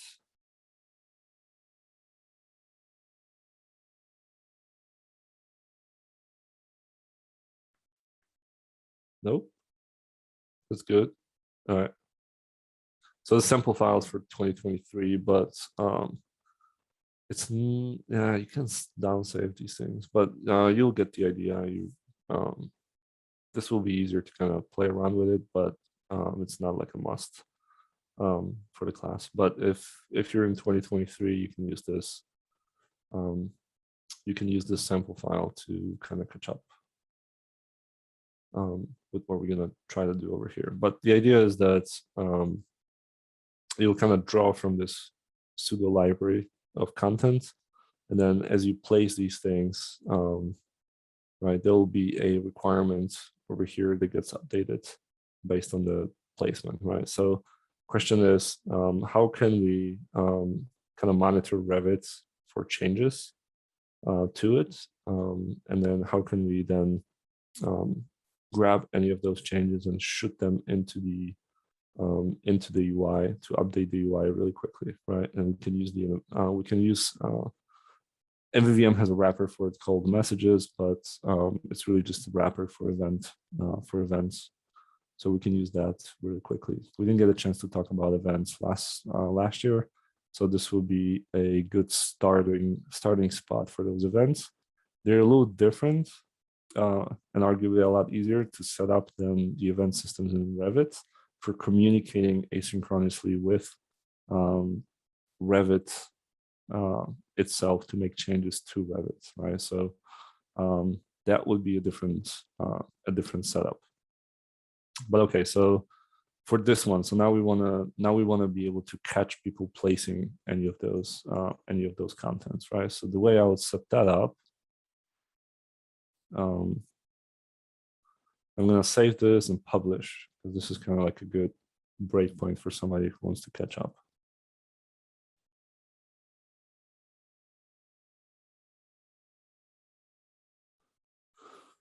All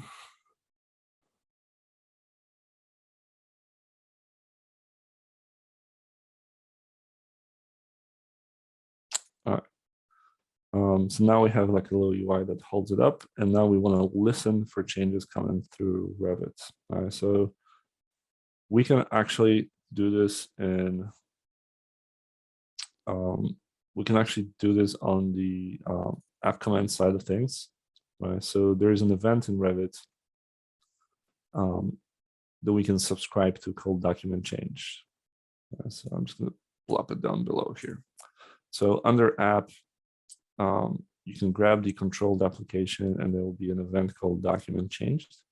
So anytime Revit makes any changes to the Revit application itself, it then notifies. So just like we were setting it up over here, using those race property change, Revit does the same thing, kind of globally for like changes you make into the model, right? And then it notifies you in this document changed event. What you can do is you can subscribe, right? So you can do plus equals, which means subscribe to, and then you have to create like a, you have to create a handler. It's called a handler for that event, right? So on document changed, I'm gonna create on document change method from an automatic. I think Visual Studio does this, right? So when I'm doing this, what I'm actually doing on my keyboard is I'll put the cursor on the actual on that missing property, right? Because I kind of created like, this is the name of the property that I'd like to have for this handler. And then I can do Alt, Enter, right? And then the first choice here in the submenu that pops up is create method on document change. I can hit Enter again. and that will automatically create a method called onDocumentChanged that has the handler requirements, right? So it has the document changed event as an input and an object as a sender. So this is going to be a Revit application as the sender, and document changed event arguments are going to have a couple of different properties, right? So I'm going to grab this. Actually, I'm going to show you something that I normally use. It's called API docs. We haven't talked about this. We did last year. Nothing changed. It's still the most widely popular documentation reference for Revit APIs, Grasshopper, and a couple of other things, but mostly Revit API. So if I grab that document, change the event arguments, I will see an entry in this document for the class, and then I can go to its members, and I will see all of the different properties that are available to me on that event argument. So when document changed event gets raised, right, I have access to a couple of things over here, right? I can call get document and grab the Revit document object inside of that handler for that event. I can get a list of modified element IDs. I can get a list of added element IDs or deleted element IDs. So I basically know what kind of change was happening. I can grab the IDs of elements that are being changed. Now, the trick here is that if you're deleting something, right, the deleted element IDs no longer represent anything in the model because that element was deleted, so the ID is invalid anymore. So you're not going to be able to like catch a delete event, right, and select an element from the document and then do something with it, unless there's another event that's before, right? Because this implies that it's post facto, right? So document has already changed. Now you're being notified about that change. Is there? I don't even remember. Document changing. So before it changed, nope. So you see, Revit usually has that for all other events, right? So like document closing, it's about to close, it hasn't closed yet. So if you want to do something to that document, you can still do it, right? And then it calls the document closed event, which is your document was already closed. Now you can't really make any changes to it anymore, right? Same thing with document creating. Like someone makes a new file in Revit, somebody goes to file new, that gets fired first, and then if you want to do something before someone creates a file, like make sure it's created from some kind of template or whatever, you can do this here in the creating event. Or if you want to measure how much time it takes to open create a file, right? You can start a timer here, stop it when the other event fires on created, see the difference, how much time has passed between, and that's how long it takes to create a new document, right? They don't have this with document change, right? So document changed, sorry, it just lets you, it just notifies you post facto. So that's why I'm saying that with the API doc references, if you were kind of keeping track of the deleted elements somehow beforehand, maybe the IDs of those deleted elements might be useful at this point. If you're not keeping track of those elements beforehand, you're really not going to be able to do much with them at this point. So that's kind of my comment over here. Now, but we know what these elements are, right? So for the ones that are being changed or like added or created, they're still going to be in the model after this document change event fires. So those are useful to us because we want to just kind of track when somebody places an object in Revit, right? So the way we can grab that is basically just pull out information from this event, right? All right, so let's grab our variable. To grab the document first, because we're interested in collecting all of the elements. So we can do get document method over here. So that will give us a document, a Revit document. Now, if we have the element document, now we can grab all of the added elements, right? So we can do get added element IDs, right? So we're gonna get a list of element IDs, right? And then for each one of those element IDs, we want to grab, how do we, because the idea is that we'll grab those added element IDs and we're gonna have to compare them to what's already in our requirements, right? So we at least, I mean, what's the unique identifier for something like this? It'll probably just be compare family name and type, at least. So for each one of those elements as they being added to the document, why don't we collect at least their elements, family name, family type, so that we can use that as a comparison in this case. I know it's a little silly comparison, but we can do it like that. I don't want to grab the whole element. Why don't I create like a wrapper for it first? So let's create something called an element wrapper. So elements in Revit by themselves are like super heavy. They get a lot of properties on them. So instead of grabbing a lot of properties from it, I'm really just interested in public string. I'm really just interested in family name and family type.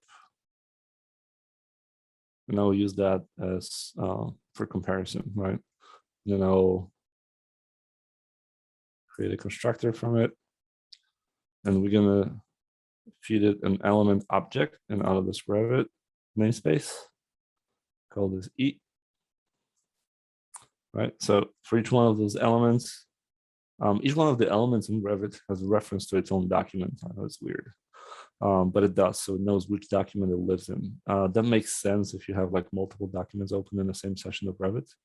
So you can say, for these elements, give me a document that this lives in. That matters because you might be firing application level events. So you want to make sure that you're grabbing things from the right document, right? So, and then we want to say, grab the type of, so we can't get it from an element instance. We have to get it from the element type, right? So we want to do get element, get type ID, not documents, my goodness. All right, so I'm gonna grab the type ID.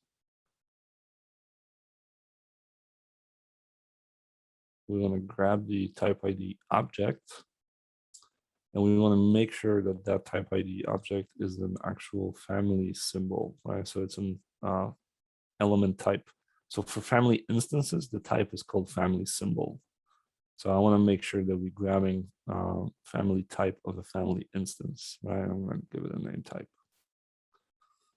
So if that's true, right, I'm going to set the family name to that type family name and family type to that type name. Right. And ReSharper over here is going to tell me, hey, this is ugly. You can invert it. Sometimes I listen to it.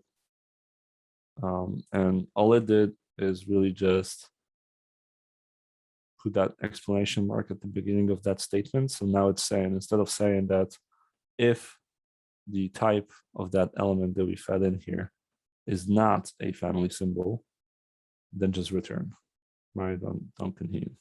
Otherwise, set the family name, family type for that wrapper, right? All right, so now that we have that, wrapper here really quickly, what we can do, so for every single one of the element IDs, right, we can select right? And we can create a new element wrapper, and we can feed it that element in to wrap it up.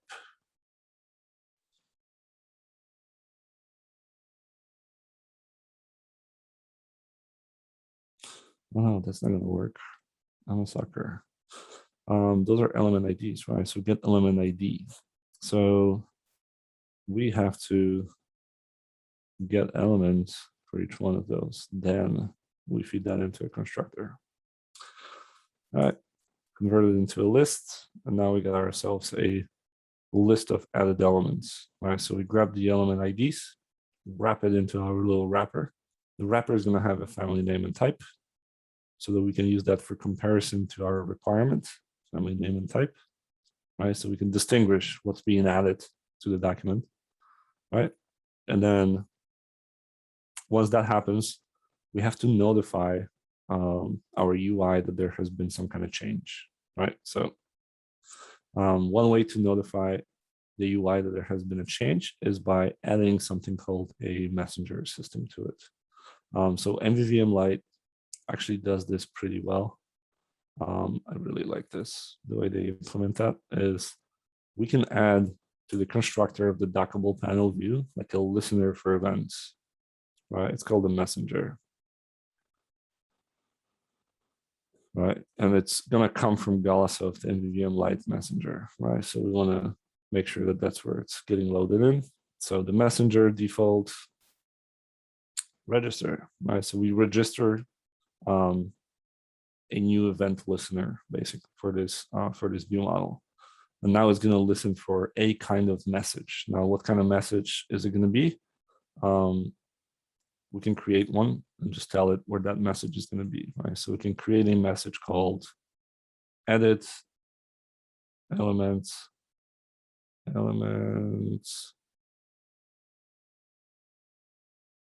message. That's yes. Right, so anytime this message gets fired up, it's going to have a, right, so from the app command, we're wrapping it into element wrappers, right? So it's going to have a list of element wrappers, right? A list of element wrappers.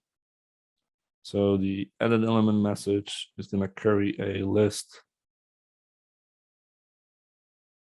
of element wrappers, and we're going to call it edit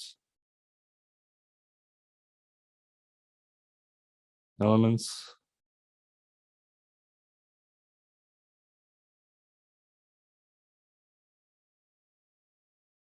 I'm going to create a constructor for that.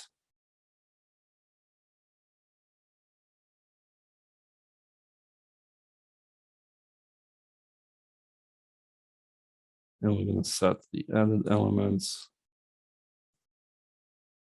to that. All right, so now we have our kind of messenger that's going to get passed back and forth between those, between Revit event for documents change.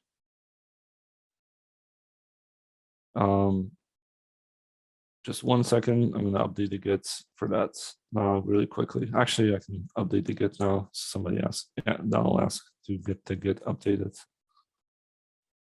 So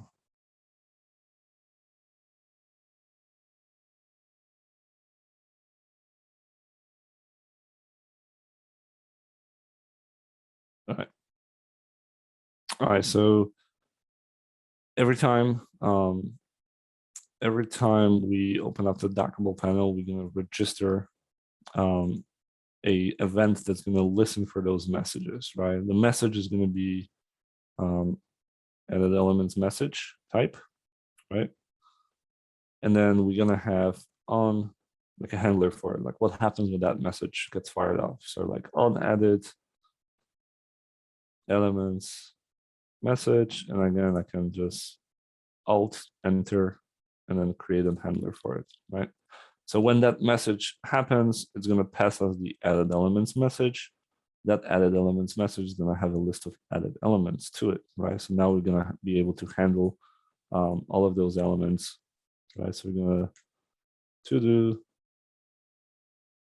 update UI, right? So that message is going to get sent to our dockable panel. that message is going to come from the app command, right? So over here in the app command, we have to send that message, right? So over here, we say messenger default send, right? And then we can say new added element message, and it takes added elements as the argument for itself, right? So every time there's a document change, what we're going to do is we're going to collect all of the added elements. We're going to wrap them when there's information about the family name and type, so we can use that for comparison.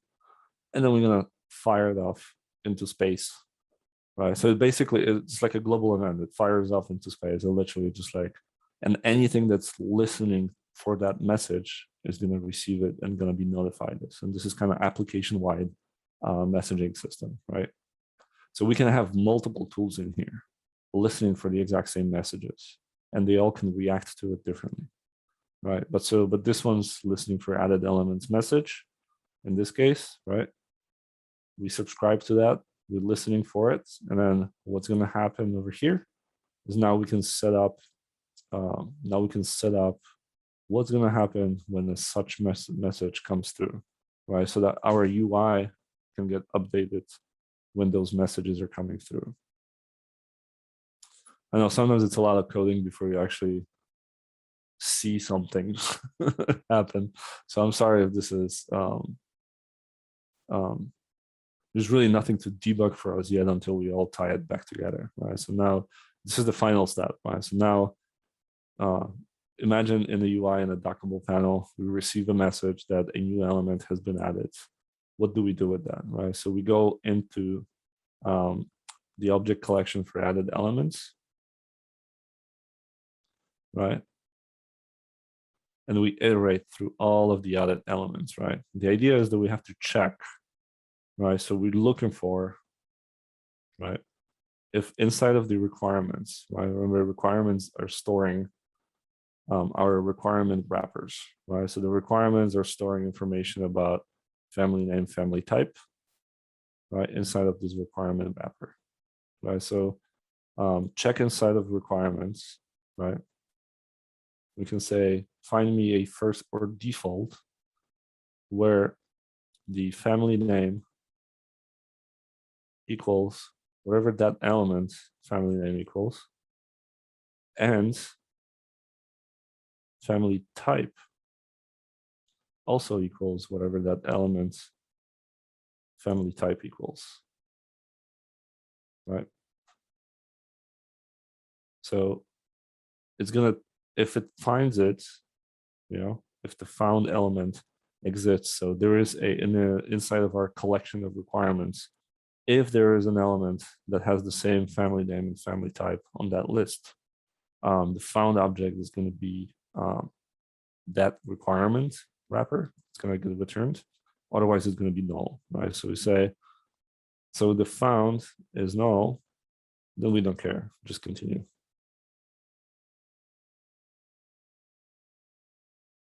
Otherwise, if it's not, then I want to grab the found object and update the count for placed. I want the placed count to get incremented up by 1, right? And then the place count, when it gets incremented, it's going to raise an event, right? That's going to get read over here, and it's going to get updated. At least that's the idea. All right, so just to recap all of this really quickly. As you make a change in UI, right? So if we place the new document, Revit will fire off an event called document changed event, right? We're gonna, inside of that document changed event, we're gonna look for all of the added element IDs, right? There's one more thing I want to do here actually before we wrap this one up. Not every change that Revit does. Sometimes Revit does like rollbacks. I forgot about those. We want to check if it's actually like adding something or if it's rolling back something. So what you can do is the event argument also has the operation property on it. If it's not undo operation, transaction committed, right? So transaction committed, like what are the other options here? Like rollbacks, yeah, rollback or redone or undone, right? We don't care if Revit's like undoing something, right? I only want to make sure that we're grabbing something that is being committed to the document, which means if you place something, right, and Revit was successfully able to kind of write it into the database, that's the one that we want to catch, right? We don't care about like failed attempts to create a piece of furniture, which happened, right? So if that's the case, just exit out of there. All right. Okay, so, but if we're successfully able to create a new object in a document, then grab it, wrap it up, send it to the UI. UI is listening for those incoming messages, compare all of those added objects to what we already have from the Excel file, right? And if it matches, update the count. Let's try to debug it, see if it works.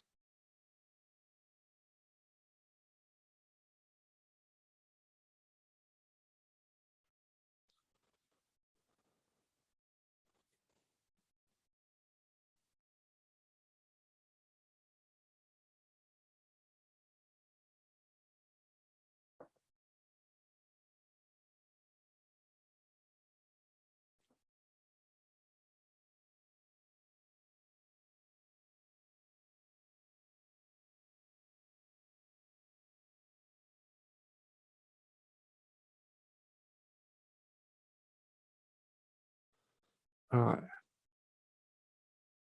So let me jump into, I'm going to create a couple of breakpoints so we can kind of investigate this, right? So on document changed, also going to create another one in our review model when that message gets sent, so we can stop there as well.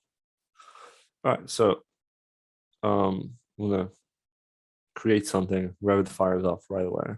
I haven't even done anything. It's already telling me that it's doing something, right? So what is it doing?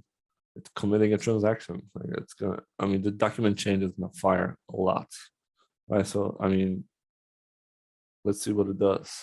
Added elements is 0. So it just kind of updates itself that, hey, somebody started a transaction. So it's sending off, we don't have anything here, this exits out, right? So just starting a command in Revit will fire off document change event. I mean, it's pretty typical for Revit to do all this extra redundant stuff, but let it be. Okay, so let's say that we're creating a new piece of furniture. Now that I clicked on to place it, it's fired off another document change event. All right, so now what is this one doing? It's also committing a transaction. Great. This one is reporting that it added a new element. That element is a seating Artemis lounge chair, right? And it fires off an event. Now in our UI, we receive a new message, right? Now we look for that object. The found object is null, right? And then that is surprising because it shouldn't be. All right. They get the names wrong for these when I was creating the Excel file. Seating Artemis lounge chair. Oh, I got the family name twice in my wrapper, so that's probably what happens. Okay, so the element wrapper, family name, family type. So type, family name, that looks okay to me.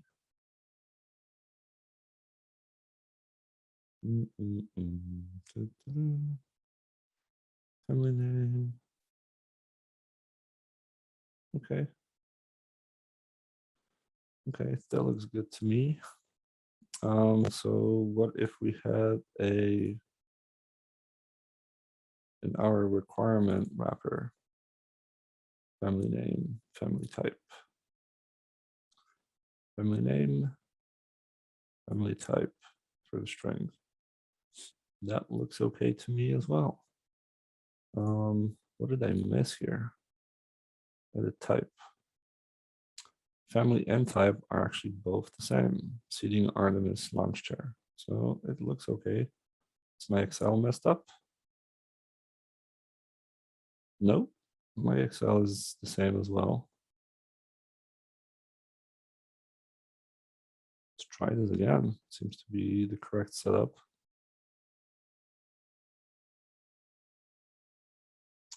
I'm gonna have to turn this off, so I'm gonna do an F9. Otherwise, it's gonna constantly break. We're never gonna be able to test this.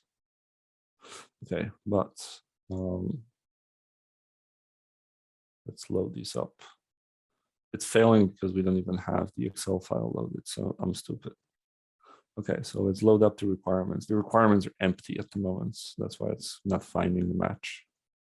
Okay, so now we have our requirements loaded up. Replace something, and voila, this got updated. Right?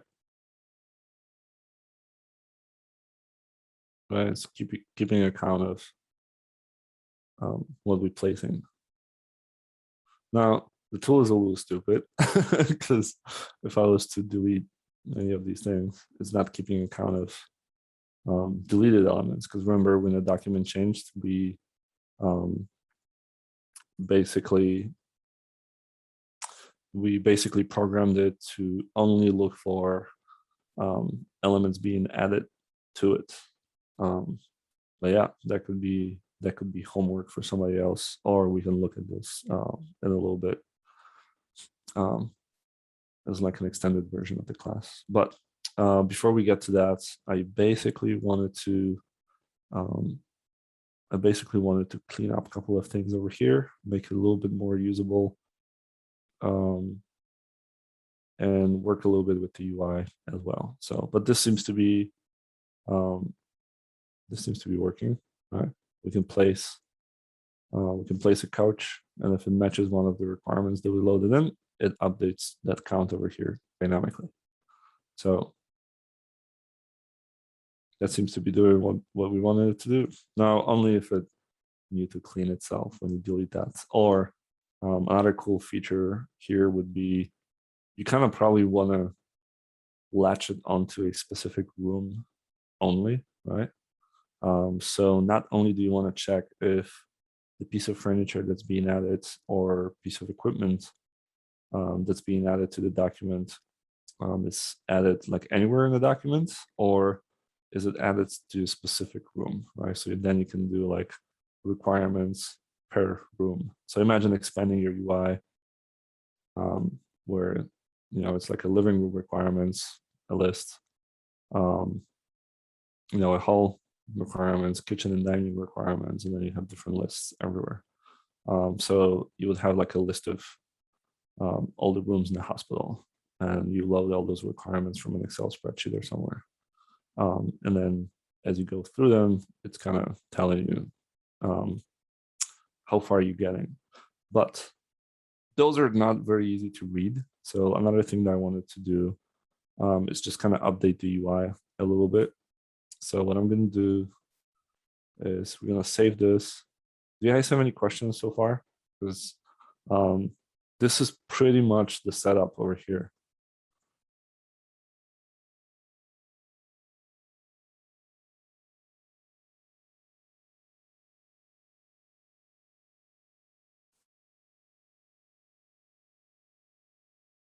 All right. This is pretty much the setup that I had in mind for this tool, right? I don't want to kind of go and muddy up the waters any deeper on this particular tool.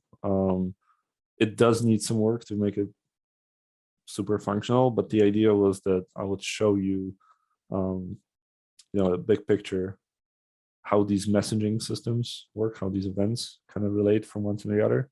We use this a little bit, especially on, on the wrappers side of things, with raising events change. Same thing as over here by sending the message, right? And even though they're on those things are on the different threads, right? The UI thread for the Dockable panel is a different thread than Revit documents function on, but they're still able to communicate with each other. maybe if you want, we can go back into implementing that third button where it uses an event system that's built into Revit to communicate off-thread with Revit itself, right, and make changes to it. So we can talk about implementing that in a little bit. But I actually want to do a little bit of UI work to make it more usable, because just kind of changing changing a little what are they called?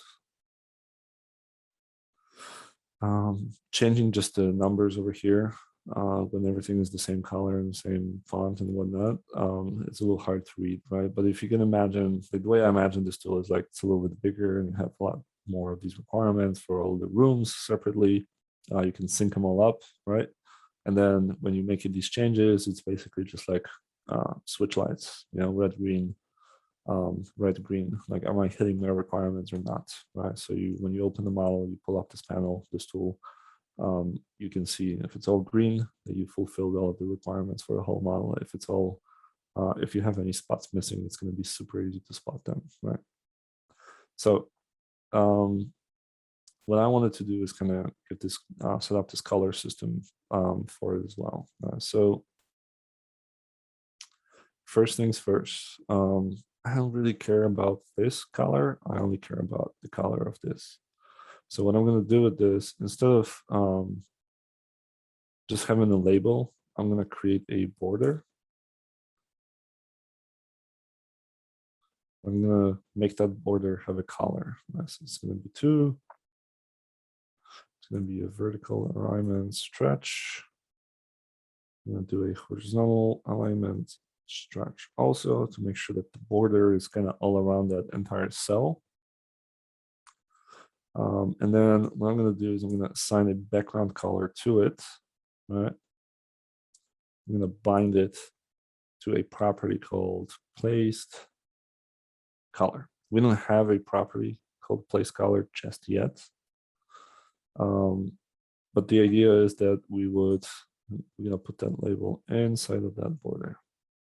So now that border is kind of encompassing our label, and then we don't have to set the grid on that label.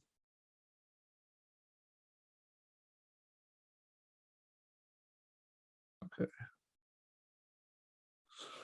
All right, so the idea here would be that we have a border that changes its color based on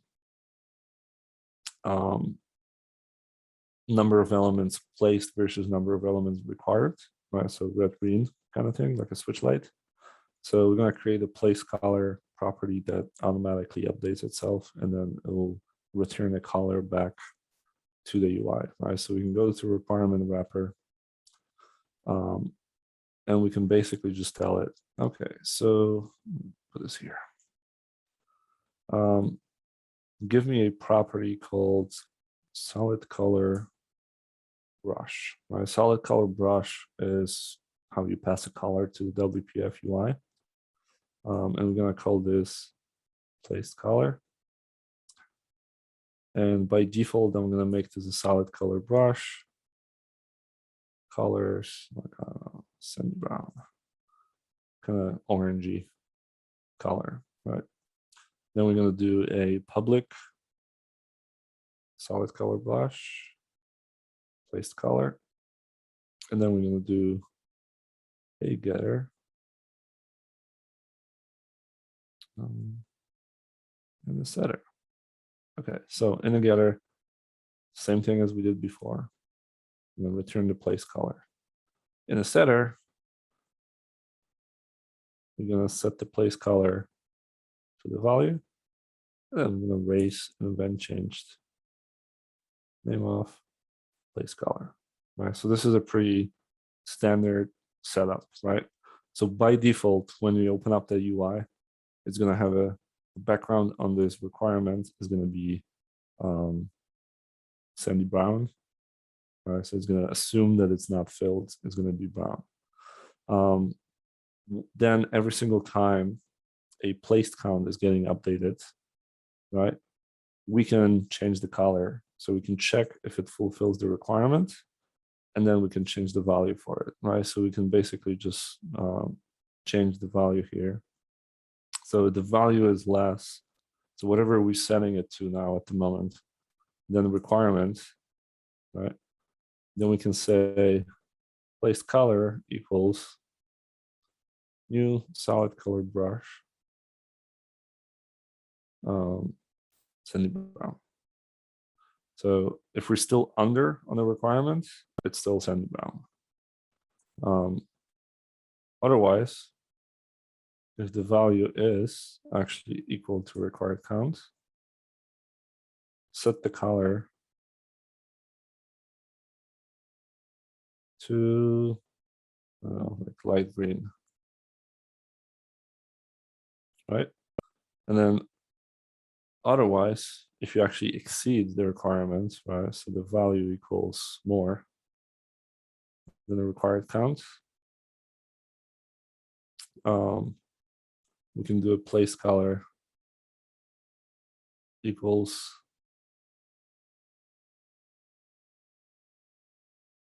sandy brown.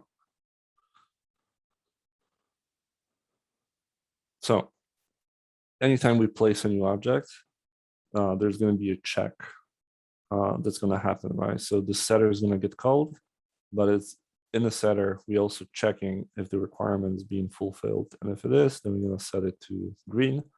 If it's under the requirements, it's going to be sandy brown. If it's over the requirement, it's going to be sandy brown. It's kind of like an orange color.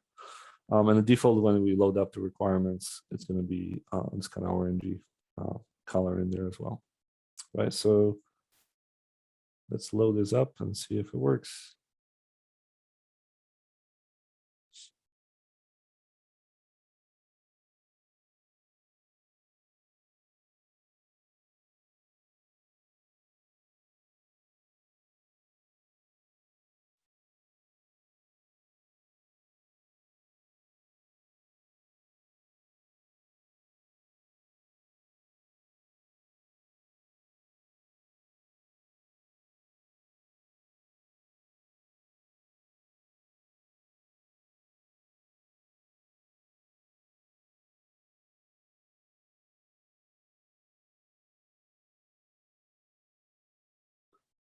All right.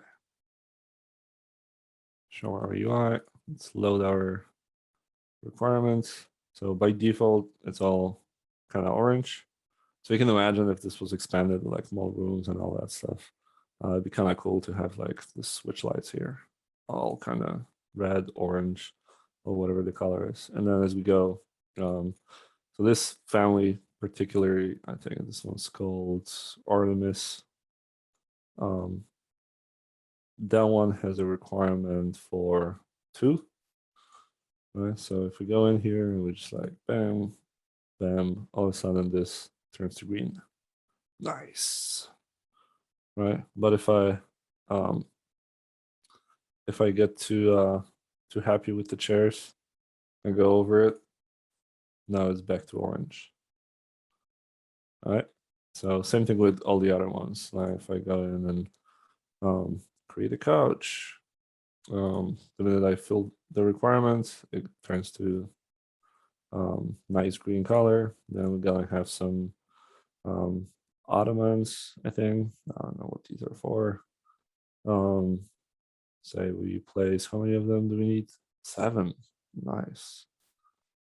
I don't know, let's just do them like this until we go to green. Bingo. Yeah, so if you like the design, you can really quickly evaluate it this way. Obviously at the moment, anytime we reload the requirements, they get reset. Not ideal. It will be nice to be able to reset, be able to, like I mentioned, be able to like latch it onto a room object and then reset, or based on what's in the room, set the requirements, like pre-fill them already. So you don't have to start from scratch every single time. Maybe it would be good to like have like a reset button up here as well, so we can do that. Yeah, we can do that really quickly.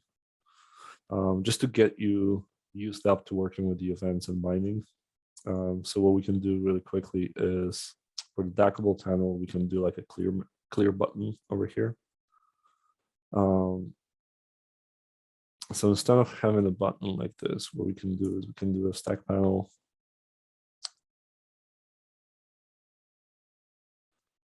This is in the first row.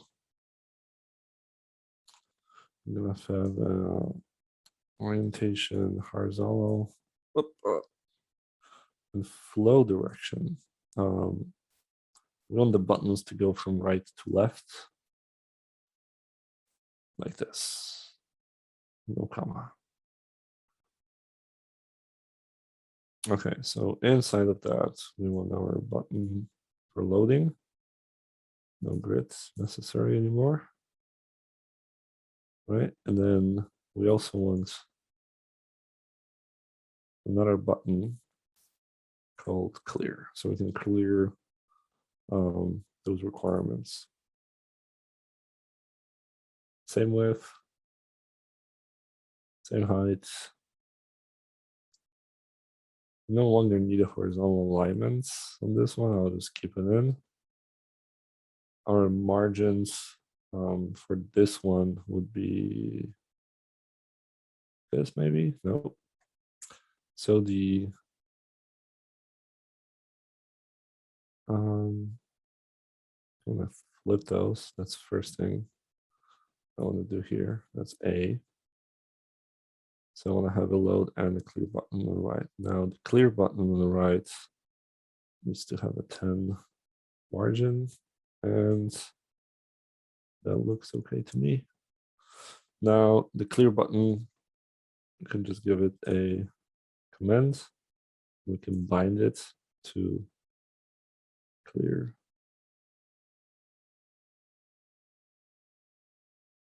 Clear requirements. And again, this is just to kind of get you used to the idea of laying out the UI, so you can use stack pedals to kind of arrange things in a row, and also kind of refresh on the bindings for you.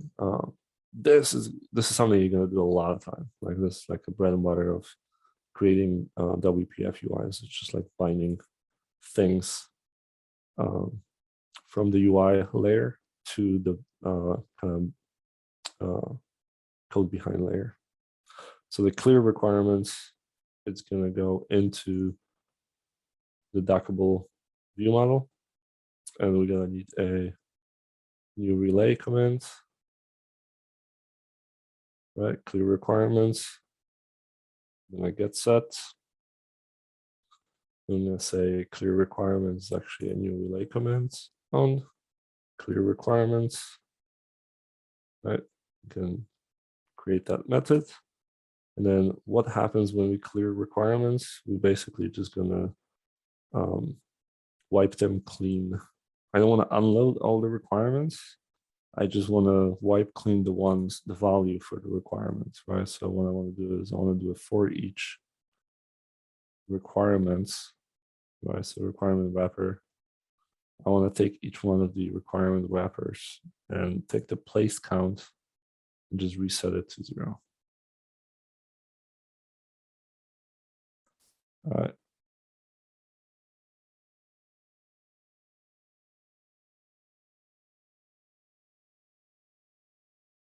So let's have a look at that. Any questions so far? We got a little bit over an hour here. Would we be able to also introduce this third button, or are we going with, let's say, this fourth button still? It's up to you. So I know we've got an hour. I realize that, and it depends on what you want to do with that hour. I can go into the third button, or circle back to the third button like we started in the beginning, or I can talk about any other number of things and leave time for Q&A at the end as well. So how much time do we need for Q&A? 15, 30 minutes. It's really up to you. You guys have been super quiet, so I have no idea if you want to do a Q&A, if you have any questions, if you have anything that has been bugging you along the way. Did you get lost a couple of times during the class? You have any feedback on the class? So that's yeah, just let me know. I guess I want to leave a little bit of time for Q&A, so we really have more like 30, 45 minutes left in here. So the question is, do we go into the third button, which might take a little longer than that, so we not be able to go through all of it, or I'm going to have to run through it pretty quickly, or do we do something something like a GitHub site? Let's say, how would you set up a GitHub action to automatically generate your project, automatically build your project? Yeah, you can ask questions about any other Revit API developments you're working on in the Q&A. It doesn't matter to me. This is just like a generic Revit API class. So if you have anything specific on your end that you're working on that's interesting to you, that you're struggling with, but wasn't covered in this class per se, that's fine. You can ask that question as well. So what do you guys want to do? You want to do something like touch base on like a GitHub actions, for example, or do you want to talk about, do you want me to kind of run through really quickly how would you set up an external event in that third button implementation? Hi, I have a question. I don't know if it's a right time to ask. I don't know if others have questions. So my question is kind of related to the external event. So I have created like an application in Revit, and I kind of struggling between the show and the show dialog method. So my like tool kind of they can color and like the model elements in a view and like in my interface. But if I use the show dialog button, then I won't be able to like rotate the model, but I can color like the elements I select. So if I use the show button, then I cannot color the element because it says that it cannot run an external command when you color it because it is finished. Yep. So I don't know if I can use an external event to handle that. So that's kind of my So this is exactly what an external event. You need kind of messaging system to talk to Revit. So we can do that really quickly. All right, so let me wrap this one up. Let's wrap this fourth button up really quickly. So, and then we'll talk about that external event. All right, so now we have a load button. We can load these things in. As we're placing them, the UI responds and updates.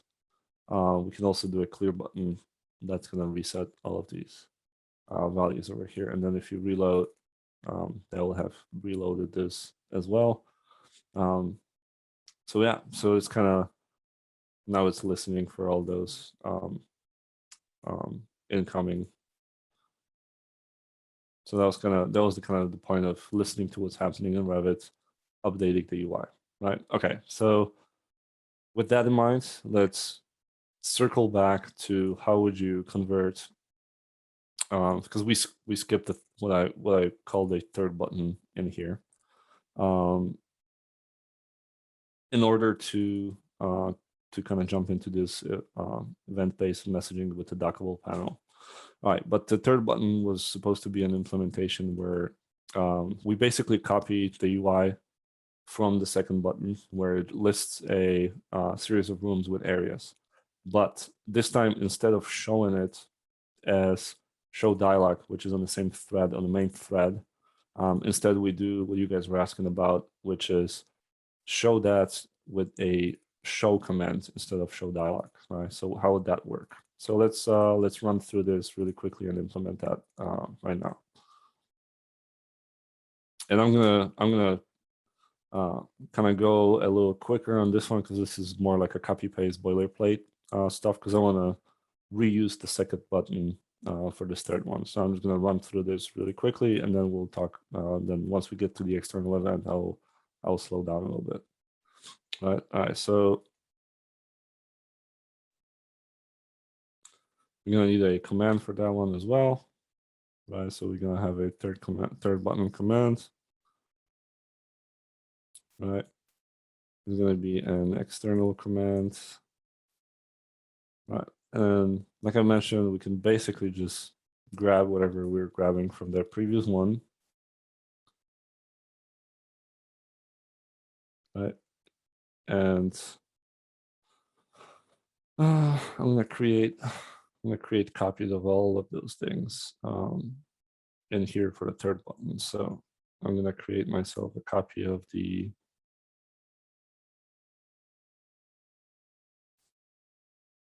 model.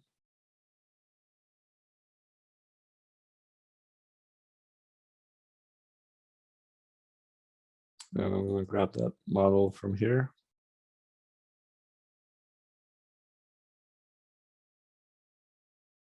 So I don't have to re-implement this. I'm just going to rename the constructor here. Document is going to come from out of this Revit DB. So that's pretty much it. I'm also going to create a copy of the view model.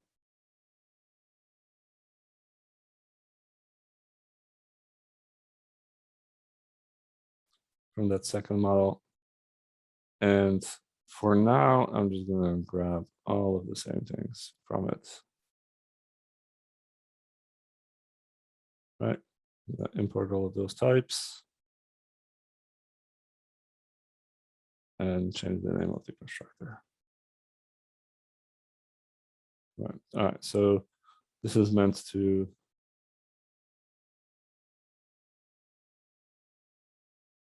reference the third button model.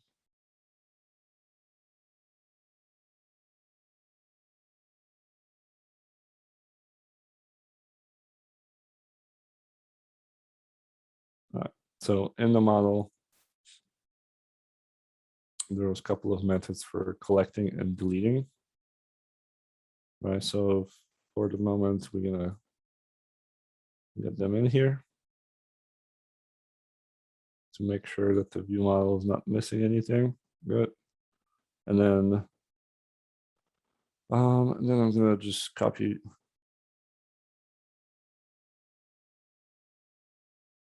the user control, call it the third.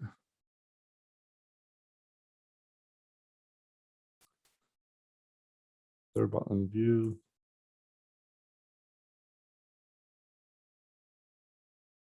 I think this one was a window, yeah.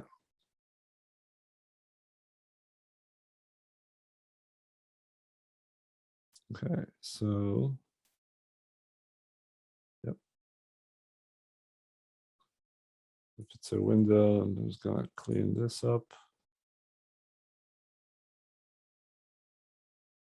All right. So the third button has a window now. Just grabbed all of the implementation of what that window looks like.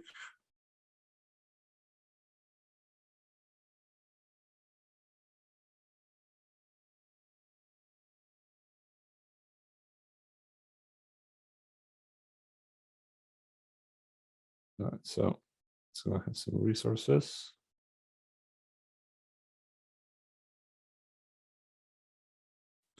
And inside of the grid,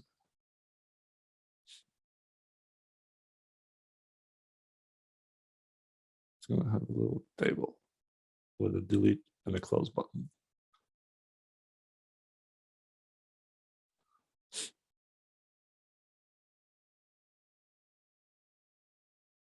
All right, so now we can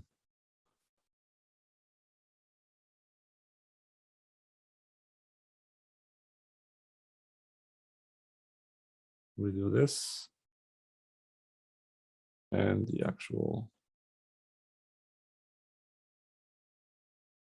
button.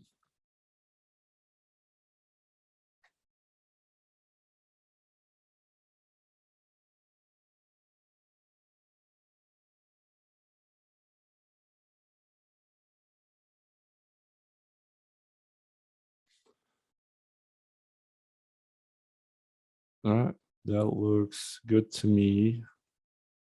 The only thing that we're missing here is a resource, I think.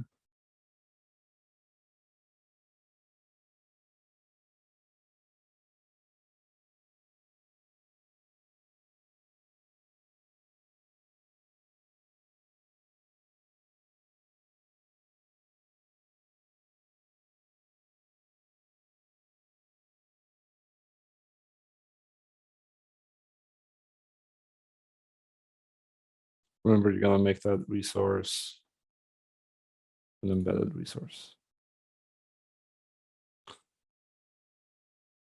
All right, let's see if this even works. Is it built? Yep. All right, so now for that third button, we would create a third button model. We'll have a third button view model.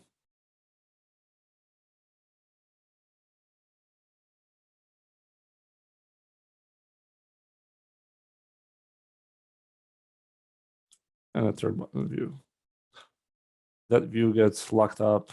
So what this is doing, as a form of refresher, I guess, is, what this is doing is making sure that the window, when it gets pulled up for that tool, is actually locked into the window of Revit, so that it never. So if you minimize Revit, that window gets minimized as well, right? So it doesn't kind of stay behind Revit.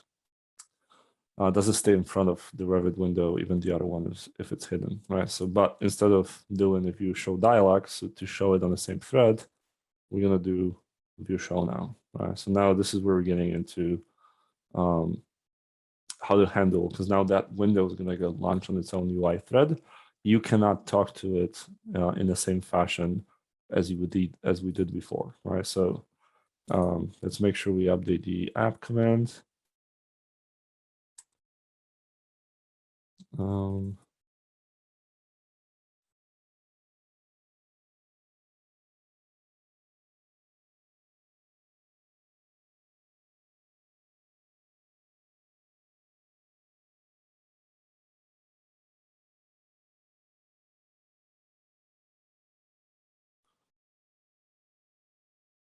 All right, and this is how I'm gonna throw an exception first, just to show you what you would normally see, and this is probably what you were referring to. If you try to treat it like if it was on the main thread, it's gonna balk. It's gonna say we didn't like this.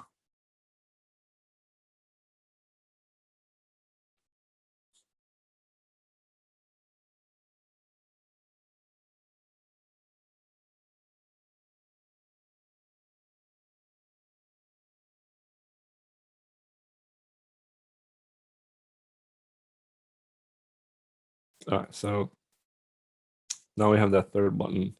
Previously, this UI was literally just collecting all of the rooms and displaying you an area, right? And the idea was that if it was shown as a show dialog, then Revit's locked up and you cannot do anything. But this one's actually showing off the main thread, so you can still do things in Revit, right? So you could go in and you could create some furniture and whatnot, right? But now, because this is on a separate thread, if you try to use the same methods that we did before, assuming that it's on the main thread, and if you hit delete, Revit is going to throw an exception, right? And it's going to say, you can't really start any transaction from an external application running outside of API context, right? So that's where you see when you're basically on a UI thread, Revit's on the main thread, you're outside of what Revit considers its own context. So you cannot just start a new transaction outside of that context. Now you have to talk to it in a specific fashion, right? That fashion is called an external event handler, right? So I'm gonna stop debugging this. And what we're gonna do is we're gonna set up an external event handler to kind of set up an infrastructure for communicating back and forth with that application, right? So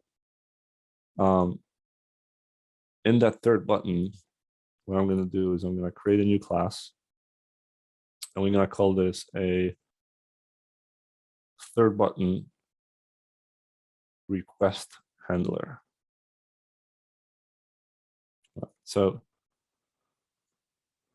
that request handler is going to be a way for you. It's going to be sitting kind of between you and Revit, between your application and Revit. And anytime you do something in your application that you want to affect Revit, you're going to have to go through that request handler, and then Revit's going to execute it on the main thread, but it's going to do it when it's ready to execute it, right? So now it's going to, so that it's going to do it when it's not processing any other transactions at the moment, right? So Revit handles that for you so that the context for it is set up properly. So one way to set up this request handler is to create a public class request handler that inherits external event handler. And just the same way as I'm doing, this is actually ReSharper that's generating these. That interface has two methods that we need to overload over here. One of them is called execute, the other one's called getName, right? GetName is a pretty simple thing. You basically just return the name of your request handler. So we're gonna say a third button request handler. So like anytime like Revit needs a name of this request handler, it's gonna be called a third button request handler, right? Now, anytime you need to execute something out of this application, I'm gonna put this in the try catch.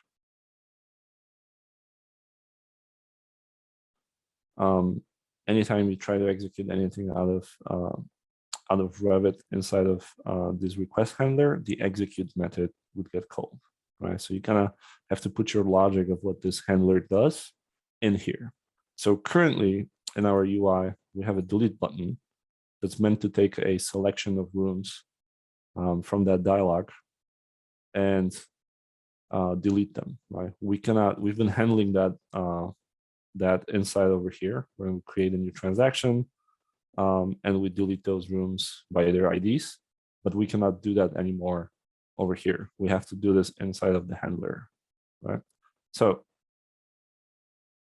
what I'm gonna do is inside of this, outside of this handler, I'm gonna make a little enum. So I'm gonna kind of show you how to set up like a request handler that can handle multiple interactions with Revit as opposed to just a single one. Some people prefer to use a different handler for every single interaction type. I don't like doing that. I prefer to just kind of create a kind of expandable request handler. So like one request handler implementation will handle multiple types of things. The way you can do this is by simply creating, let's say it's a new enum object, and we call this a request ID. And inside of that enum object, I'm going to have a none, I'm going to have a delete request. Right. So now when execute calls, right, I can switch on the request. I have to add this in here first. I'm going to make a public request ID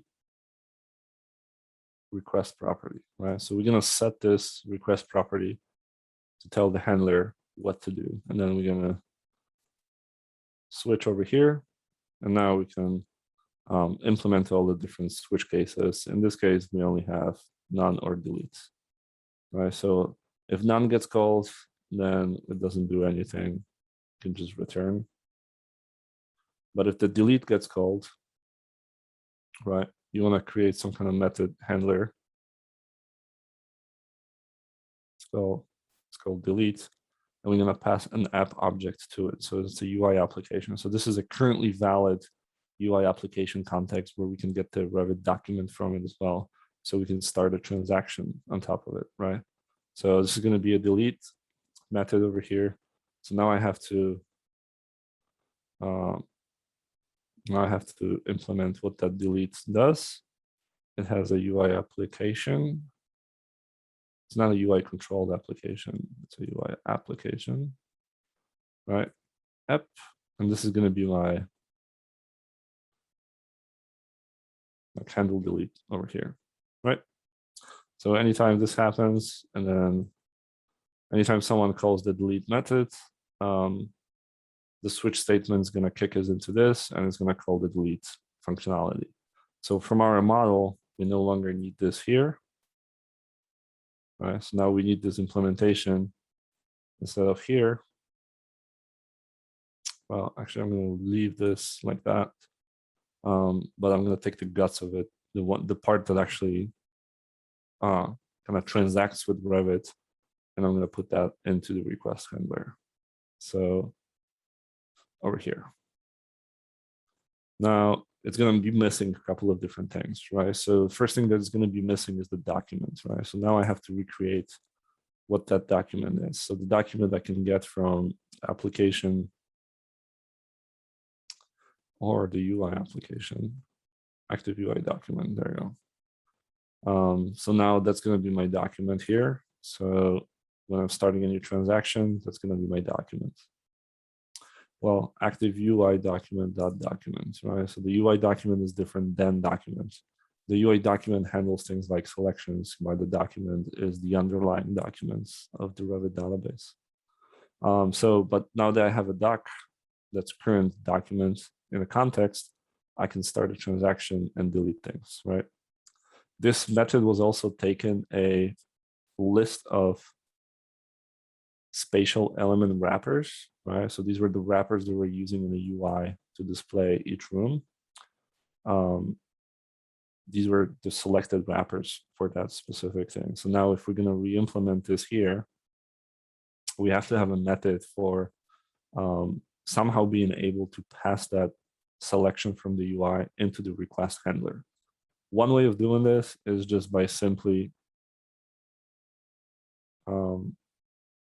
setting like a property on your request handler.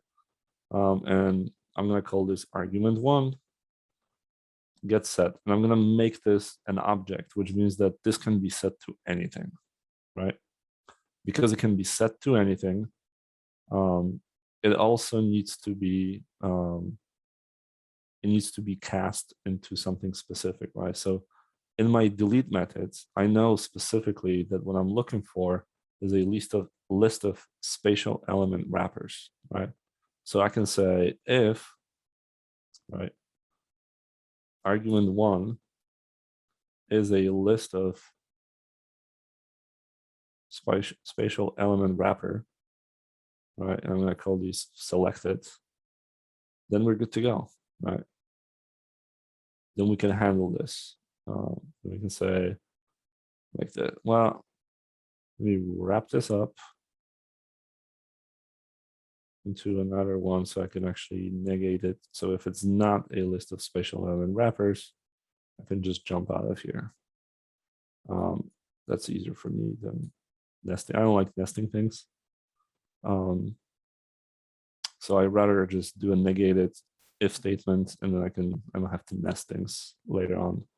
But now I have like if what we pass into argument1 is a list of spatial element wrappers, then selected now represents a list of spatial element wrappers. I'm missing a reference to a link library, right? Right, so now I can take that list, grab the IDs from it, start a transaction, delete those elements, right? So that would all happen inside of this delete statement.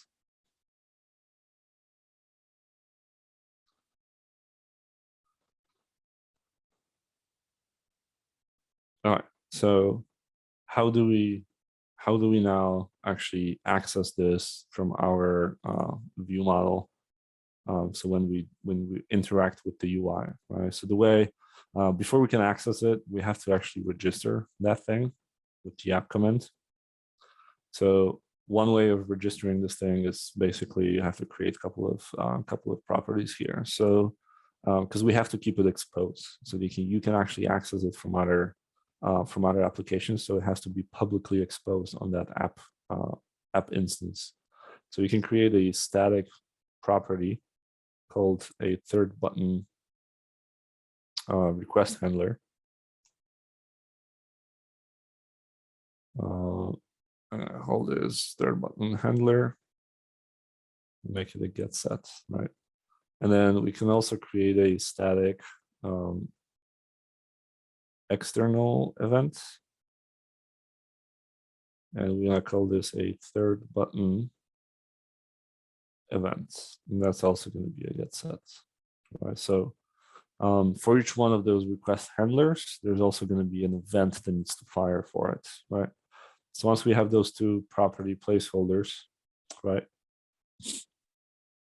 we would want to actually set them up over here, right? So we can say a third button handler actually equals a new third button request handler, right? So that's our class that we just implemented over here, right? So this is going to be our request handler, and the event that we need to raise for this request handler to be accessed is going to be a third button event is going to equal an external event create, and we're going to pass a third button handler to it, right? So basically we tell in Revit, if someone raises an external event, right, for the third button request handler, that's going to be the method that gets executed on it. So this kind of registers that handler with the application.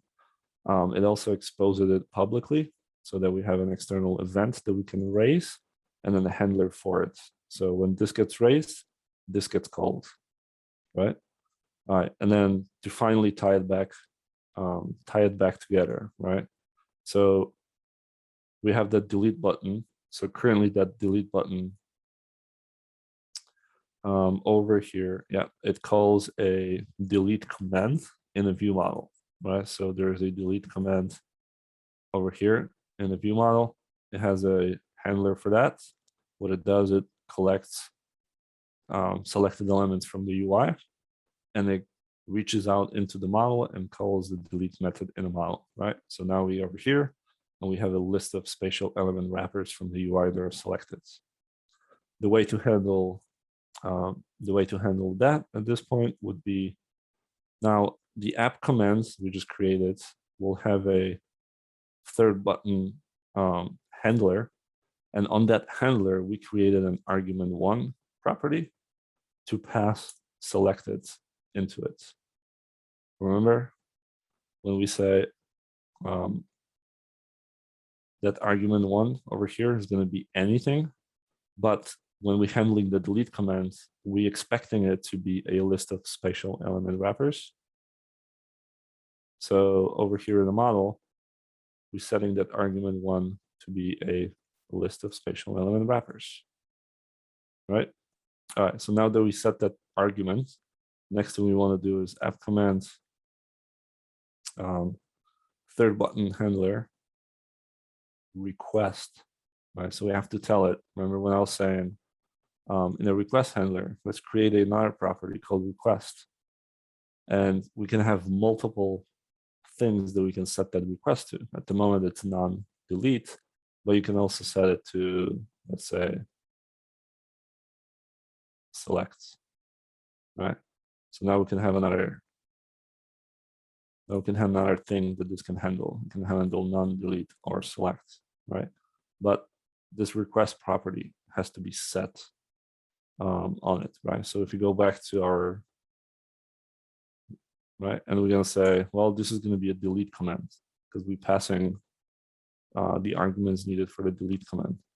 So now we set those two properties, and then finally, for app command third button event, we call raise. So this is kind of the communications channel, right? So we want to raise an event. We set it, we told the event handler what's the event that's going to be raised over here, and we passed some values to it through that argument1, right? So now when you press the delete button, it's going to raise an event, and then the request handler is going to get called up, right? And then it's going to enter this delete statement here. So I'm going to just put a breakpoint here at the start of this execute method, and that's going to jump us in here, handle it in context, and that's how you can kind of communicate really quickly with the application. So just to put it all together, let's fire it off, and we'll see how it works. And you have to communicate, like once you launch an application from the UI thread, so using the show command on the window, that's how you have to communicate with Revit. So anytime you're trying to make a change to Revit, it has to go through the external event handler you cannot directly access the document anymore. It's not available anymore.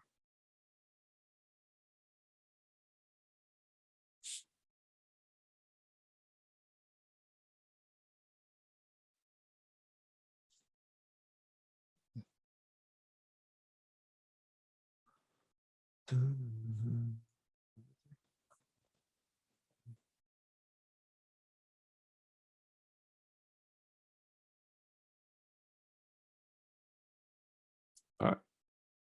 So for our third button, if I wanted to pull some of these, I hit delete. Yeah, so here's another thing that I forgot. No, that's messed up.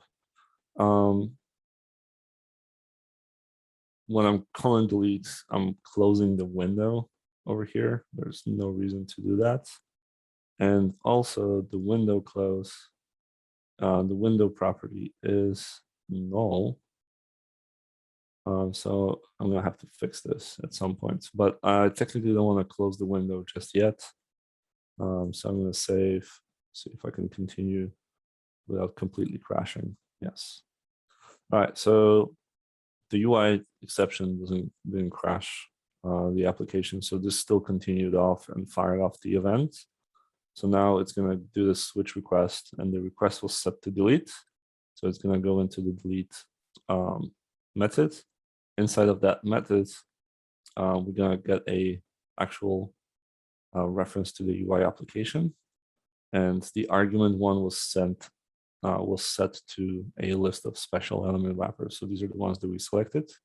So this is all valid so far, right? And now we can open a new transaction. You can start a transaction, it doesn't throw an exception because you're in a valid external event context where Revit is allowing you to kind of transact with itself. All right, so you can delete, commit. Nothing happens because that we have to kind of fix a few things here now, but the windows, the rooms that we selected got deleted. So Revit now executes it without throwing exceptions. Problem is, or the change in the in how we have to kind of interact with this window UI from that point on now is that, okay, now we deleted things. We have to update the UI to know that certain things were deleted, right? So now you kind of have to do an extra step when you circle back to the UI and tell it, hey, I was successfully able to delete all of these things. Please update the UI, right? Because it's not on the same thread anymore, right? So you can't really wait for it to delete. It might happen whenever Revit has resources available to handle that request. It's not necessarily going to happen instantaneously, right? Sometimes actually you might see that Revit's doing something that kind of locks it up and your request doesn't get processed until later in time. There might be a couple of second delay. So a couple of things that we have to fix for this to function properly now, right? So we want to make sure that whatever we delete also gets re-updated back in the UI. So how do we do that? We can set up a event system just like we did with the messenger, and from once the spaces and rooms get deleted, we can send a message back to the UI. Right, so we could in the view model basically just set up the exact same thing that we did previously, right? So over here on the view model, so the third button view model, just like we did previously when we were communicating from the document changed event, we can just create a messenger default register. You can have a new message called spatial object deleted message, and then I'm going to create a handler for it called on spatial model deleted message. So we don't have a class for this. I have to close out of this. So for the third button, we're going to need a new class to handle the messaging back and forth, right? So that class, literally all it has to do is just notify the UI that something was deleted. So we can send it a list of element IDs. All right, called IDs, and these will be the IDs of things that were deleted, right? So public, spatial elements, spatial object deleted message, right? List of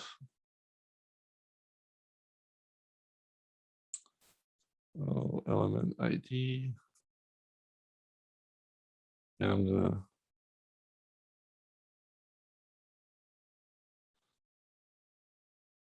all right, so that message then, just like we did previously with the for button, in a request handler, when we're done deleting something, right, we would just, what we'll have to do is just send a message back, right? So messenger default send, new spatial object deleted message, then we'll send it a list of IDs. Right, so sending a list of IDs once this is deleted into the view model for the third, and then this would now be listening for that incoming message. No, not like this.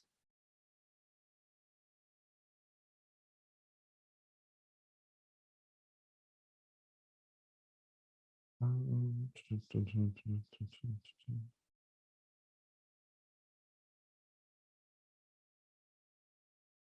yeah, I'm missing argument here. Yeah.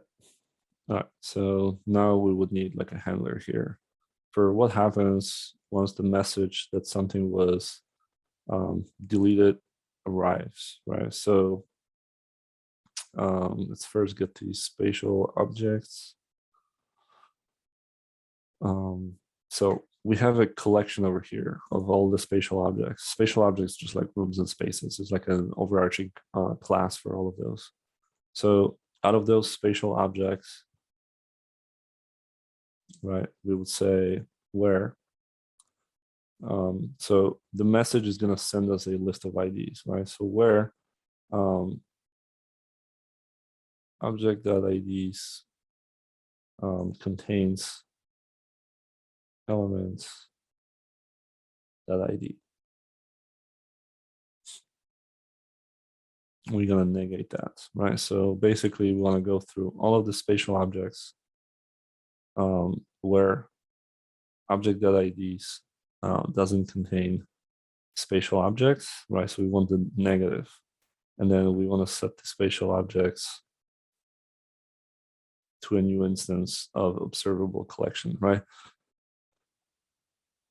Here is a catch. Last time when I was saying for the observable collection, we want to make sure that we add things and not just replace it. That's because the observable collection reports when you add things and it fires off this property change event. It doesn't do this on removing elements, I think.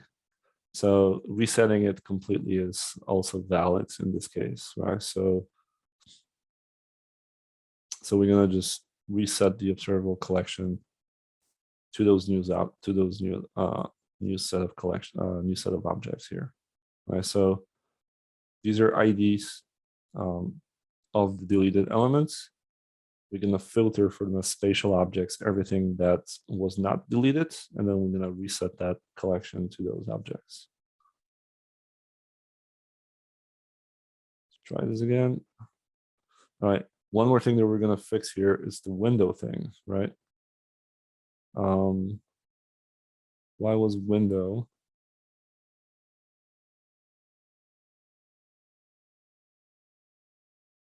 Why was window not valid here? Okay, let me see.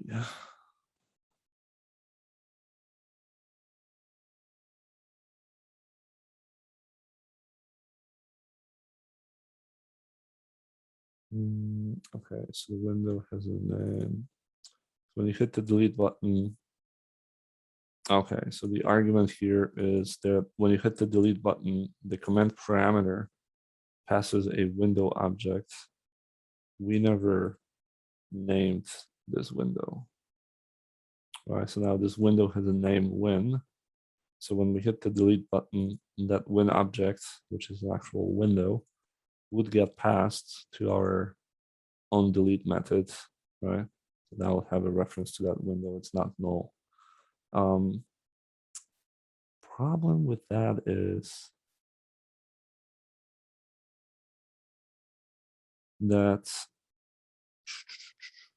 we don't want to close it, so it no longer matters. But yeah, we're not going to close that window at the moment. And even when we delete things, we don't want to close that window. So yeah, this will fix the missing object here, but we don't need to do anything with it.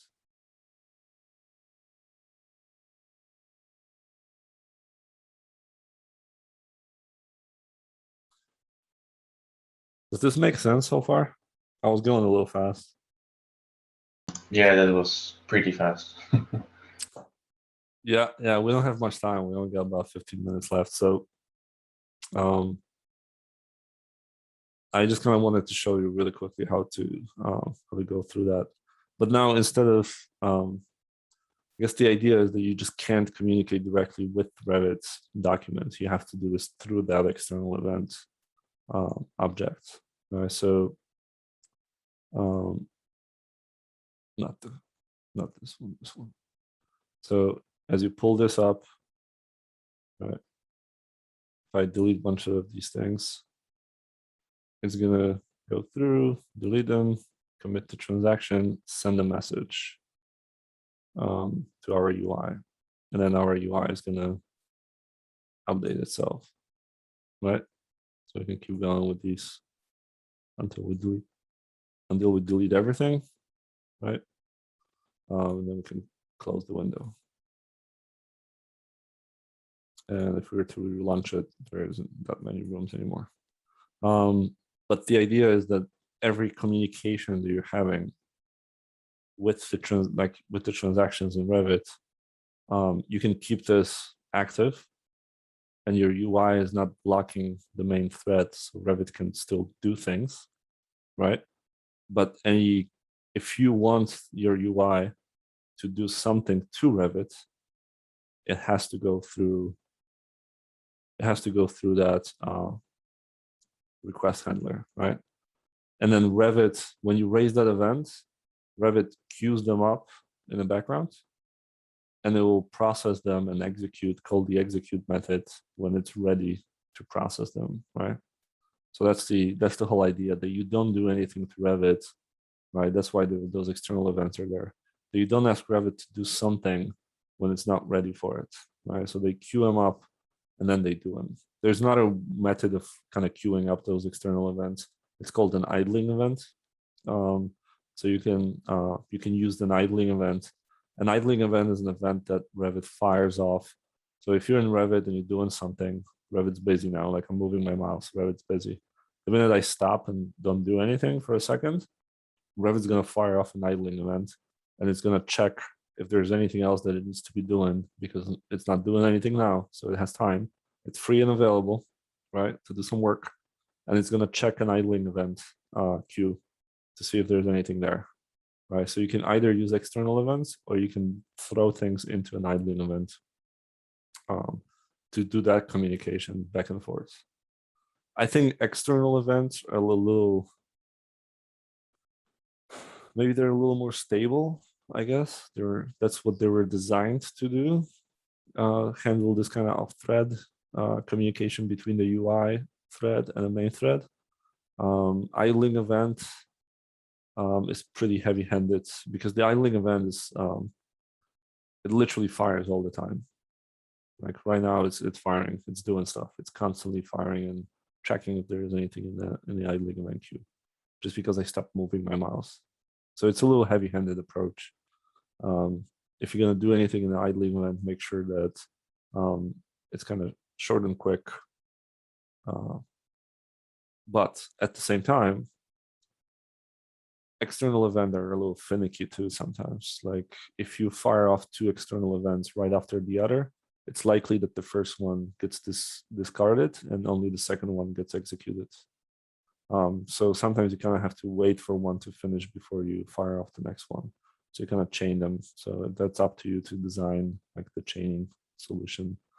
So idling events are a little better that way because you control the queuing up process as opposed to with the external events. Revit queues them up for you and executes them when it's ready. Right. Sometimes if the UI is stuck, as in like inactive, so like your mouse went to something else like Chrome or something and you were working on, the UI is not active. The external event kind of gets stuck for a second and it doesn't fire until you actually come in here and like wiggle it. You have to like wiggle the UI for the external events to fire. So external events are, I think, a little stabler in execution, but a little finickier in handling of like how they get queued up and when they get executed and all of that. So it's really up to you to decide which one you want to use. So yeah, that's all I have on this one. We got 14 more minutes. We can do some Q&A really quickly and some closing remarks maybe before we break out for the day. Yeah. Set this up.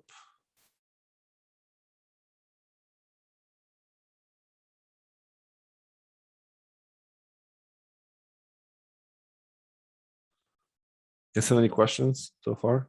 Now is the time. I'm asking whether this old code that we've been writing basically is on the GitHub, on the repo, the same that you send it to us via email, right? Because I'm thinking I'm going to, let's say, pull up the code after the classes and just go through it once again. Yeah. So all of the code that we're writing today should be available if you go to the Masterclass repo and you can download it. Okay. So all of the stuff that we're just writing right now will be available over here. Right. Now, as I'm pushing this, every single time I push, that's what it goes. It goes into this repo.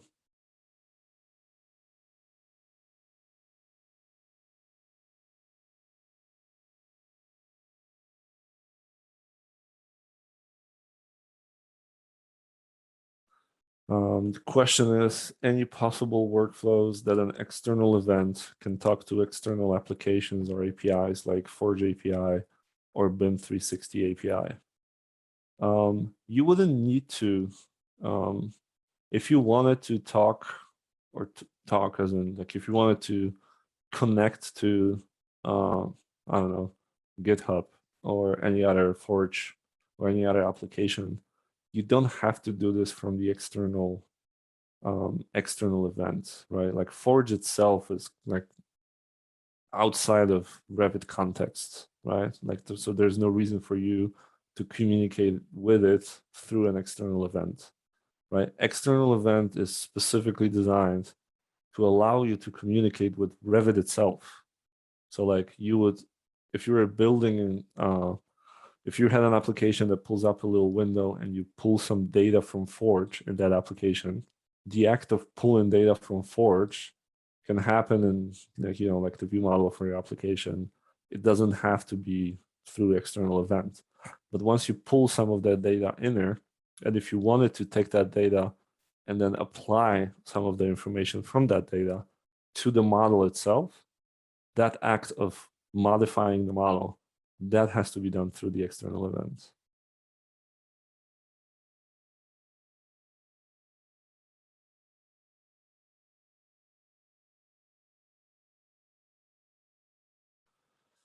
Another question, are we able to select or color elements from a linked Revit file? I can press a tab to select elements in Revit, but I don't know how to do that through the API. Each one of the elements, as far as I know, I don't have a linked element in here, but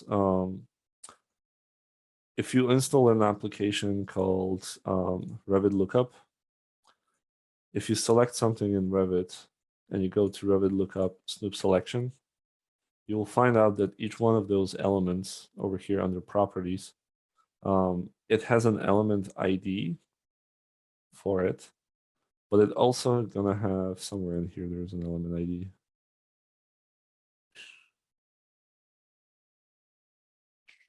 I'm blind now at this point. Well, somewhere in here, yeah, there's an ID over here. All right, so an element will have an element ID. If you were to tab select something in the model that's actually from a linked model and pulled up this UI, it will have a different set of IDs on it. It will have an element ID for local and an element ID for linked model element ID, right? So to select something from a linked model, you would have to go and select it using, you'll have to basically pull up the document for the linked model, and then using that document reference and the ID of that element in that document to select it there. Right? So the process is a little bit different for it. It's a little bit more complicated, I guess, just because each linked model is like a separate document inside of your own document, right? So it's like nested documents, one nested inside of another one. Yeah, but my problem is the current selection is always like in the active UI, and the UI application is always like the active document. So I don't know like how to access the selection through a linked document. So that's kind of I haven't been able to achieve. Like we have like a current selection. We can like queue that through the API, the current selection, but I cannot add, like I can access the element ID, the elements, like with their. I know what you're saying. Yeah. You cannot put a linked element into the current selection in the documents that you're in. Yeah, that's a limitation of the Revit API. I don't think you can fix that. Oh, no. Okay. So do you know if I want to like assign color, like in the current view, can I do that? I haven't tried, so I don't know. I don't know. Okay. Honestly, I don't know. I know you cannot edit. I know you cannot probably, like there's like filters for selection and whatnot. You can use the mouse to point at an object and find it in the linked model, right, through the selection dialog, right? So technically you could ask the user to like select something from a linked model and then do some operations on top of it. You can't really, like, they don't behave the same way in like the actual highlighting process. Like you can't really do this programmatically. As far as I know, I think I might be wrong on this one. Yeah, that's quite a limitation because in real project there are always. Oh, I don't work for Autodesk, so please file those complaints with somebody else. I see that complaints in their forum, like it is filed like 5 or 6 years ago, but they never address it. Yeah. Well, Autodesk is known for taking their time to. Yeah, but I think that's valuable because it's really like in project there are always massive amount of link models, and if you want to inspect the elements, like you always need to go through the process. I have the elements I can get from link model, but I cannot inspect them or highlight them in the Revit, and which is quite a pain point for me. I just don't know how to do that. Yeah, that's a limitation. So there's a lot of APIs. So I mean, kind of like walk you through a history of Revit.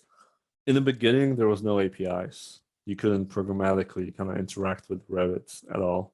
Then they started adding some of the APIs for functionality that they thought was the most important around like creation of elements, etc. But they didn't add everything, right? So some of these things are missing. It's funny they've mentioned, well, someone asked for this 6 years ago and it's still not there. Well, it's probably never going to be there. That's probably like, get used to it. I've seen requests for things in Revit 10 years ago that are still not there.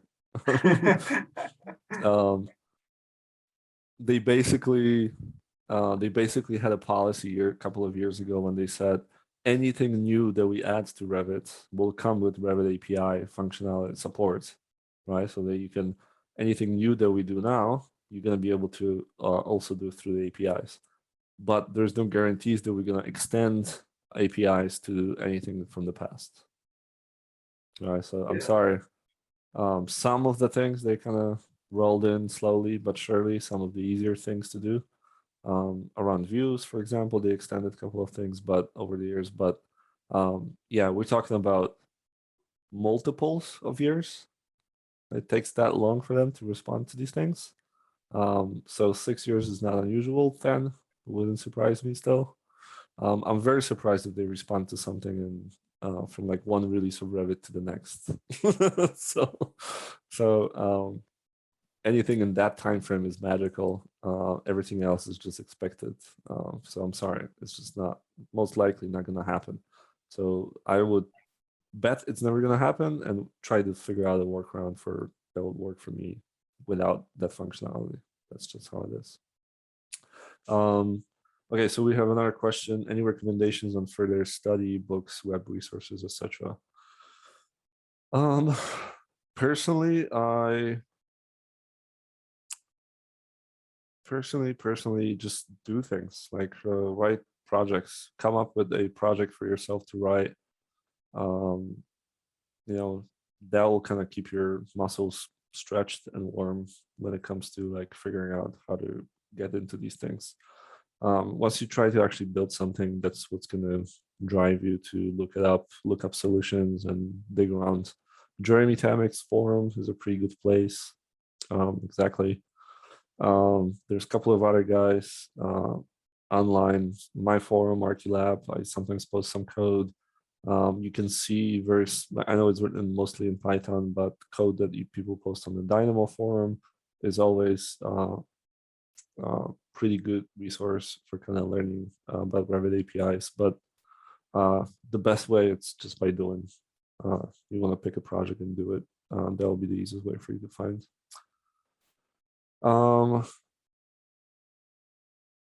Is there any specific reason why we split up the Dockable panel page XAML from the requirement control XAML? Couldn't we have built it within the same XAML as a data grid, or is it just cleaner this way? We could manually create 10 or like 6 rows because we knew we have 6 rows in Excel, but then it wouldn't be flexible, right? So imagine you have 100 rows. Are you gonna go and update the UI with 100 rows in the data grid? So because you don't know what's going to be in that Excel file, the assumption is that you want to create something that's always going to respond to however many rows of data you have in Excel, right? So that's why we converted each row into a small little control in the UI. And then it doesn't matter how many rows you want to load up. It will load up as many as you want, always.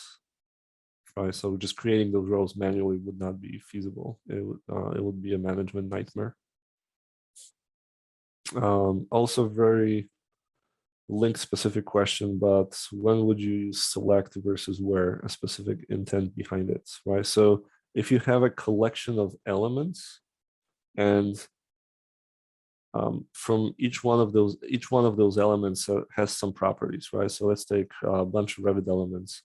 And they have properties called, I don't know, element ID and element name.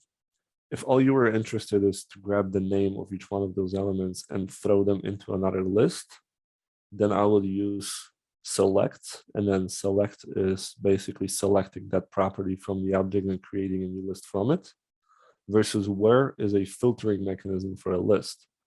So if I wanted to filter the list and only get from it objects that have name set to Conrad, then I would use where, object.name equals Conrad. Right? So where is a filtering mechanism, select is a selecting mechanism inside of link. So that's the main difference between those two.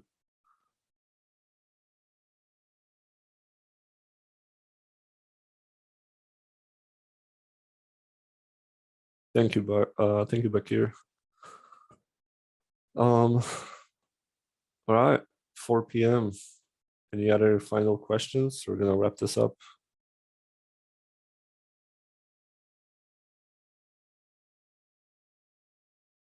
Thank you. Thank you. I appreciate it.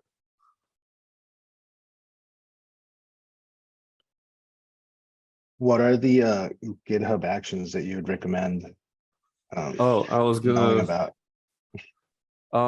well, I was gonna just kind of show you how to set up a because it's one thing to when you're building all of these and we do the post build,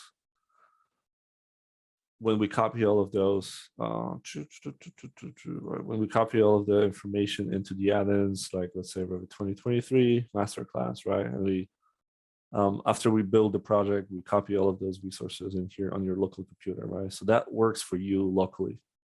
And now, but if you wanted to create something automatically, when you take all of these resources for that version for 2023, and you along with the Masterclass add-in, and you zip it up.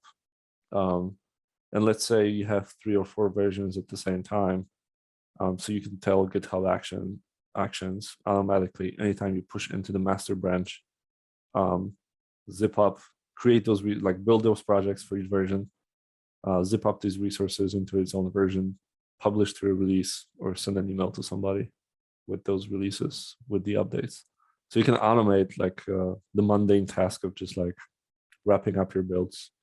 If you're doing some tests, you could automate. Testing of the application in there. If you're doing a commercial application, you can automate code signing in there to make sure that everything is code signed. Wrapped up into the MSI with a bunch of resources released up into a Google Drive. You can basically just wrap up the whole packaging process using GitHub Actions. So these were all the things that I kind of wanted to touch on.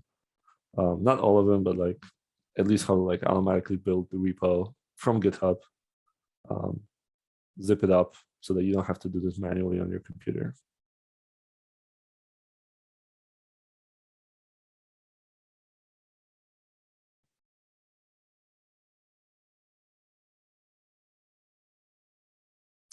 All right, someone posted a link to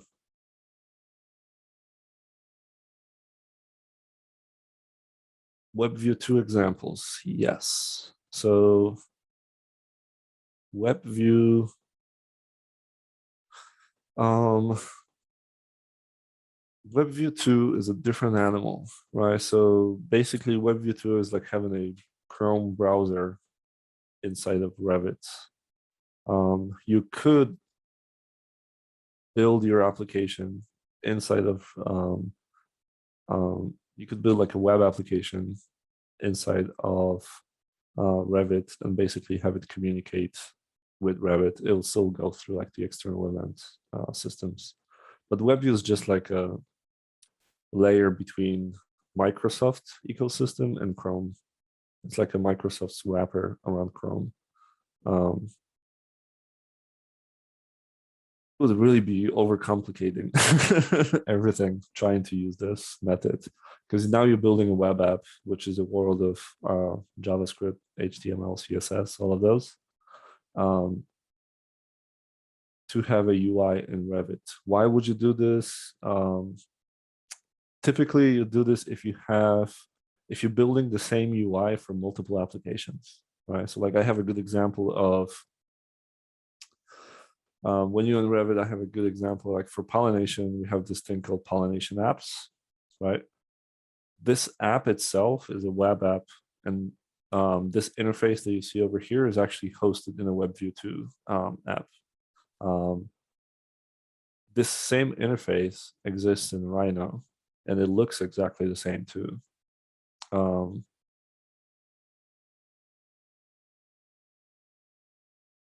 So I can show you really quickly, I guess. I hope it doesn't take too long to open.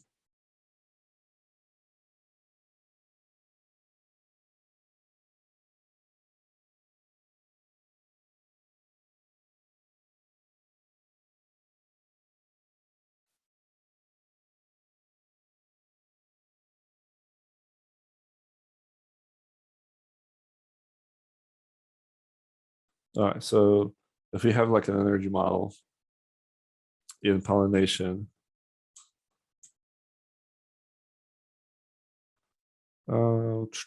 there should be an apps button over here. There you go.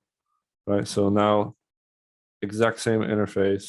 Well, not exactly the same, but like close enough. Like this portion over here down at the bottom is the shared portion between those. So we can have the exact same interface here and the exact same interface over here. Right, that's because this is just basically a web app served through Chrome web view browser in Revit and Rhino and SketchUp and a couple of other places. But that is like the extent of why it would make sense to do this. If you're building an application that's going to be used by multiple other applications simultaneously at the same time. If you're building something for Revit specifically, this is an overkill. Like you don't want to do this. If it's something that's going to be reusable across multiple applications, sure, makes sense. You don't want to rebuild the same UI 10 times. You can build a single UI as a web app and then host it in here. That's when I would recommend doing it. Other than that, a bit of a waste of time. All right, we're 7 after, so I'm gonna wrap this up. I'm gonna consider that the last question. Thanks so much for attending. Appreciate all the kind words. Thank you for sticking with me. I hope you found it useful and interesting. And who knows, maybe we'll see some of you next year if we get to do a third installment of the Revit API workshop next year. We'll see. Hopefully I'll be able to do one in person, actually, because I used to live in New York, so I would like to maybe one day travel back to New York. So that would be a good excuse. All right. Thank you so much. Thank you for your time. And I'm gonna jump off this meeting now. So thank you.